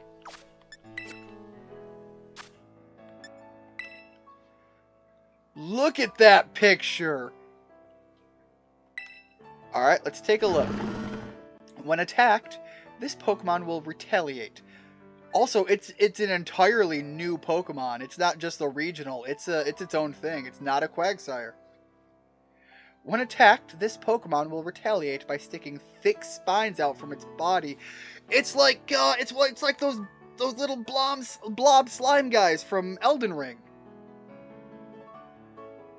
It's a risky move that puts everything on the line. That's kind of really cool. Again, I'm relating it to Elden Ring, so I kind of have a fantasy thing I'm attaching to it on top of it already being a fantasy thing. Alright, I need to cure the paralysis. And then I need to put somebody else up front because I see a bird that I want. Whoops, let's go with the lemonade. On Ash. And let's put Ash a little bit more up front. I want you.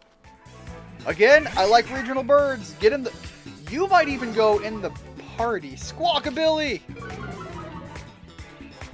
It's a female. I'm gonna have to come up with a name for you later on. It's Give you the old bite. I do like Quagsire already, but dang, does Clodsire look badass. I think purely on a design aspect, I like Quagsire a little bit more.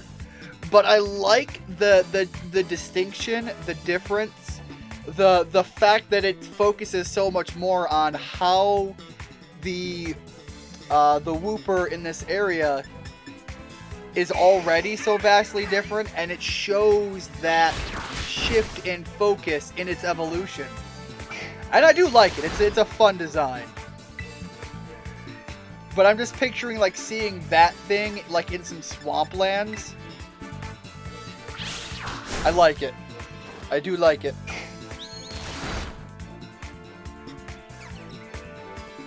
Dunsparce is a Pokemon I never really used, but its design always stood out to me for some reason, and apparently it was made to be a joke Pokemon.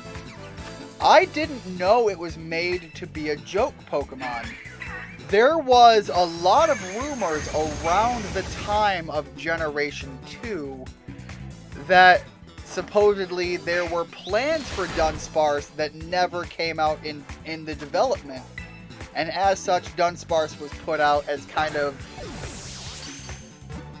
an inclusion with plans that never came to fruition.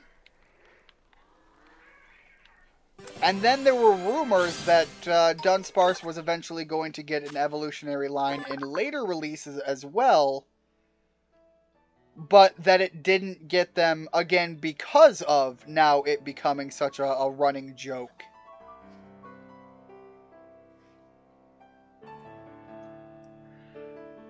Squawkabilly.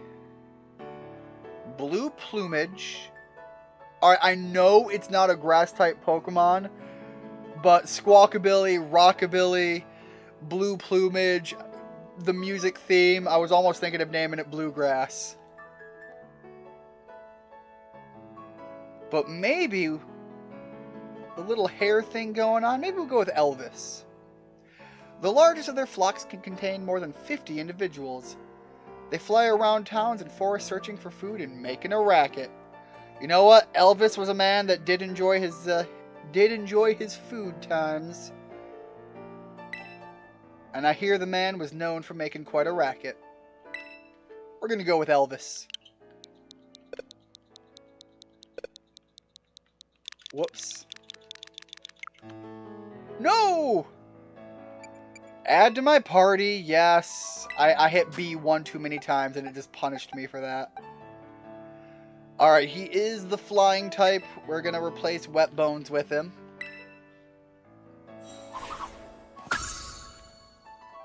Hopefully I can go in here and change the name. I cannot change the name here, so I'm going to have to go with someplace. I don't know, maybe I just catch another one and name it Elvis. This is a female anyways. The Elvis name doesn't quite work. Gonna have to catch a male. Gonna have to name that one Elvis. It's not the end of the world because I do like its design and there's nothing wrong catching more than one of the same Pokemon. I'm gonna put Tinkatink in here because I do want to see that evolve at some point. See if I can get lucky and find another Squawkabilly though.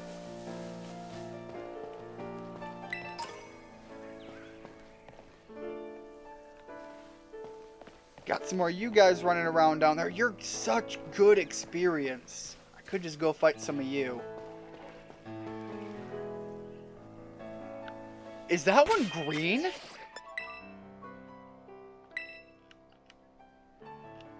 That's not a shiny one. Is it?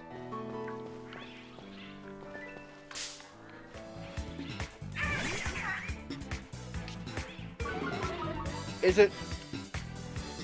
Why was one green and this one blue? Or why is one blue and this one green?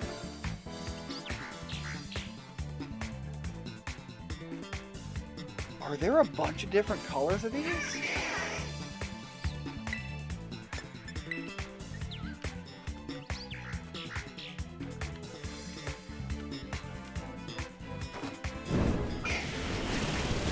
Okay.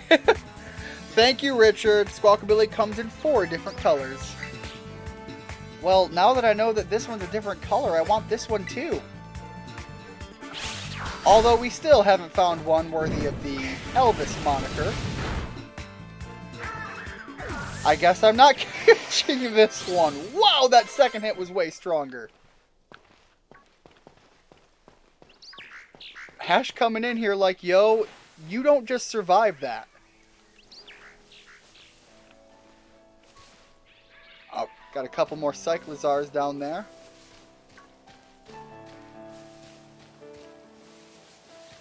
Alright, now we're more in the town, so I think the wild Pokemon despawn. So let's pop out a little bit. Okay, here we go. I want this bigger one in the middle here. You gonna be male?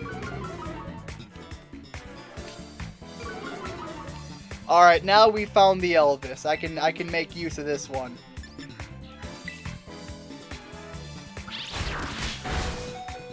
Alright, yeah, that hurt a little bit.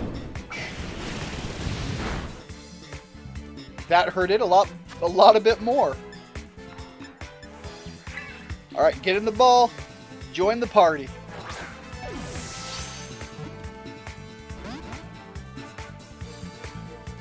I'm sorry, who do you think you are, Squawkabilly? You're trying real hard to earn that king title. Alright, Lupin, get in here.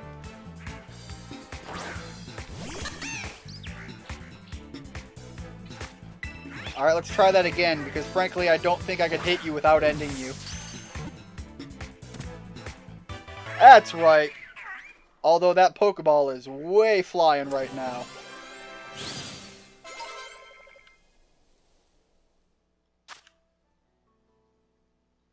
Yes, give it a nickname. Didn't go too far. Good. Let's go with the King. Add to party. And we're going to swap out Tinkatink. White! The white one! I want! Join the party! So we have blue, we have green, we have white. There's one more color I haven't seen then. Alright, well I don't want to end you, so we'll just slap you with a quick attack.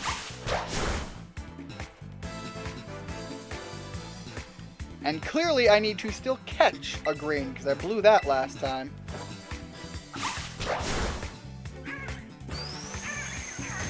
For some reason, the white outfit, I don't know, it makes me think of my grandmother. I'm gonna nickname this one after my grandmother. Oh, we were tormented. Alright, arm thrust.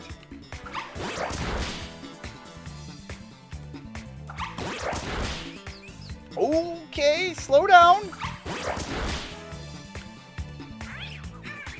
Okay, 3 hits, that's not too bad.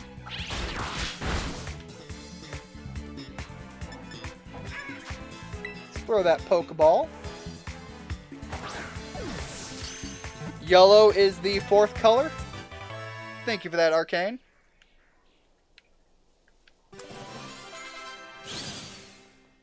Alright, Richard, you are almost at the evolution phase. It looks like you're getting different Pokedex entries based on which color you catch as well.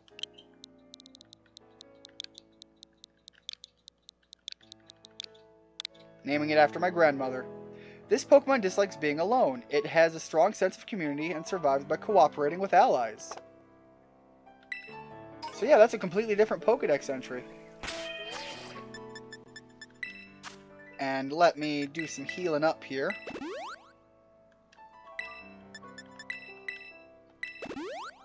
I don't know what we're going to come across when we enter the town.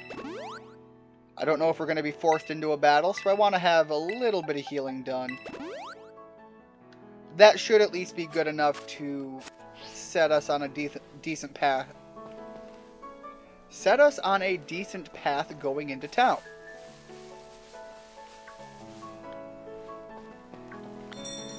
There's the yellow one. So now I just have to get the green one that got away. Alright, hopefully the flame wheel won't just take it out this time.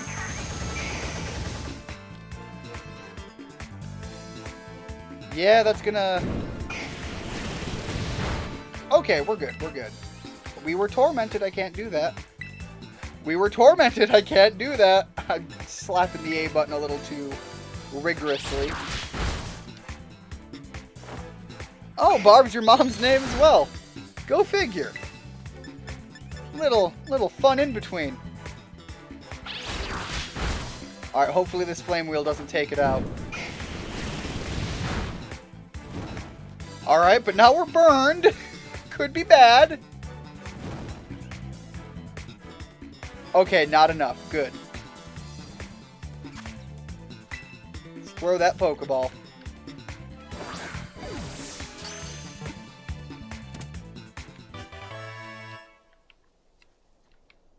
I will say it is unusual seeing the Pokeball float there after a catch and not do the drop and the jiggle. So the yellow one. What are you in the background?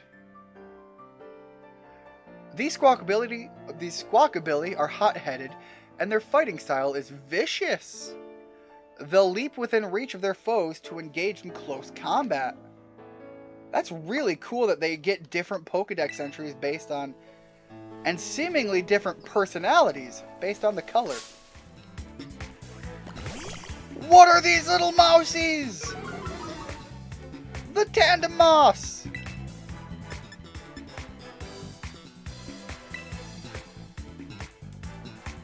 Yo, Super Fang!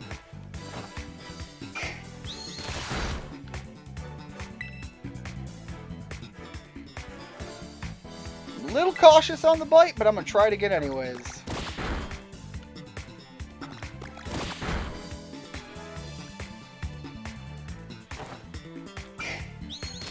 That is interesting that they are locked in as a singular unit, kind of like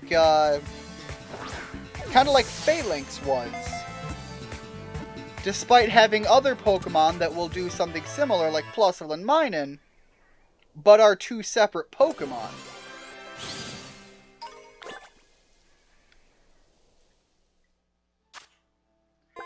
Exhibiting great teamwork, they use their incisors... Yeah, it came in with a Super Fang this early on. They use their incisors to cut pieces out of any material, or Pokemon apparently, that might be useful for a nest. Then they make off with them. And they look like little stuffed animal versions of mice. They're adorable, but they're going in the box for now.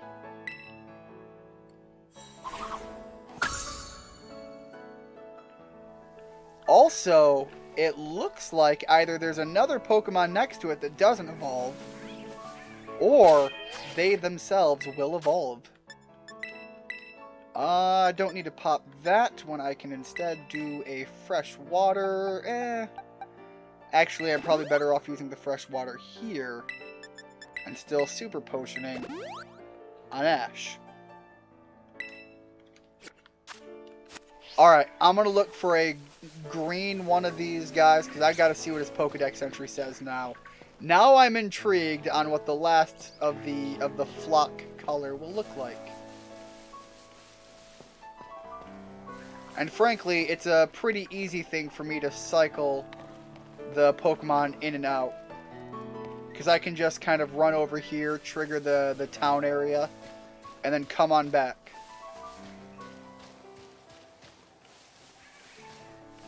Kind of just forcing a recycle on the wild Pokemon. Got a whole lot of Rookies here now. You know, that's probably a really easy way to, what was with that steam? To try and cycle out for shiny hunting. Because if these are all different, unique Pokemon coming in and out of existence... Got a couple green ones over here. If they're all unique Pokemon coming in and out of existence, it would be a great way to reset what's out here. Let's slap you with a Flame Wheel.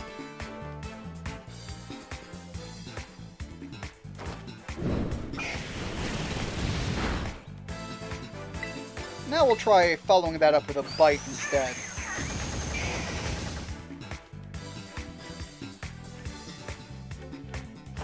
Go ahead, gnaw on the wing. God, I said wing. It's a bird. Now I want some chicken. I think that's what I'm going to make for dinner. I'm going to get me some fried chicken. But first, I'm going to catch this green plumage Squawkabilly. And if not this one, then it will be the one behind it. He's already sitting there waiting his turn.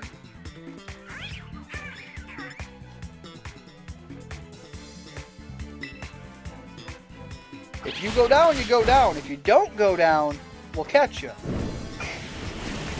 Don't act like there isn't a replacement sitting there right behind you.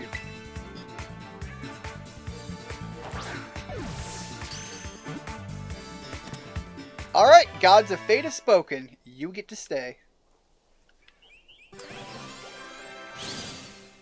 I can't get over how fascinating it is having different Pokedex entries just based on the color and assumed different personalities. Like these ones live in cities. These Pokemon prefer to live in cities. They form flocks based on the color of their feathers, so they don't flock together. And they fight over territory with each other. Which again leads into the blue one being the ideal for the Elvis reference. Also, oh my god, the hair head thing, that's a Pompadour, and these are gang Pokemon. I went through all four colors and I realized these are gang Pokemon fighting over territory. That's kind of dope. Anyways, get in the box. I like that. That's really cool. Again, you know, you're getting some of that world flavor when you stop and you take the time to take in what the game's giving you.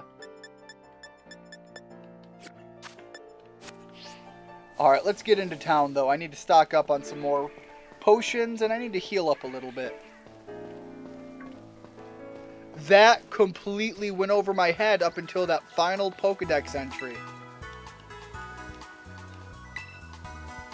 I mean, I saw the Pompadour, and I kind of knew that already. But the idea that they didn't get along... The idea that they were, like, essentially in their own Pokemon gang warfare.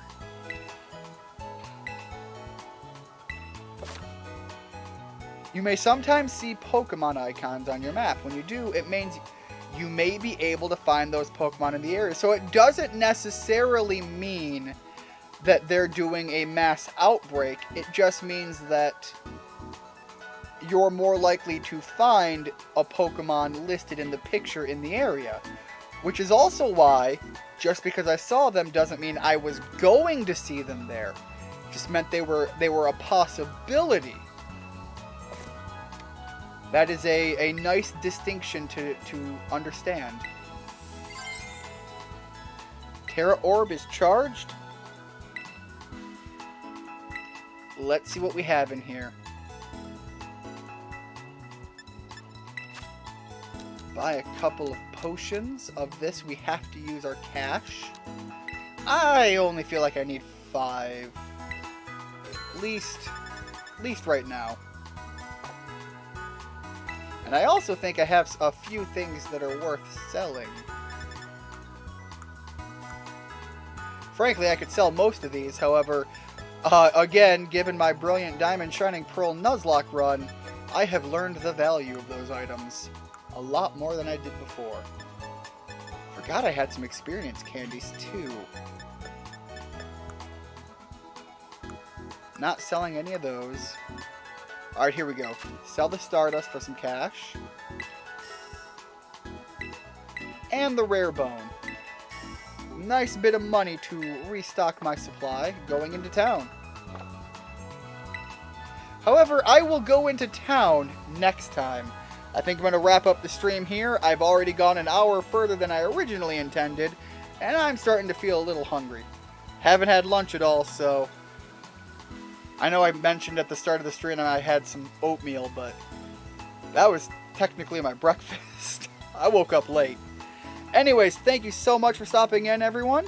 Arcane, it was great seeing you for the first time around here. We've heard about you around from Richard before. Ash, thank you so much for stopping in. I hope to see you guys next time. Have a good one. Bye-bye.